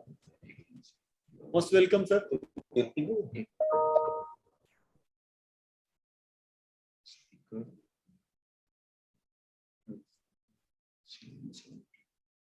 Speaker तो PNP microphone भी PNP करना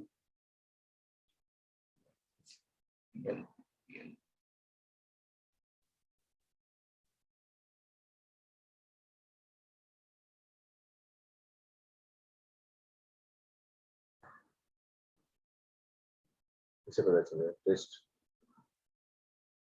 पता चलेगा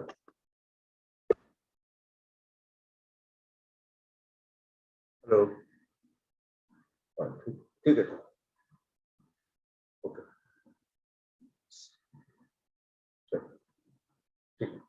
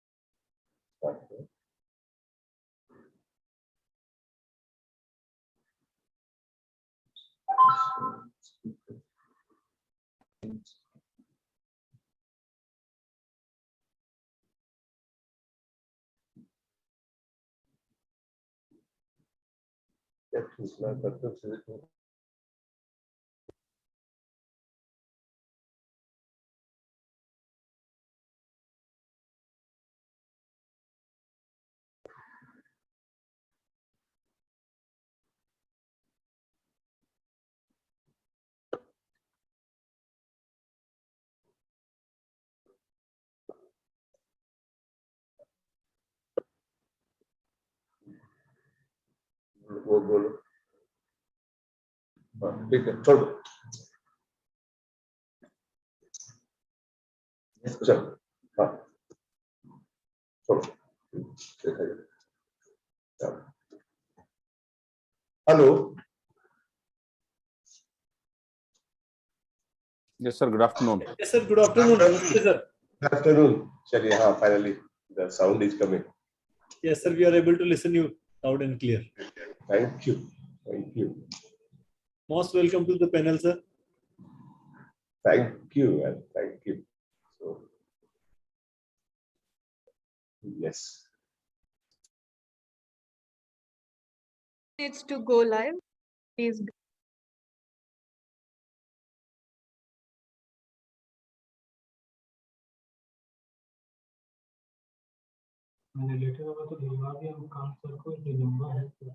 Sir, Abhishek sir will be joining shortly. He told his meeting is till 3:30, so he will join. But in case he gets a little delayed by 1 to 2 minutes, then he has requested that the session first speaker could be Sanjay Rakesh sir. This is for the consideration, kind consideration of moderator Sushil Pal sir and the panel sir.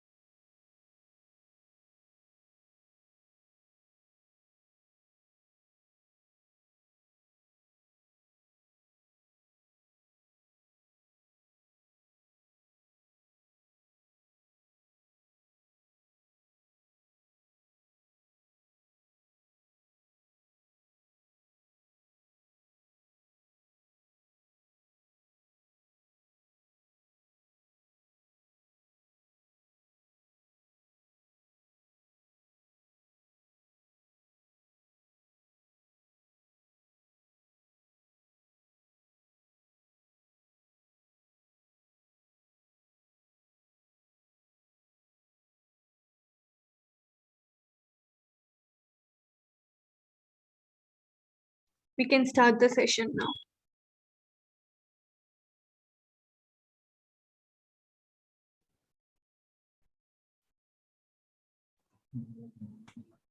May I request MC for the day, Vanshika, that we can start the session now? Sure, sir. A very good afternoon to one and all present here.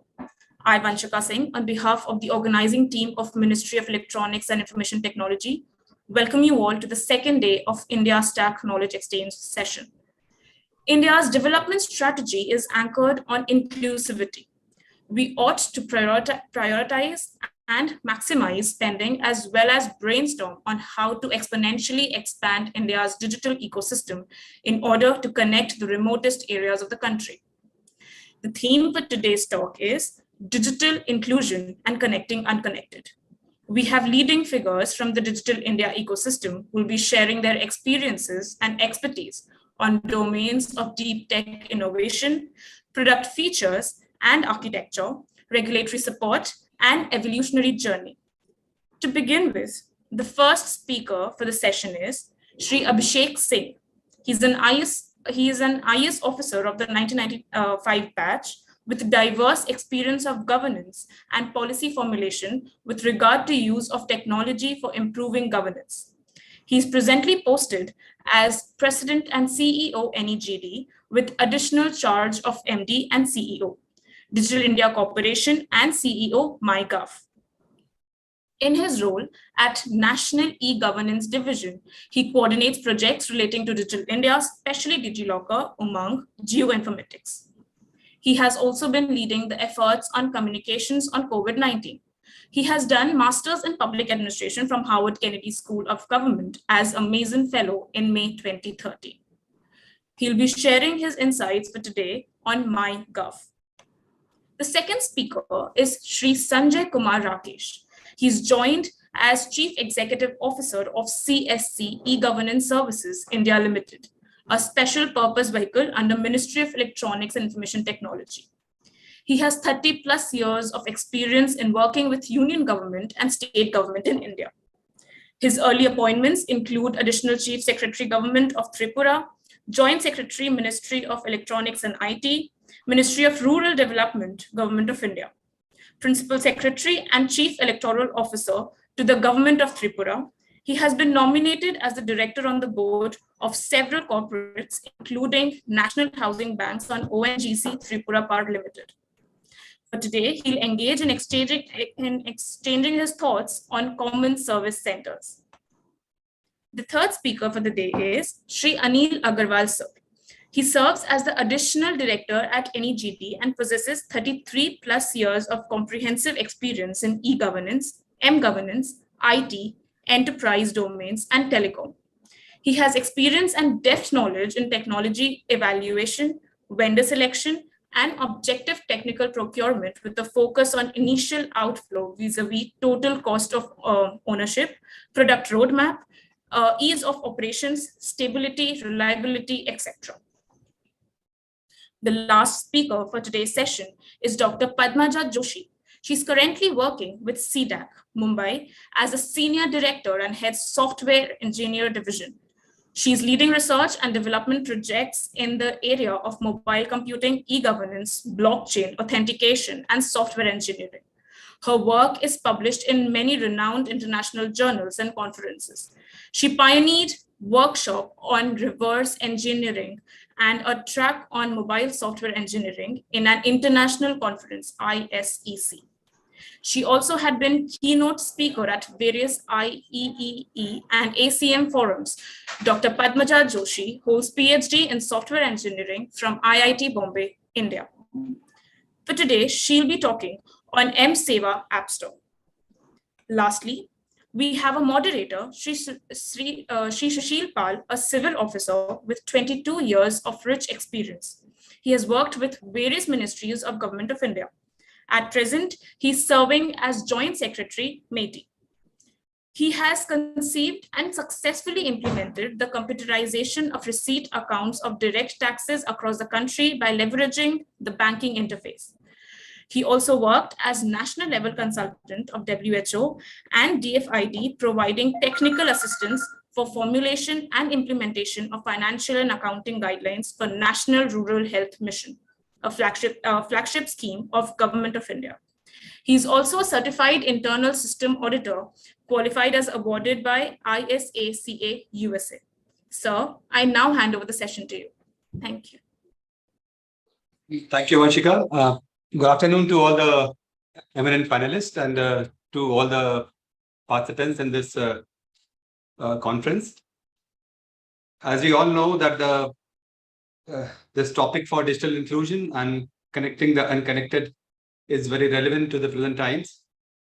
The digital transformation has completely changed our ways of life, the way we access the services and the way we consume the services, encompassing almost every activity, right from our birth certificate and to the death certificate. The only essential condition for reaping the benefits of this digital transformation is that one has to stay connected, and that's a big challenge. And for connecting the unconnected, the the many challenges which actually range from the availability of the internet services, affordability of the devices, availability of various digital platforms and various applications, and digital literacy and skilling of the citizen as well who can access those services.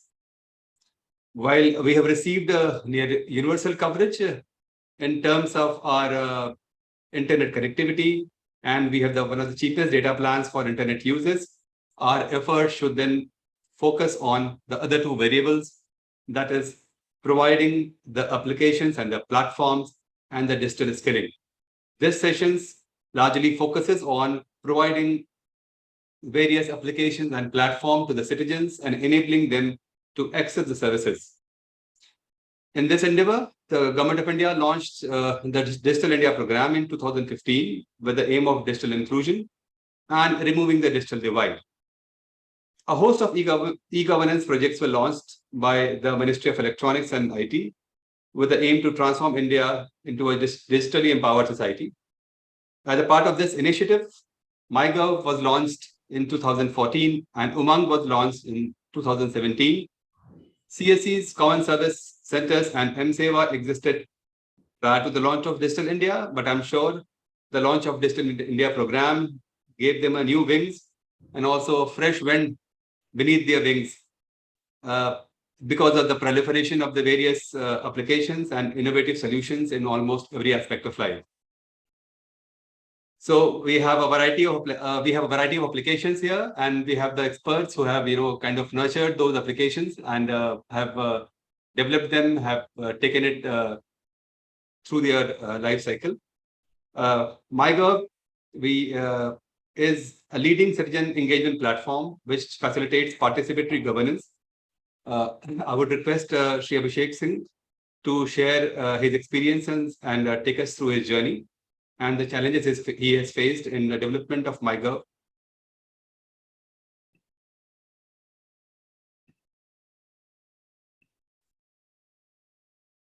Thank you, Sushil, and it's indeed an honor and a privilege to be talking about MyGov at this forum.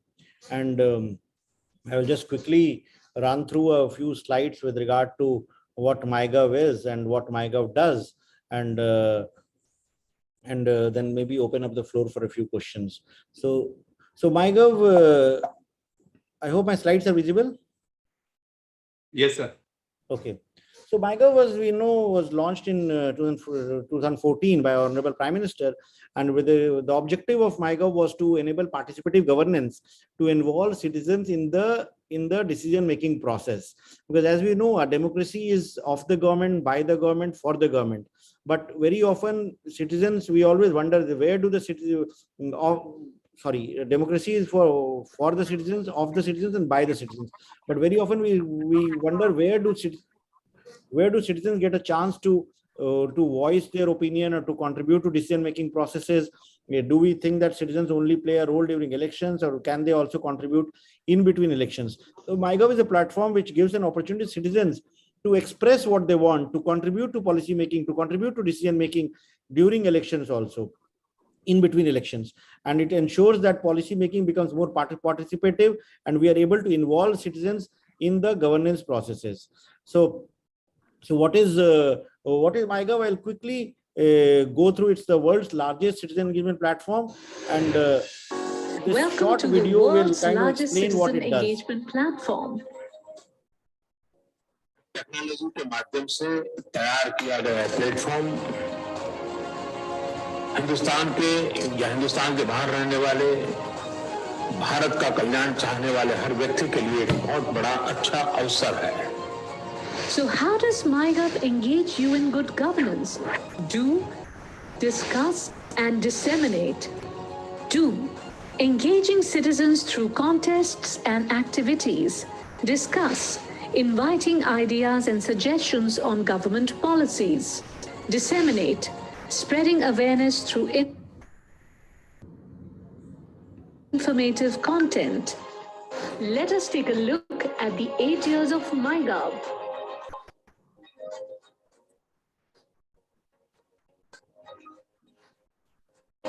So what have we achieved so far?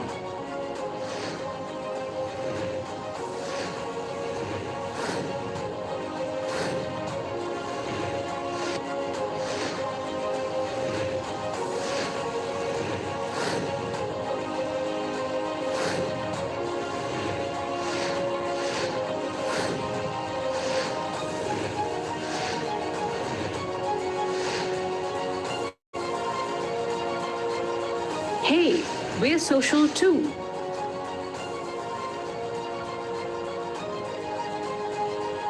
Come, join us and be a part of a team that is an essential part of India's growth story.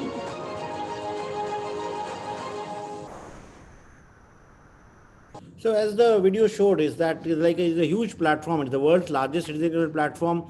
We have more than 23 million registered users on MyGov. We have had 390. We got 390 million visits on the MyGov website, and we engage citizens through lots of activities on our portal. We are present in 18 states across India, and the state flavors are focusing more on the regional subjects and the state flavor, the state version. Can others please be muted? The state instances of MyGov provide information to citizens with regard to what's happening at the local level, and they provide another forum for citizens to interact with the local state governments and their own domains. The key stakeholders in the whole system, of course, the citizens are the key stakeholders. They are at the center of everything that we do. And the other stakeholders are that the central government departments, ministries, the state governments. As India is a federal country and states play a big role when it comes to delivery of services. We also have the local government as the stakeholders, and we have the corporates and NGOs. And how do we engage with various various entities? The citizens and the various government entities interact with several pillars. We are got 6-7 key pillars. The Do platform that we have is allows citizens to do certain tasks, while, like for example, designing of logos or coming up with tagline, or designing some like the National War Memorial. The entire design was crowdsourced through MyGov. Logos like the Swachh Bharat logo, which has become synonymous with the Swachh Bharat program in India, or the Digital India logo, which is our mascot, was crowdsourced through MyGov. The Amrit Mahotsav logo, which India is celebrating 75 years, was crowdsourced through MyGov. So MyGov does a lot of activities with regard to engaging citizens by asking them to do certain tasks. Then the Discuss forum allows citizens to give their views on certain issues. Like, for example, the union budget. Citizens are able to give their views on union budget, what they want from the union budget, through the Discuss platform. In fact, last year, more than 30,000 citizens participated in that. And out of the suggestions that we got, I think around 94 of them actually found a mention in the union budget for that. Similarly, we do discuss activities for the national education policy. Currently, there's an activity that is going on for lifestyle for environment, that how you can, what suggestions in lifestyle can be brought in for ensuring that we follow environment friendly measures. Then the other key pillar that we have is disseminate, how we disseminate a lot of information through our portal, in the sense that how do we ensure that whatever the government is doing, whatever the government schemes are, whatever the government programs are, how do we translate it into layman's language? How do we translate it into simple languages and share it with citizens? When we do this dissemination, we not only do it through on our portal and our apps, but also on all the social media platforms. We do a lot of polls and surveys for getting to know what citizens feel about certain very important issues. We have an Innovate platform on which we do crowdsourcing, on which we do hackathons, on we do innovation challenges. And what we have seen is that a lot of interesting solutions have come up through the Innovate platforms. We have blogs on which we publish write-ups written by eminent people as also citizens on various topical issues. And then the quiz is again another very popular activity on MyGov, in which lakhs of people, hundreds of thousands of people engage. Currently, we are running a quiz on Digital India as part of the Digital India Week. We are also doing a Sabka Vikas Maha Quiz, which involves more and more people in order to educate them, in order to make them aware with regard to various welfare schemes the government is implementing. The basic building blocks, as I mentioned, these are the key basic building blocks that do discuss blog. Pledges are also very common and very important, wherein we have pledges on the National Unity Day, on Swachh Bharat, the cleanliness pledge that we do, plastic free pledge that we do, doing something for the nation, that kind of pledges we have. Preserving environment pledges are there. So these pledges are there where people come, take the pledge and get a digital certificate instantly. We have a volunteer module which gives an opportunity for citizens to volunteer for various causes. In fact, during COVID-19, we had more than 235,000 people volunteering for assisting the local authorities for COVID-19 management. We also had a portal for people donated medical equipment, medicines for COVID-19. So we crowdsourced that, and it was whether it was masks or oxygen oximeters or other medical gloves and other equipment was there that came through the Self for Society volunteer module on MyGov. We even got almost 50,000 oxygen concentrators donated through this portal, which are distributed to all the district hospitals across the country. We also have a MyGov help desk on WhatsApp, which is a very interesting, simple, easy to use interface on the number 90131515, on which you can just send a hi and then access various things relating to COVID-19, various information relating to COVID-19, information and details with regard to the vaccination, ability to book your vaccination appointment, to download your vaccination certificate. And this year we have also introduced the feature to download DigiLocker documents on the MyGov help desk on WhatsApp. So all these are the basic building blocks through which we engage with citizens, we communicate with citizens. These are the three pillars. Some of these examples for like currently this is going on to design a logo for the fertilizer bag. The Department of Fertilizer wants a logo for that. Then activities, yoga challenge. Recently we had the International Yoga Day on 21st of June. So for that also we asked citizens to share certain yoga related activities which could be used for sharing it with the larger community. The discuss, like for example, the tradition, like there is a discussion platform which is going in where citizens are giving their inputs with regard to traditional knowledge and practices. And then dissemination, I've already mentioned how we do on citizen given platforms. And as I mentioned, various suggestions that we got on the union budget, the national education policy have already been implemented by the concerned government departments. We are huge on social media. We are one of the largest users of social media in the government space, and we are present on almost all the platforms. We are the most followed government handle on Instagram with 2 million followers, on Twitter with 3 million, Facebook 1.37 million. We are growing very fast on LinkedIn and on YouTube with more than 650,000 followers on subscribers on YouTube. And we also are present on all the social media platforms, the Indian social media platforms like Ku, Chengari, ShareChat, Roposo. And we also have a presence on WhatsApp, as I mentioned, with more than 80 million users on WhatsApp, and on Telegram with 1.1 million users. And this slide gives a snapshot of what we do in 1 minute, what happens in 1 minute on MyGov. Like number of people, like our social media posts reach 758 people every minute. We have likes, 38 likes every time we do. We have post views of 2,000 post views. 56 citizens take some part every minute. So 1 minute on MyGov social media platform, a lot is happening. We find a lot of people sharing our videos, sharing our photos, liking us. So all of it happens, and we try to also measure our performance. We also try to see which of our posts or which platform are doing well, and accordingly we'll customize our content. And as we know, social media is also about using the right platform for the right messaging. So like the communication that we do on Instagram is not the same as the communication that we do on LinkedIn. So all these platforms have different sets of users, and we do a lot of analytics. We do a lot of insights into which posts are performing, which are not performing, how do we disseminate information, and very often platform specific strategies are required. For example, we realized that during COVID-19, when we had to convey the information with regard to, say, hand washing, proper way of hand washing, we could not have made a 2-minute video, a 3-minute video about that. It has to be a 15-second or 20-second video in order to ensure that people get the right message. So customizing content, using the right platform, using the right content, using it in the right way becomes a core part of our strategy on connecting with citizens on the social media platform. These are some of the examples of the high impact campaigns that we run. The strategy remains is that demystify the language, don't use too much of bureaucracies, simplify the communications, and ensure that the right messages are reached. For example, when we're doing the COVID-19 campaign, when we started the campaign in February 2020, one of the first thoughts when we were doing brainstorming was that how do we communicate the word quarantine? Today, all of us understand what quarantine means. But Feb 2020, this was an unknown word, especially in India. People didn't know what it meant. So communicating that word required innovative strategies, required making pictorials, required making videos in order to explain them. Then another key challenge during COVID-19 was that how do you tell people to stay home when they're asymptomatic?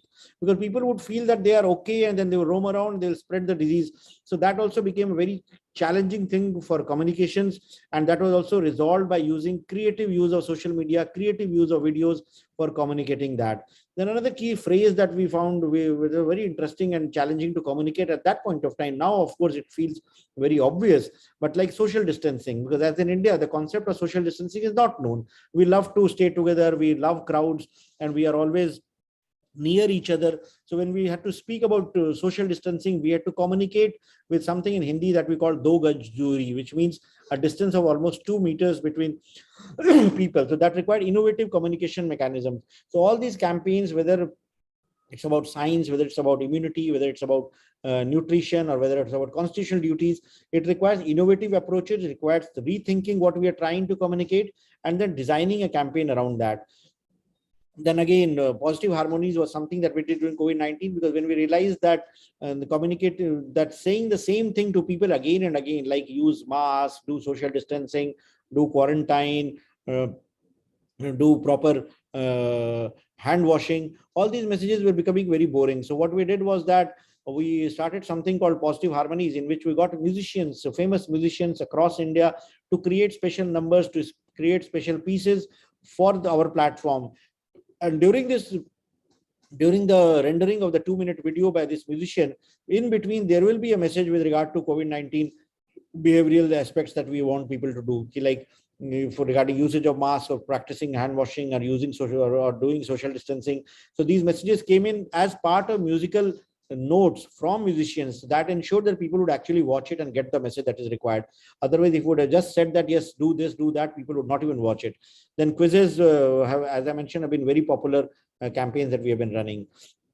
Then, as I mentioned, we do a lot of hackathons, we do a lot of crowdsourcing, and these challenges and hackathons that we do gives an opportunity to entrepreneurs, young entrepreneurs, college students, thinkers, bright minds, to contribute to government solutioning. Because if there is a problem statement the government has, and if you want citizens to contribute, this becomes a forum to source that. And many of the solutions which are chosen are also given an opportunity to be procured through the government systems, so that they get an opportunity to get some business. And once they get that, they get investments, and the startup ecosystem gets energized. So that's again another activity that is done on MyGov, which has helped us a lot in giving opportunity to startups and entrepreneurs in building solutions, not only for India, but some of them are selling these solutions globally. The help desk, as I mentioned, 9013151515, just send a hi or a namaste, and it's an AI-enabled chatbot, which in 2020 was giving information with regard to COVID-19. In 2021, we customized it to become a vaccination booking interface, so that people could book vaccination appointment, download vaccine certificates. And in 2022, we have enabled even getting documents like your driving licenses, your income tax records, your insurance records, your academic certificates onto the same interface. It was launched in 5 days flat when we were like battling COVID-19 in March 2020, and it went live on March 19, and within first 1 week we got 10 million users. Today we have almost 80 million plus users, and we are growing very fast, adding almost 68,000 users every day. And the same chatbot workflow was replicated on Facebook Messenger, on Google Message button, and also on MyGov website. So it allowed people to access information through any social media platform they were comfortable with. So whether it was WhatsApp or Facebook or Google or MyGov website, the same user experience was made possible, and user queries were answered by the bot in a very simple, easy to comprehend manner. Then, as I mentioned, we have added more services onto the bot, and today you can download academic certificates, insurance documents, driving licenses, income tax records, and your identity documents through the same interface, which makes it very easy and convenient to use. Our major strength comes from our users, the 23 million users that we have. We work very closely with our users, whom we call as MyGov Sathis. Sathis is a Hindi word for friends. So they are our friends, they're part of our family, and they give us a lot of suggestions or a lot of advice, and our teams do listen to them, do take feedback, and constantly are working to improve the user interface, to improve the functionalities that we have on the MyGov platform. We did a lot of content management on the contact tracing app that we had during COVID-19, and we created a lot of videos with celebrities which explained what one should be doing, the do's and the don'ts. We addressed a lot of mental health issues with some of the film stars that we have in India. their messages are normally watched more. We use cricketers for sending the message about usage of masks. So all this coordinated approach was done in order to ensure that we win this battle against COVID-19. Then the contact tracing app also required communications with regard to what one should do when the app shows different colors, what it meant when it was a red, what it meant when it's green, what it meant when it was orange or yellow. And accordingly, advisories were given on the citizens to ensure that they are properly, they came in contact anyone who was COVID-19 positive. Then we did a lot of fake news busting and fighting myths. But again, COVID was a time when all kinds of stories were floating in. Some people would say that India is a tropical country and we'll have the heat and the heat will kill the virus. And all these kind of stories were there. We had to work overtime. We had to work around the clock to ensure that we can identify the myths that they're floating on social media, the fake news that is there, and how do we ensure that we are effectively able to counter it. So this is another major activity that we did, and MyGov during COVID-19 emerged as a single source of truth for all COVID-19 related information. And then we have also been running other campaigns on top of that. And whenever we build trust with the citizens, whenever we give right information with regard to something that is of concern to the citizens, other messaging that we do about other government schemes and programs like the India's Atmanirbhar Bharat campaign or the Amrit Mahotsav campaign, that information is also lapped up by citizens. So in communication, that becomes very important. Establish your credibility and then kind of convey other government specific messages, and that is also accepted by the citizens. Otherwise, if we just kind of push government content, we run the risk of being seen as propagandists and not like a reliable and trusted social media platform. So that becomes very important. These are some of the other things that we have been doing. Information with regard to government programs and schemes.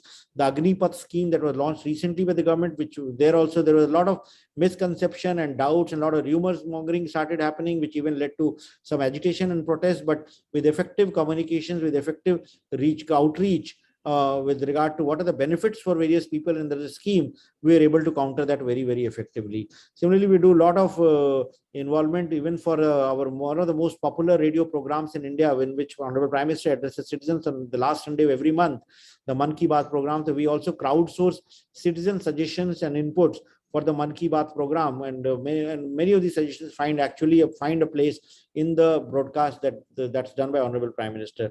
And we do a lot of positive news sharing wherever India does well with regard to any schemes, programs, with our economy, with our GDP, any investments or Olympic records or anything to excel, any achievement of scientists, we do share on our platforms in order to ensure that the negativity that exists in social media is countered effectively with positive stories. We do a lot of interactive sessions in which webinars, in which we get subject matter experts who talk to citizens and who kind of share information, insights, right information through our portal. We call it MyGov Samvad, which is Hindi for conversations.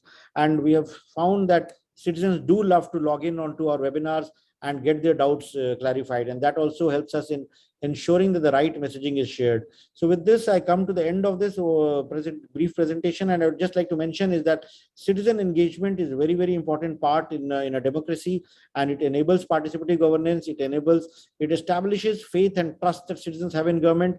And that's a huge plus when we have to implement several programs and schemes for the welfare of the citizens. Having citizens as our allies, having citizens on our side, we get a lot of strength from that, and with that we are able to implement most of our programs and schemes. So with that, I conclude my presentation and would look forward to the Q&A session maybe after the other presentations are over. Over to you, Sushil. Thank you, Mr. Singh. Thank you for your valuable insights into this amazing and almost a super powerful platform which you just demonstrated. I mean, it really brings out how citizens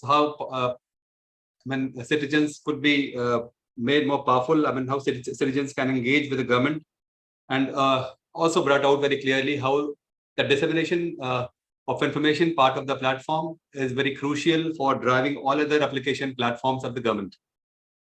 Thank you again. And now we move on to the other transformative platform, which has actually changed the landscape of rural India.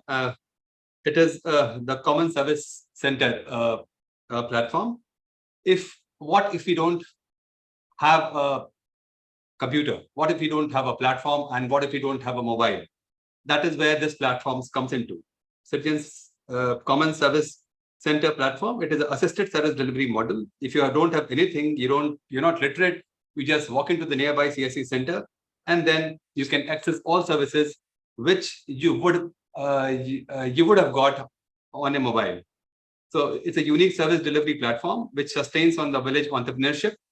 On that note, I would request Sri Sanjay Rakesh ji to share his thoughts on common service centers and its journey from delivering public services to the e-Gramin store.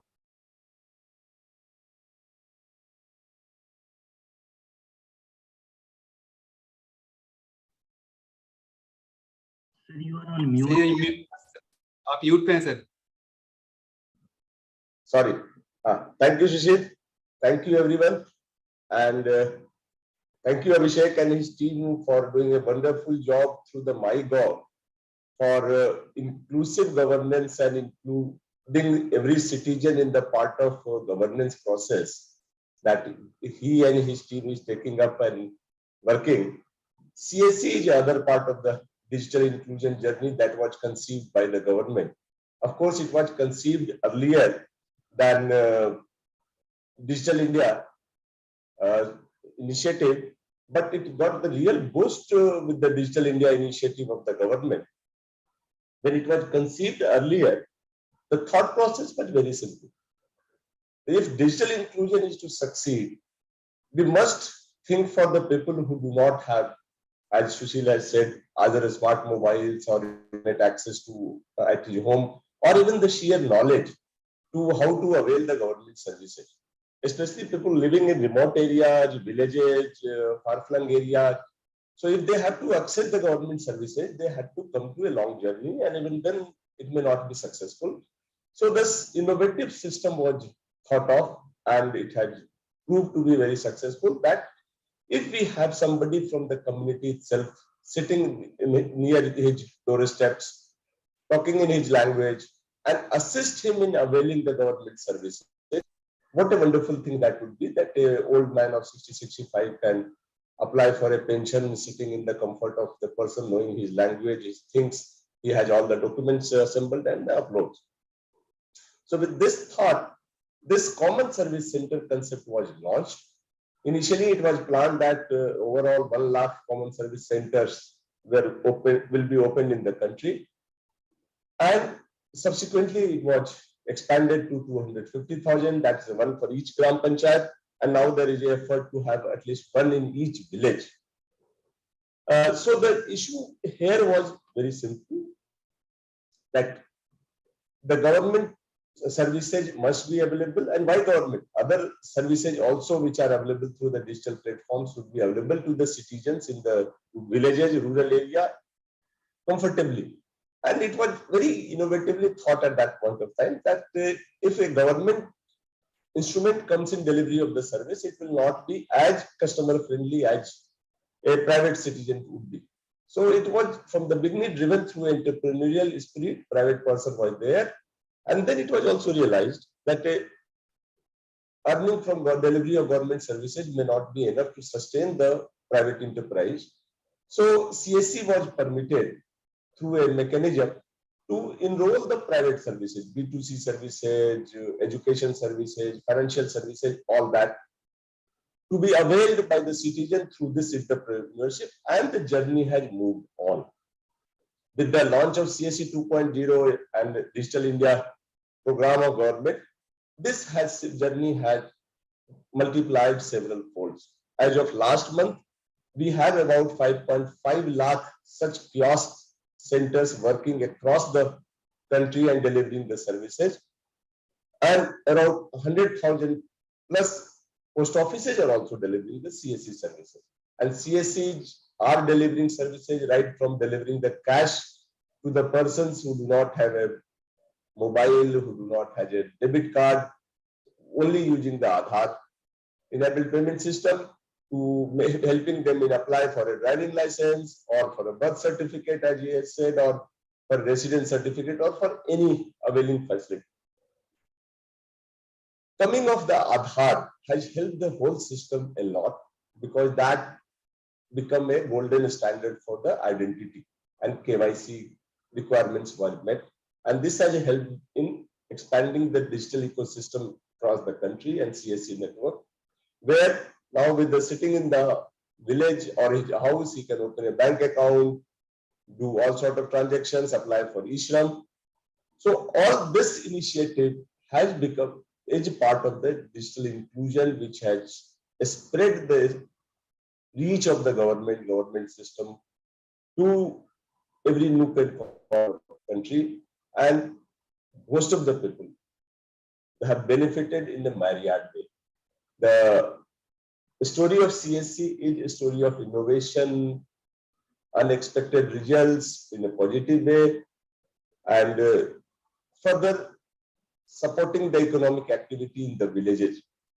In fact, it's also doing a lot of job for the rural empowerment and helping the self-help groups, because the women, when they organize themselves in the rural area, they have a major problem in terms of handling the cash. In fact, I can share you one example which is still ring in my ears all the time. When I met a lady in Basur, I asked her what is the benefit that you have got through the self-help movement and our DG Space Sakhi. She said, "Sir, earlier I used to sell my milk at 30 rupees to Halwai. Now I sell at 40 rupees to my cooperative centers." I said, "How come?" She said, "कि cooperative centers से पैसे तो account में आते थे, पहले bank में जा नहीं पाती थी, इसलिए मैं हलवाई को देती थी. Now that this Sakhi Bahan is there, she gives money as the cash using the DigiPay, APS. So that kind of small innovations that comes up helps the rural economy, helps the people feel inclusive to the system. And CSC entrepreneurs are doing that. They are working, they are helping them in getting the tickets, getting banking services, getting travel services, and also the framework. However, when we move on this, for the digital inclusion to sustain and expand, we need to have certain regulatory frameworks in place. Quite robust framework is needed, because the person using the digital services, both on his own mobile, through the Umang or through CSC, he must have the confidence that if anything goes wrong, there is a regulator, there is somebody who will help me in resolving the issue. Failure of transaction, money getting stuck, and not getting the responses are not uncommon when we have millions of transactions every day. In such a situation, we need to work the regulatory framework. It must put up a performance parameters that government is working and system is working, that complaints and failures should be redressed within certain time framework, and there is a mechanism to upscale or escalate the complaints if it is. And second part is this cyber protection and cyber haste that may happen. This we need to be make everybody aware, and the efforts are being made to do that. I'm sure this system of assisted electronic delivery of services, apart from the self-assisted delivery of services, and these two put together will expand the digital footprint of the country to every citizen. And march of digital inclusion that we are moving, it would be moving much faster. And CSC, the team, the whole entrepreneurship team, which had currently about 2 million strong team is there, which will be happy and take the lead in expanding this inclusion. With this is the journey that we have. I would be happy to have the questions when it comes to the term. Thank you, Sushil.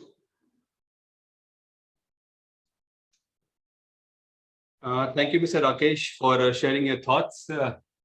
Our next application is Umang, and with the CSC Center and with applications like Umang and other platforms, I dare say that one need not walk into any government office, even if one doesn't have mobile, internet, or any other application to access the internet.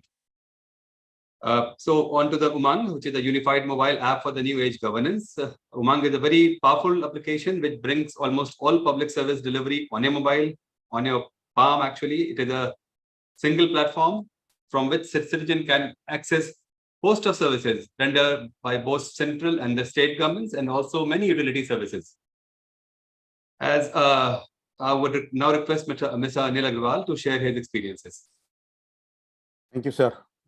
Thank you very much. And now dignitaries on the panel, dignitaries and experts in the audience, and my friends from India and abroad. So good afternoon to you all.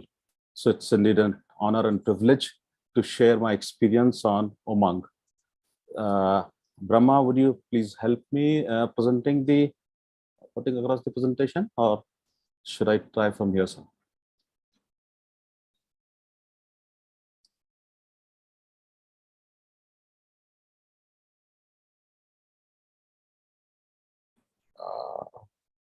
I think it is visible. The presentation is visible to all.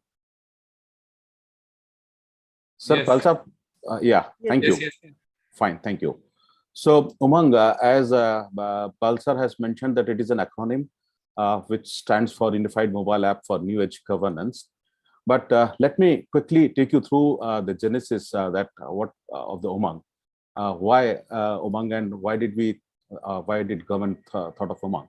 So there are certain purpose and objectives which are briefly listed here. Like the vision of the government was to empower citizens using Empower and means mobile power. Because as you all know, that the penetration of mobile is highest of any devices, be it computer, laptop, or anything. So if we want to reach to the masses, it has to be on mobile. So that's the reason to get onto mobile. And the objective was very clear. It is aligned with all what have been spoken so far by Abhishek sir or Sanjay sir, that improve ease of living. And how do it was envisaged through Umang, that avail major government services with just few clicks on a single mobile app, unified mobile app. Relieve citizens from the need to download a myriad of apps, because with increasing number of services and government departments, today, if I'm not wrong, there are more than 3,000-4,000 services must be there from different departments of state and central government, including municipal corporations.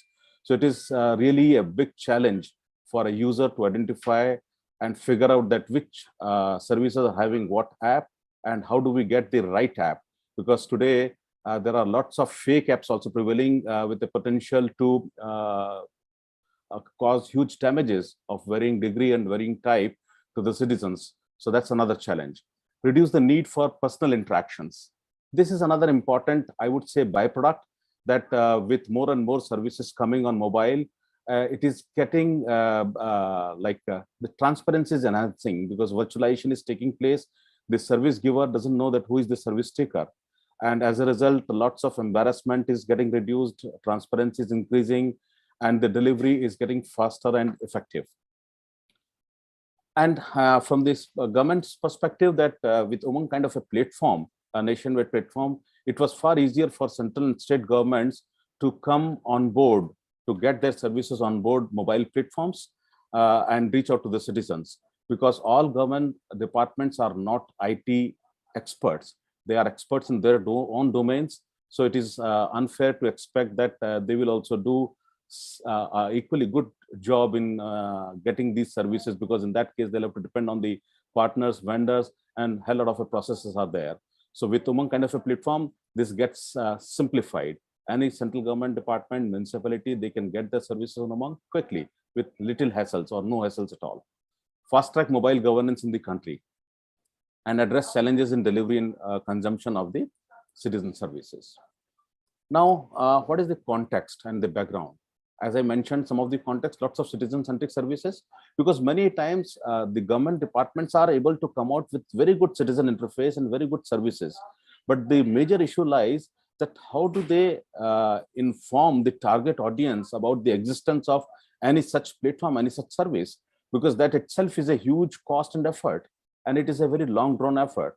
So the thought process of the government was that if we have a unified platform, single platform, and we consistently promote that platform, day in, day out, and if the departments also some more support in promoting that platform, then over a period of time, we will have a platform which will gain an image kind of an Google, like Google for government services, a go-to place.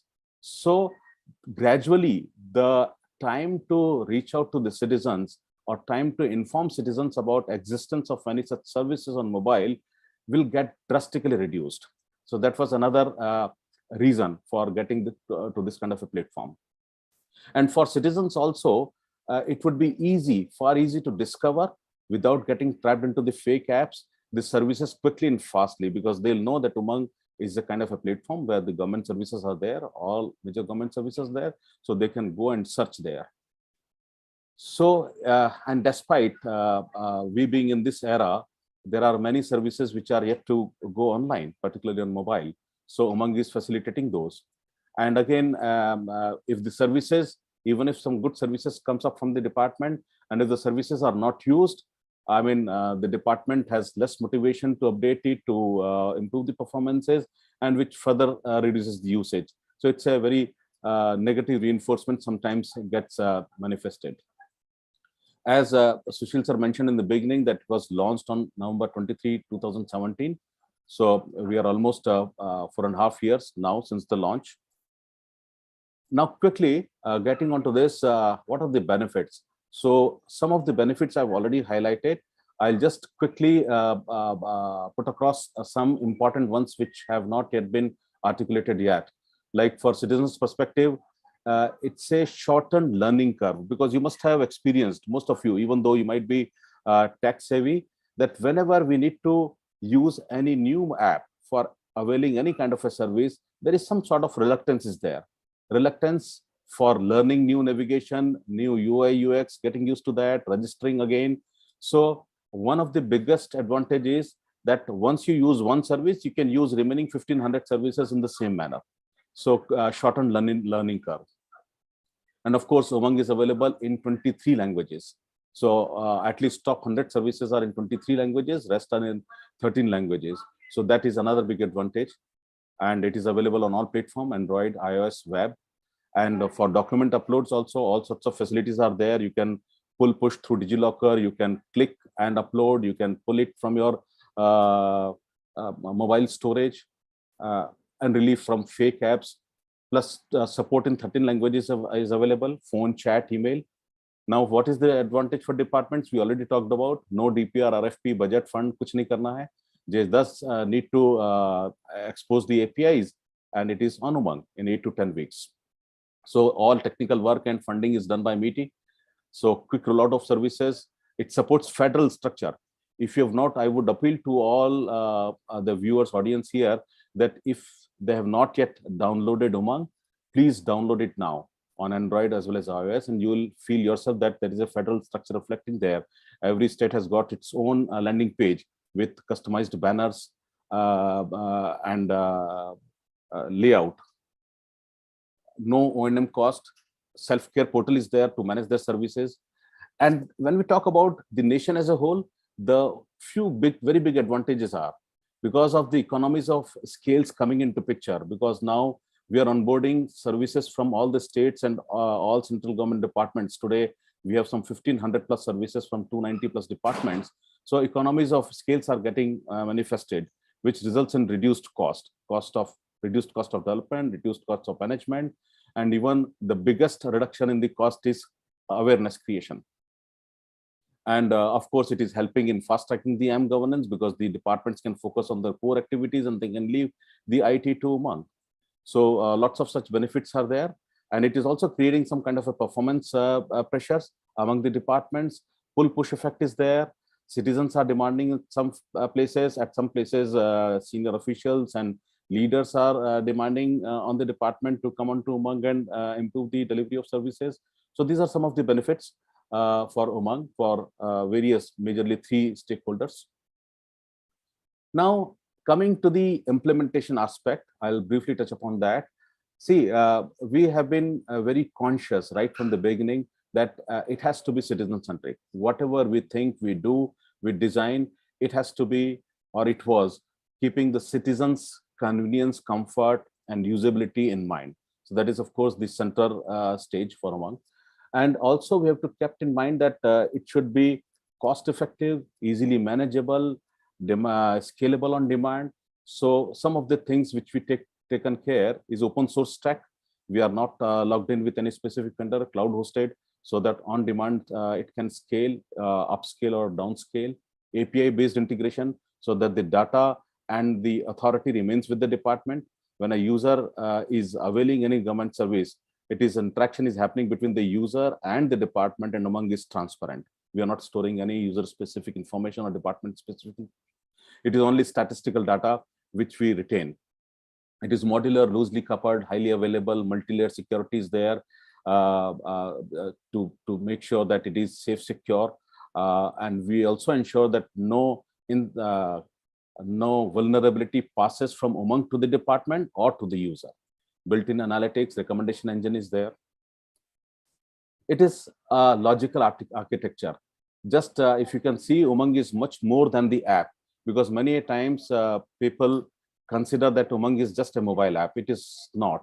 As you can see here, Umang is a platform, and it's a huge platform, about 100 plus VMs and some 25-30 terabytes of storage. So it's a complex platform where APIs are being orchestrated through this platform, and all integrations, as you can see, API here, all integrations are through API. At the bottom, it is integrated with the department backends, and in the front, it is available on the mobile apps, Android, iOS, web, and as Sanjay sir has mentioned, it is powering to the partners also, like CSCs and many other private partners, so that they can offer Umang services in the assisted mode, so that it reaches to the nook and corner of the country and to every citizen faster than it can reach on its own, because on its own reaching will depend on the mobile penetration. And another big advantage of having Umang kind of a platform is that we can explore and experiment with the latest technologies easily. Like we have experimented, we have done some proof of concepts for the AI deployment of services, and now we have already gone beta live with chatbot, and very soon we'll be going voice bot live, and in a couple of months time we will have a voice chatbot on cloud, so that a user without smartphone, using a feature phone or a landline public telephone, he will be able to avail services. Of course, we'll be gradually building up the service base on that interface, because it's an upcoming technology and it has got its own challenges. This is just stats. Here on the right, you can see some of the awards, and interestingly, the first award, for this award, Dubai government has nominated Umang on its own. We came to know only after when the Umang was declared first gold prize winner in that category. So then only we came to know. So that indicates that even outside governments are also looking keenly towards these kinds of platforms and applications, and they are also by awarding such kinds of platforms, they are also acknowledging that this is the way every nation has to go sooner or later. So these are the simply stats. 1572 services are there. Utility bill payment services are also there on this. It's just a journey so far. Today we are having some 45 million, that is 4.5 plus crore registered users. Some 290 crore transactions are there so far on this platform, and around 12 crore transactions per month is happening on Umang. This is just, if you download Umang, you will get to know that here we have tried our best to make it intuitive, the discovery of services. There are search also, where you can type in the keywords. Otherwise, you can search through categories, like here, categories there, farmer. Once you click the farmer, you'll get the list of services under the farmer category. Once you click students, you get the list of services under students category. Similarly, states are also organized like this. If you select Gujarat, you get a list like here, as I told you, that the federal structure, every state has got a separate banner. State can decide that what banner they want to put in. It has got its own structure. I'm not going to go much into the detail. Here are some central services from most of the central departments. All important services are already there, and missing ones we will be onboarding gradually, and probably moving forward, you will see more and more additions into Umang of the central and state services. These are the state services. So we already have some 33 states and UT services on Umang, but many more to add and a long way to go. AI-enabled voice access, I already talked about, to enable access from normal feature phone and telephone, which is a great feature. Once we have a stability in this service, I think it will supplement the CSC kinds of efforts, because now with this service, those who are not wanting the assistance, but they are just not able to use Umang because of the non-availability of smartphones, those kinds of users will be able to avail once this services on voice bot gets launched. So to start with, it will be in Hindi, in English, but moving forward, once the platform gets stable and the technology matures, we'll be adding more languages and more services. To start with, it will be simplistic services, but gradually we'll add more complex services also. Now here, some of the key challenges, because I'm sure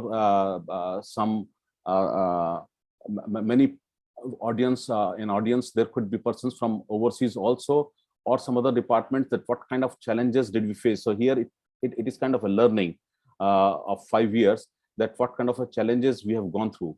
So I believe that technology part is easier to handle. Many times mental onboarding or what you call capacity building, those kinds of challenges are there. People, I mean, it's a human tendency that they don't want to share their efforts, their services with somebody else. They feel that it is their domain and somebody else should not encroach. So with lots of capacity building efforts, and we could overcome that gradually. So these are the challenges which we faced, and of course in any initiatives, this is bound to happen. It's nothing new and nothing abnormal. So service delivery through Umang is only as good or as bad as it is from the department, because we are just aggregators. So we can enhance the experience in certain ways to the platform, but ultimate service delivery is as good as or as bad from the department. So we are also constantly working with the department to make sure that through this channel also, the services are available 24/7 and seamlessly. Variety of technologies present at department backend because they evolved over a period of time. So that's another challenge. API availability, though they have the backend platform, but many times APIs are not available. So the message to the world is that whenever you deploy any technology, please ensure that APIs are developed and exposed, because this is the way we are going to operate henceforth. Unavailability of testing environments, backend load capacity inadequate, changes in the service flows, because sometimes the services are not designed, the flows are not designed for delivery on the mobile kinds of platforms. So there also we suggest departments, recommend, share the experiences amongst the departments to make sure that everyone gets pulled up to the best level of service delivery. Reluctance to support and lack of ownership, because many times even after onboarding, many departments don't consider Umang as one of their channels. So unless and until they do so, this lags behind in certain cases. But I think we have come a long way, and now it is far smoother than it used to be. And but still some more paths to cover. Key learnings from Umang. So key learnings, if I can share generically, that user convenience and user experience should be the focus. Whenever, irrespective of the domain, whatever, if you want to interact with the users, and who that user or who that provider, it is immaterial, but the focus should be on the user. Unless we are concerned about its convenience and experience, it is not going to be a success. And key to user experience lies in the details, because many times 80–90% larger issues are easily handled by everyone, but the experience and the real user experience lies in the attention to details. Minimal inputs just needed for service delivery, because we need to change the mindset.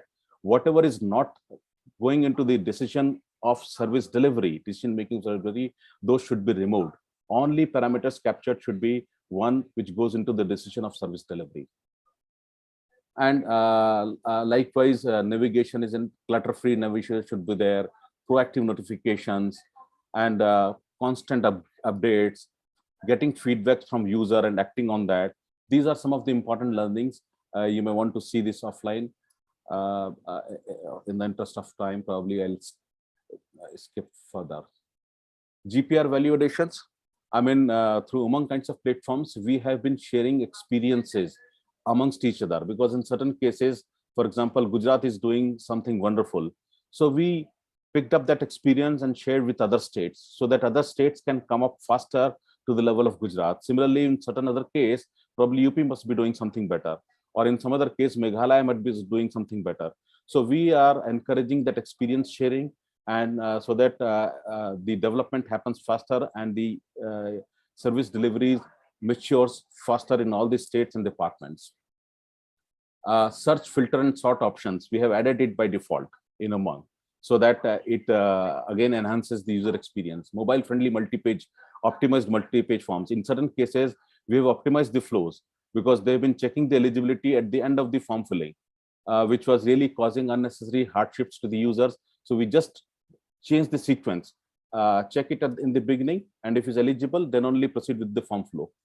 So some such GPR validations we have done: delinking payment with the form submission, implementation of reverse geocoding, notify planned downtimes. So some such value additions we have done to enhance the user experience in different services.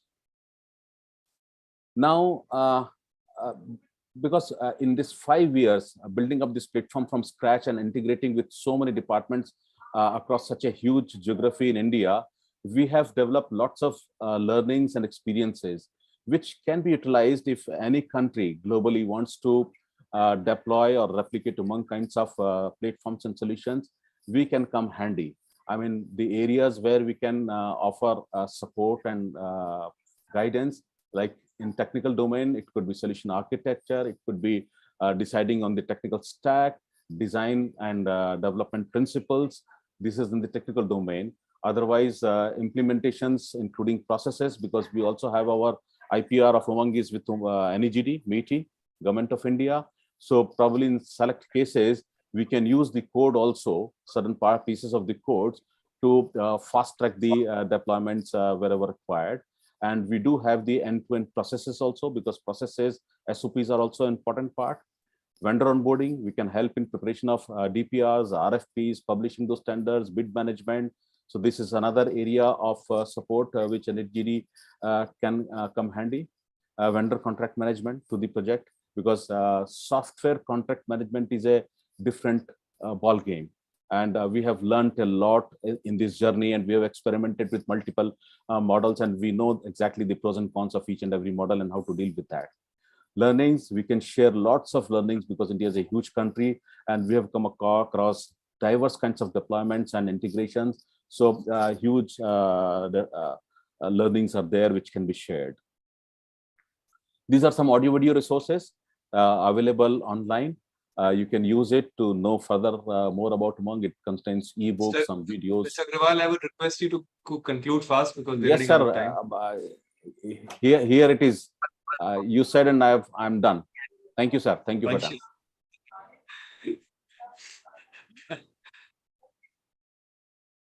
Thank you, Mr. Agrawal, for sharing your experiences. And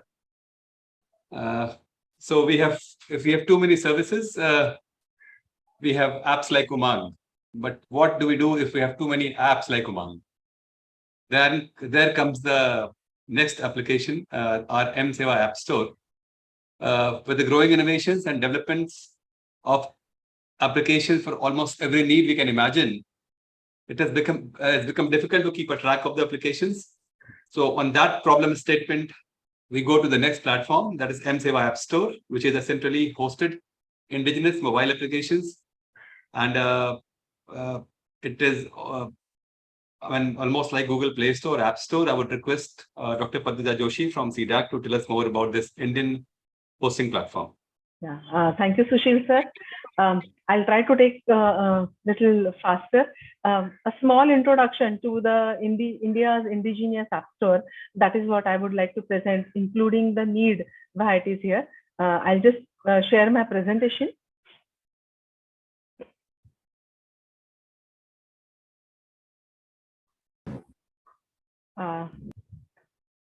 Please let me know if it is visible to all my screen. Yes, it is. It is. Yeah, thank you, sir. Yeah. As already Sushil sir has mentioned, that Umang has provided multiple services at one go to us in a single application. However, still, we have seen the complete digital journey. It started from providing the services online, where we could use them or avail them from different PCs or laptops. Later on, it came mobile era, where it became more and more handy, and mobile applications started actually having the services directly called, where Umang kind of an application became prominent and very useful. Later came, still there are every department coming up with multiple applications, which are mobile applications, and especially during COVID time, we have seen the use of these kind of applications.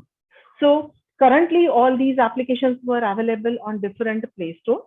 Nearly every manufacturer of mobile has their own Play Store. And we know the prominent one is a Google Play Store, from where we are downloading apps. So since already there is an app store, what was the need of such kind of an app store? Initially, it was main focus on to only government services. So in 2013, we came up with this app store. With the Ministry of Electronics and Information Technology, they envisaged the need of such kind of an app store. And we decided to have apps which are related to the government services or public services to be hosted at a Play Store. And this mSeva Play Store came into existence.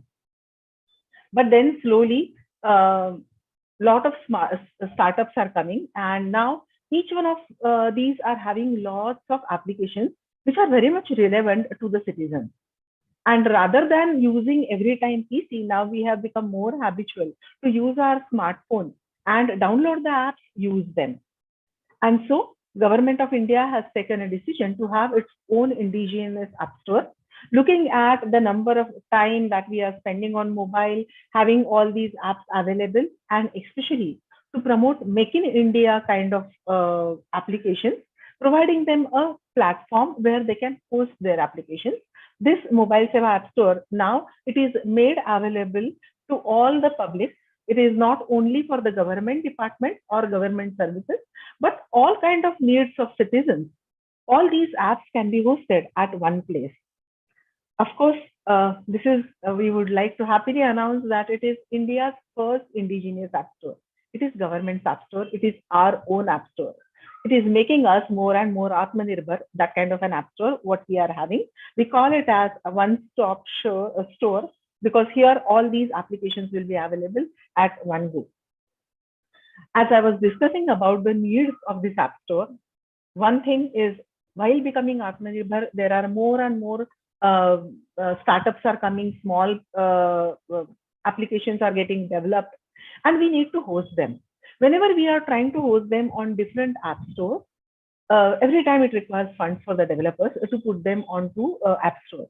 So government came up with the idea that let's provide developers a free kind of a platform, at least initially, so that they can make the applications and make it available for the citizens. This was for the development perspective. Second aspect was, we need to obviously have India-specific policies and laws which are related to the application. And it becomes much easier when we are having our own app store to apply these kind of laws and policies. And thirdly, it should be our own.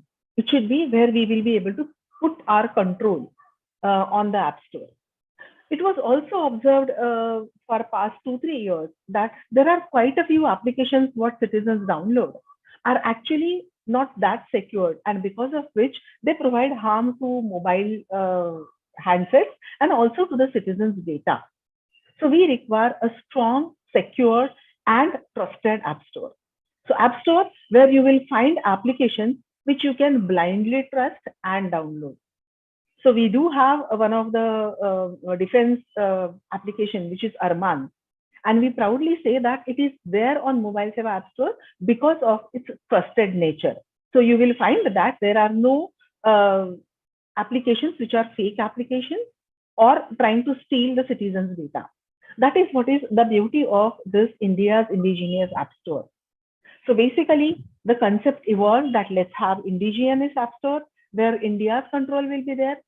It should be authorized and completely trusted. And for the developers, it should be hosting free so that they can come up with more and more applications and find a platform where they can reach to the more number of users.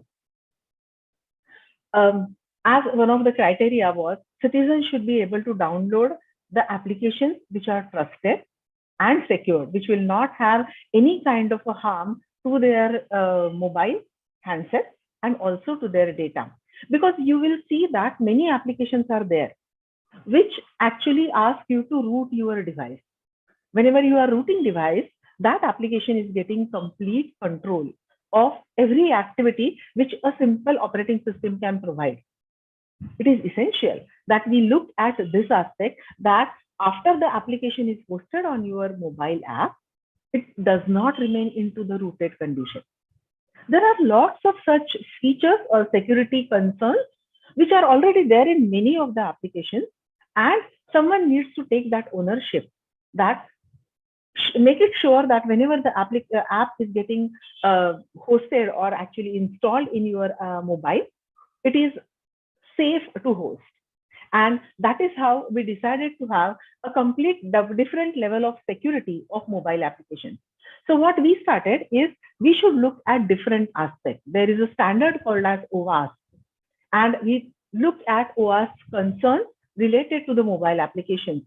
And through our testing levels, we verify that each and every security vulnerability is actually closed by the developers. So whenever we are getting any application from the developers, we ourselves run, it's a free testing of, or we call as a vulnerability penetration testing of applications, and identify if there are any threats, communicate a complete report of this to the developers, and ask them to close these kind of vulnerabilities, and then host that kind of an application, which we call then it's a trusted application for the citizens to download.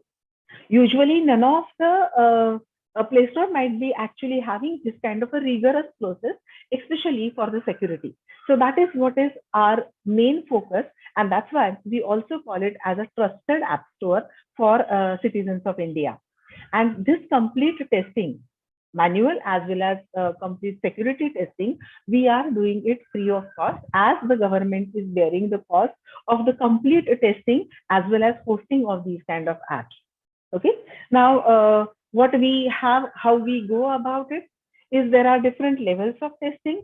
What we do before publishing that this kind of app, we first check that this app is not harmful. Okay. Later on, we say that it should be from any domain. It can be even gaming domain, or it can be news related applications. It can be education, different domain applications we are hosting. But we ensure that those are not related to gambling, because it is government's app store. This kind of a precaution is already taken over here. And we see to it that it is completely secure. So if you look at this cycle, whenever a developer submits us any kind of an app, we go with the first level of application analysis. We see that it is not harmful and not related to gambling. Then we go through a complete security testing where VAPT of mobile app is done. And then we give a report of this to the developer, try to close the vulnerabilities which are major concerns, and then these apps are hosted or rejected depending upon if those concerns are closed or not. Okay. As of now, this is the statistic. We are having more than 8.8 crore downloads already. Okay, more than 1050 plus applications already available with us, and 3000 plus developers are registered with this. However, I would still like to bring it to notice and will request all the private and Indian developers to come up and host your application on this particular platform, because it is freely available for you. It is being developed for the developers so that you can host your applications over here. So kindly make use of this indigenous platform, which is Government of India is presenting it to all the citizens. Request all the citizens, it's very easy. So kindly use it because it is more trusted. As we said that we are, whenever we are displaying all the apps, like any app store, we do classify apps into different domains so that it becomes very easy to search. Of course, there is a search engine. You can search a particular application, but in addition to that, there is a classification based on the domain of the application. So you can have currently, we do have electoral, Aadhaar, agriculture, health, India Post, Judiciary, Language, and many more domains already available onto the App Store. But if you feel that the app which you have developed is from completely different domain and it is not available on this App Store, you can always write to us that we would like to insert that kind of a domain. So just email us that, okay, I'm having a new kind of an app. We would like to host it onto mSeva, but this kind of a domain I don't see into mSeva. And we would surely see to it that your application, if it is really worthwhile, should be hosted on a separate domain will be created for your application. Here are some of the features of our App Store.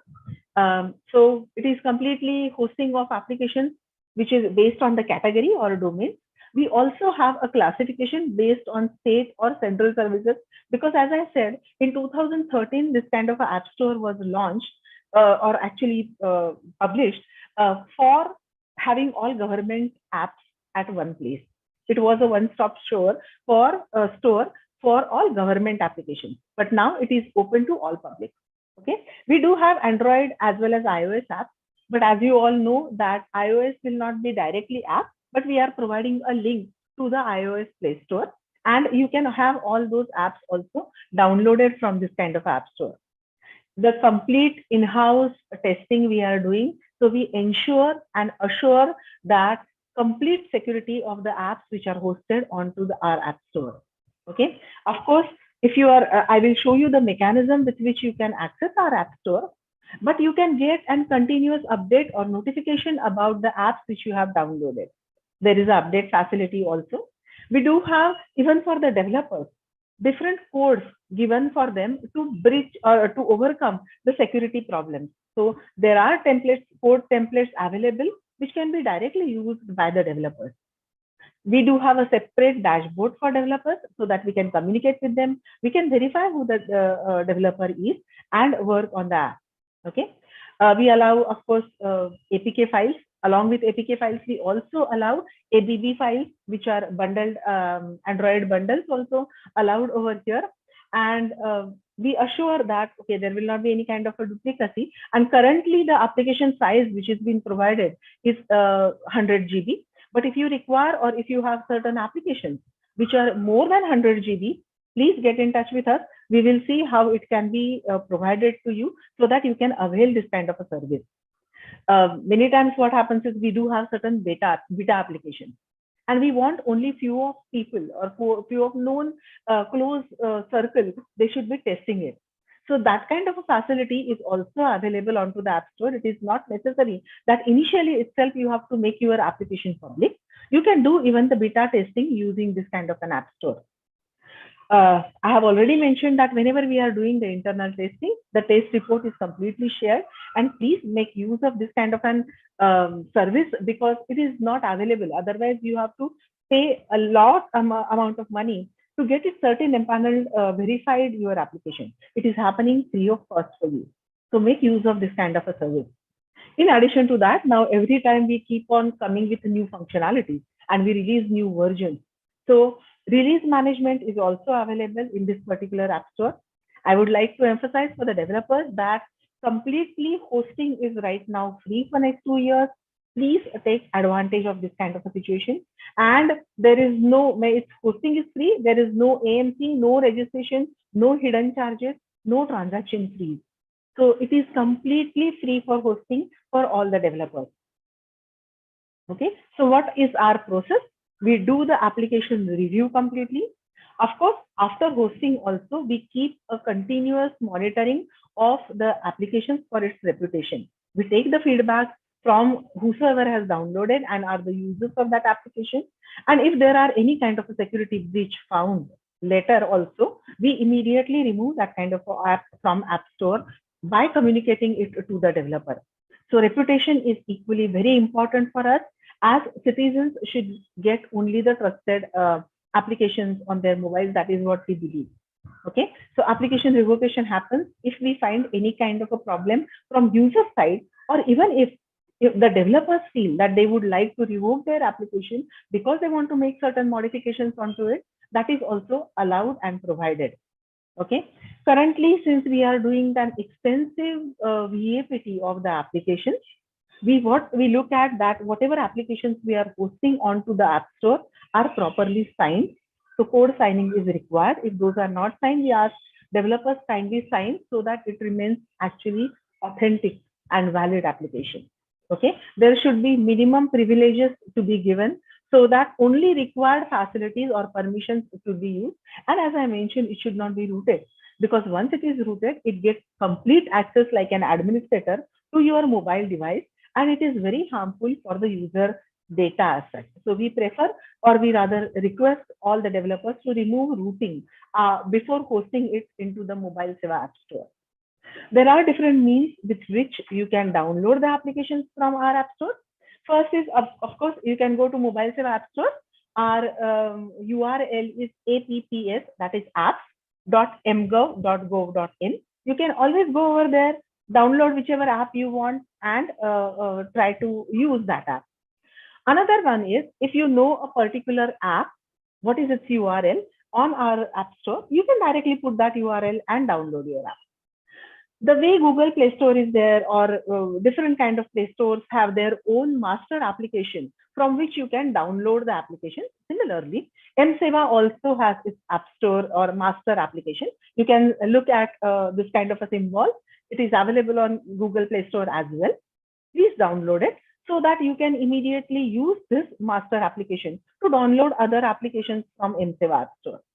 If you have QR code, you can scan that QR code and start downloading applications from mSeva App Store. So currently, these are all 4 modes are there. But I will actually recommend and suggest that you go for the master application downloading. What happens is, whenever you are having any kind of upgrades coming for any of the application, first notification will come onto the Mobile Seva master application. And if you are having otherwise also downloaded application, if it is not there onto the master application, if you do not have master application, then we will get the notification onto the application that you have downloaded. But this is the most secure, where you will be able to even give us the feedback about the applications which are hosted onto Mobile Seva App Store. This is the main information that I wanted to give you about the Mobile Seva App Store. I'll take 1 more minute just to go, make you go through about Mobile Seva App Store website and some glimpses of the portal. So this is how it looks like. You can see there are gaming apps, there are education related apps, there are agriculture related apps, even security related apps or voting. So many of them are available. These are currently live apps. Okay. Usually, if you are a developer, we request you to fill up this kind of a form, and so that we can get an information. And this is the developer portal, where you will be able to see the progress or any information which is related to the applications that you have hosted onto Mobile Seva App Store. Okay. We also take ratings or feedback from any kind of application users. We also have or are working. It is the platform which is constantly evolving. And we are coming up with a recommender system, whatever enhancements our developers or users are asking us to do, we are working on them, and the platform is evolving. So I would like to stop over here, and thank you, Sushil sir, for giving me this opportunity. I hand it over to you. Thank you. Vanchika, do we go to the question and answer session now? Sure, sir. We just have 1 question till now.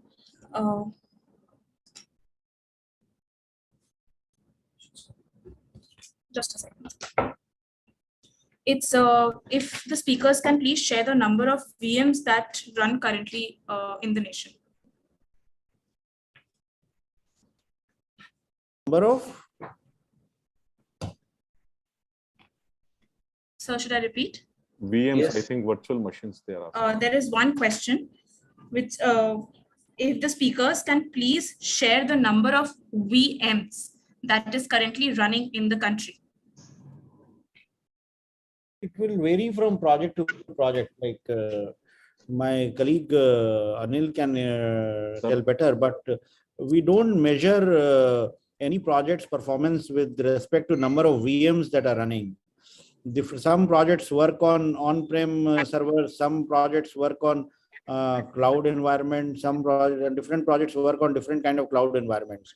And the real output of an e-governance solution is with regard to number of services it's rendering, number of transactions happening, and number of citizens that are being served. VMs will vary depending on the complexity of a service, depending on how many API hits are happening for delivering one service. VMs will vary. And as we have experienced in implementation of any of multiple digital government projects, infrastructure or technology has never been a challenge. Bigger challenge is in doing process re-engineering, in bringing in change management, in ensuring that everybody in the ecosystem down to the line adopts to a digital way of functioning. So those are bigger challenges, and having a number of VMs is not really the problem in running and implementing any governance challenge. Anil or any of my tech. So just to give the audience an idea, like if we talk about Umang, so Umang is a platform, and here roughly you can. I mentioned also during my presentation that about 100 VMs you can consider in the Umang project so far, with some 20-30 terabytes of storage.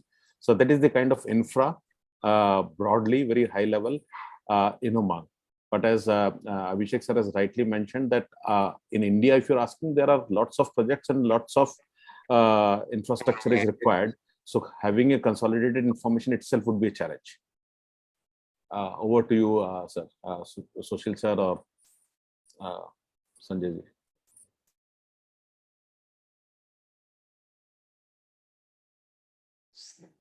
So if we don't have any more questions, then should we? Sir, one more question is there from the participant side. Please. Just a sec, we are putting it.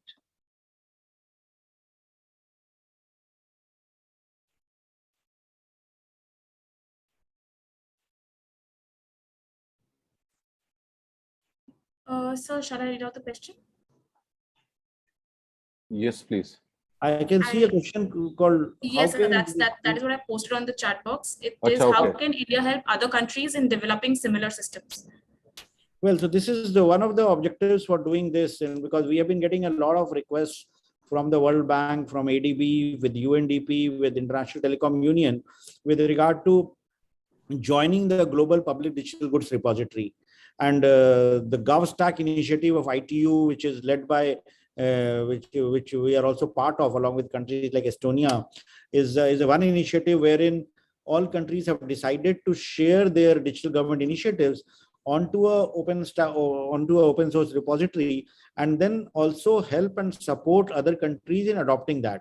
So given the fact that India is one of the leaders in building digital public goods at population scale, whether it's the Aadhaar platform or whether it's the UPI for digital payments, or whether it's the DigiLocker or eSign or the Diksha platform or the ONDC that is built in. So all these artifacts of digital government are now being offered by India by putting all of them onto a common portal called indiastack.global. This portal was launched on 4th of July by our Honorable Prime Minister, and this portal is available not only in English but also in French, and very soon it will be available in other UN languages.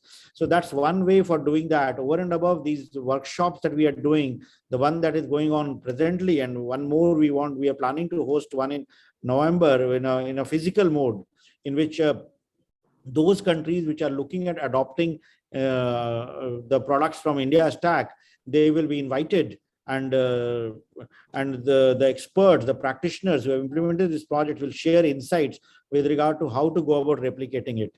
So that's our plan. So this conference and indiastack.global are the first steps that have been taken in that direction, and in the coming days there will be many more such events in India and elsewhere, which will further help other countries who are trying to adopt and develop similar systems.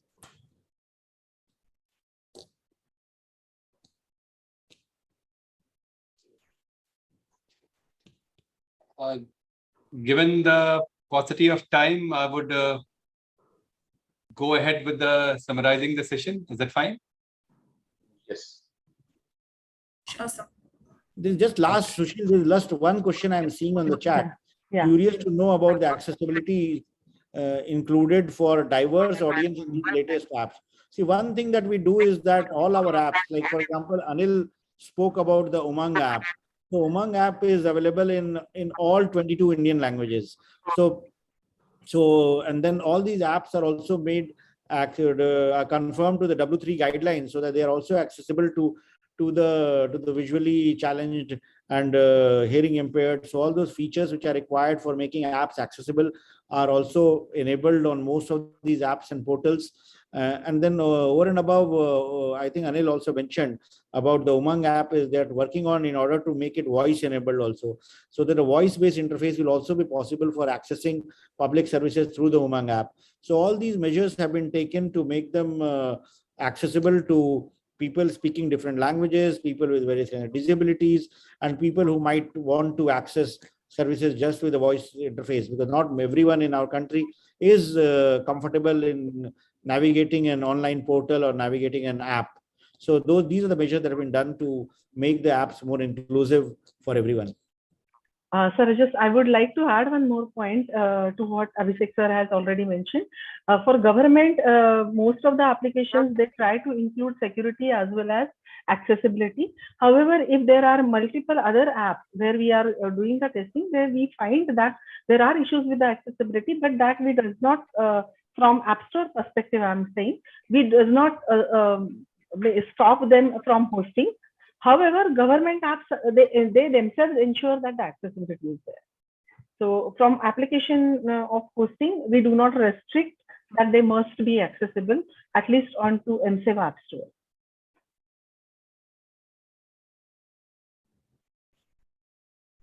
Thank you, ma'am. Thank you, sir.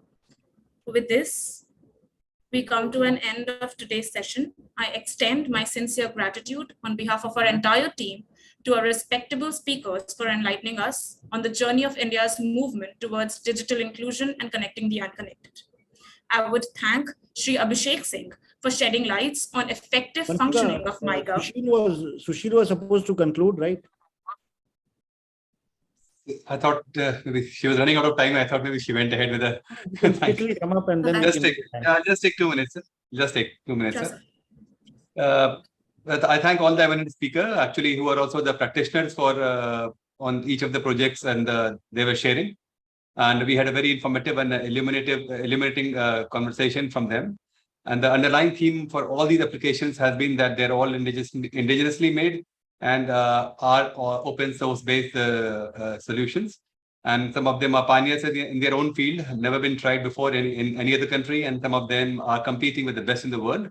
And each of these applications are unique in their own ways. MyGov, I was surprised to see the depth and the variety it offers to the citizen for engaging with the government. It almost allows them citizens to do everything. Right from do, suggestion, poll, pledges, blog, volunteer. You name it, you have it there. And the active user base of 2.4 crore underlines its prevalence and popularity among the citizens.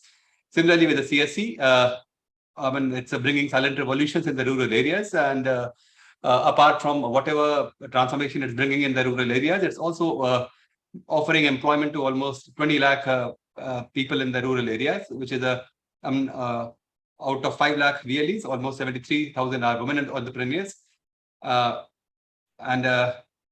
Next, the Umang was again, it almost brings your government almost brings the government departments on your palm. As was shared by Mr. Agrawal during the presentation, and it offers a selection of services based upon a variety of parameters, be it domain based or based upon state service category, and has again a 4.5 crore user base. 22 languages, which through which citizen can actually come the language barrier, and which improves actually the accessibility of services, and that is the intent of this conference, this workshop. And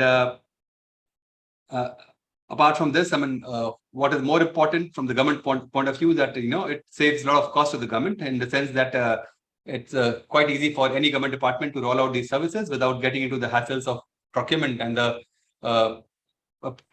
procurement procedures, etc.